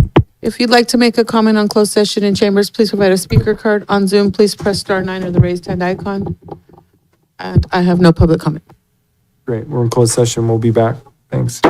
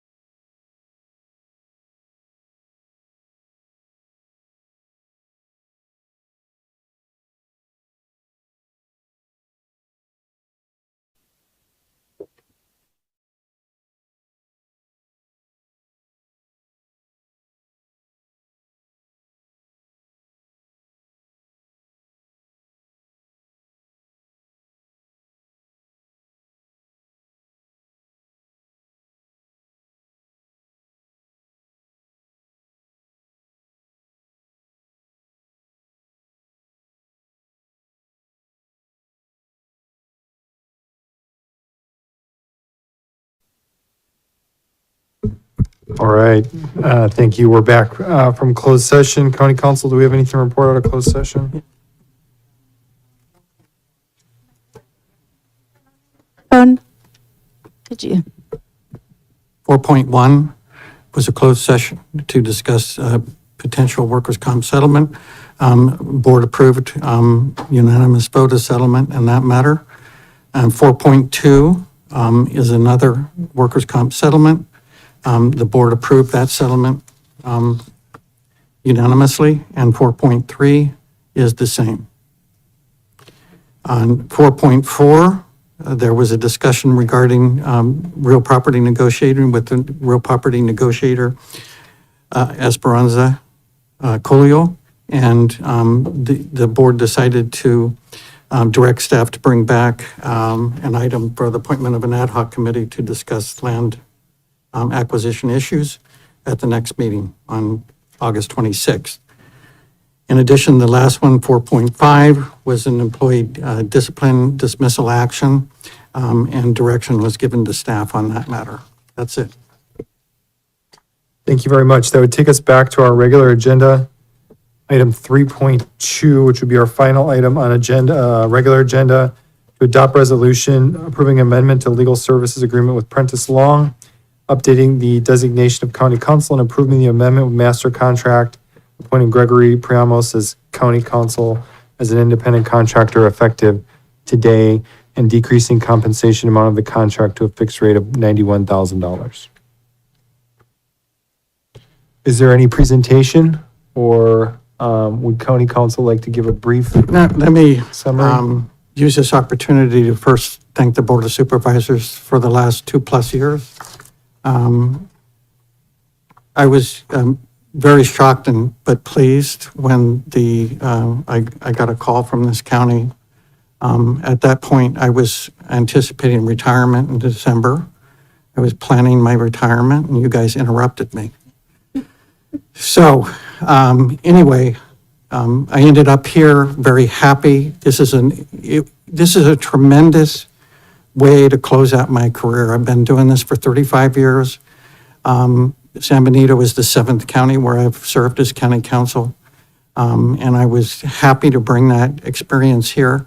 I think what you're going to get in my replacement is probably better experience than even I had. Gregory Priamos is very well known in county council circles, worked extensively with the County Council Association. And I think he'll be a great benefit to this county, and I'm happy to leave it to him because I can walk away now knowing that it's being taken care of. And so I can retire in good conscience. But I want to thank you because I know that this is an important position for the Board of Supervisors and the department heads. And to be entrusted with that responsibility is quite something. And I appreciate your having some faith in me and faith in my law firm. So with that, I think I would just ask that the board approve the contract and let Greg take his office, and I will find myself looking at leaves back east in the next couple of weeks. Great. Thank you, David. And thank you for your service to the county, and best wishes to you. Do we have any public comment? If you'd like to make a comment in chambers, please provide a speaker card. Actually, I think I took them out. Sorry. You can just come up to the podium. And on Zoom, please press *9 or the raised hand icon. And I have no public comment. Bring it back to the board for discussions, questions, recommendations. Any questions or comments? I'd entertain a motion. We have a first, we have a second. Second. All those in favor, roll call vote to approve the item as recommended. Supervisor Kosmicki, Yes. Supervisor Zanger, Yes. Supervisor Sotelo, Yes. Supervisor Curro, Yes. Supervisor Velasquez. 5-0 vote, motion passes. Thank you very much. Thanks again, David. Welcome to Samuel County, Gregory.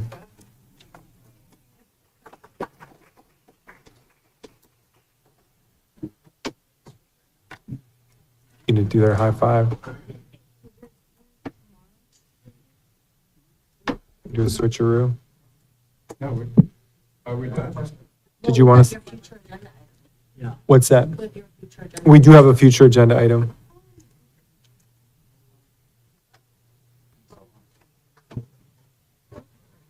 Dang it. Whether or not she wants to be here till 4. Thank you again. We just did an official changing of the guard. Yeah, so welcome again, Gregory. Thank you, David. David's got a bus waiting, a party bus waiting outside. Take him somewhere. Thank you very much. I would like to yes, just thank of the course. board. I'm really looking forward to this opportunity. I really do believe that I can bring my 37 years of experience to bear and to assist the board, especially the CAO and the department heads, to implement your goals and your objectives. I feel very strongly that the county council is not a policymaker, and it's very important that the CAO and the county council have a strong professional working relationship, and that we work very closely together to implement your goals, your objectives, your directives.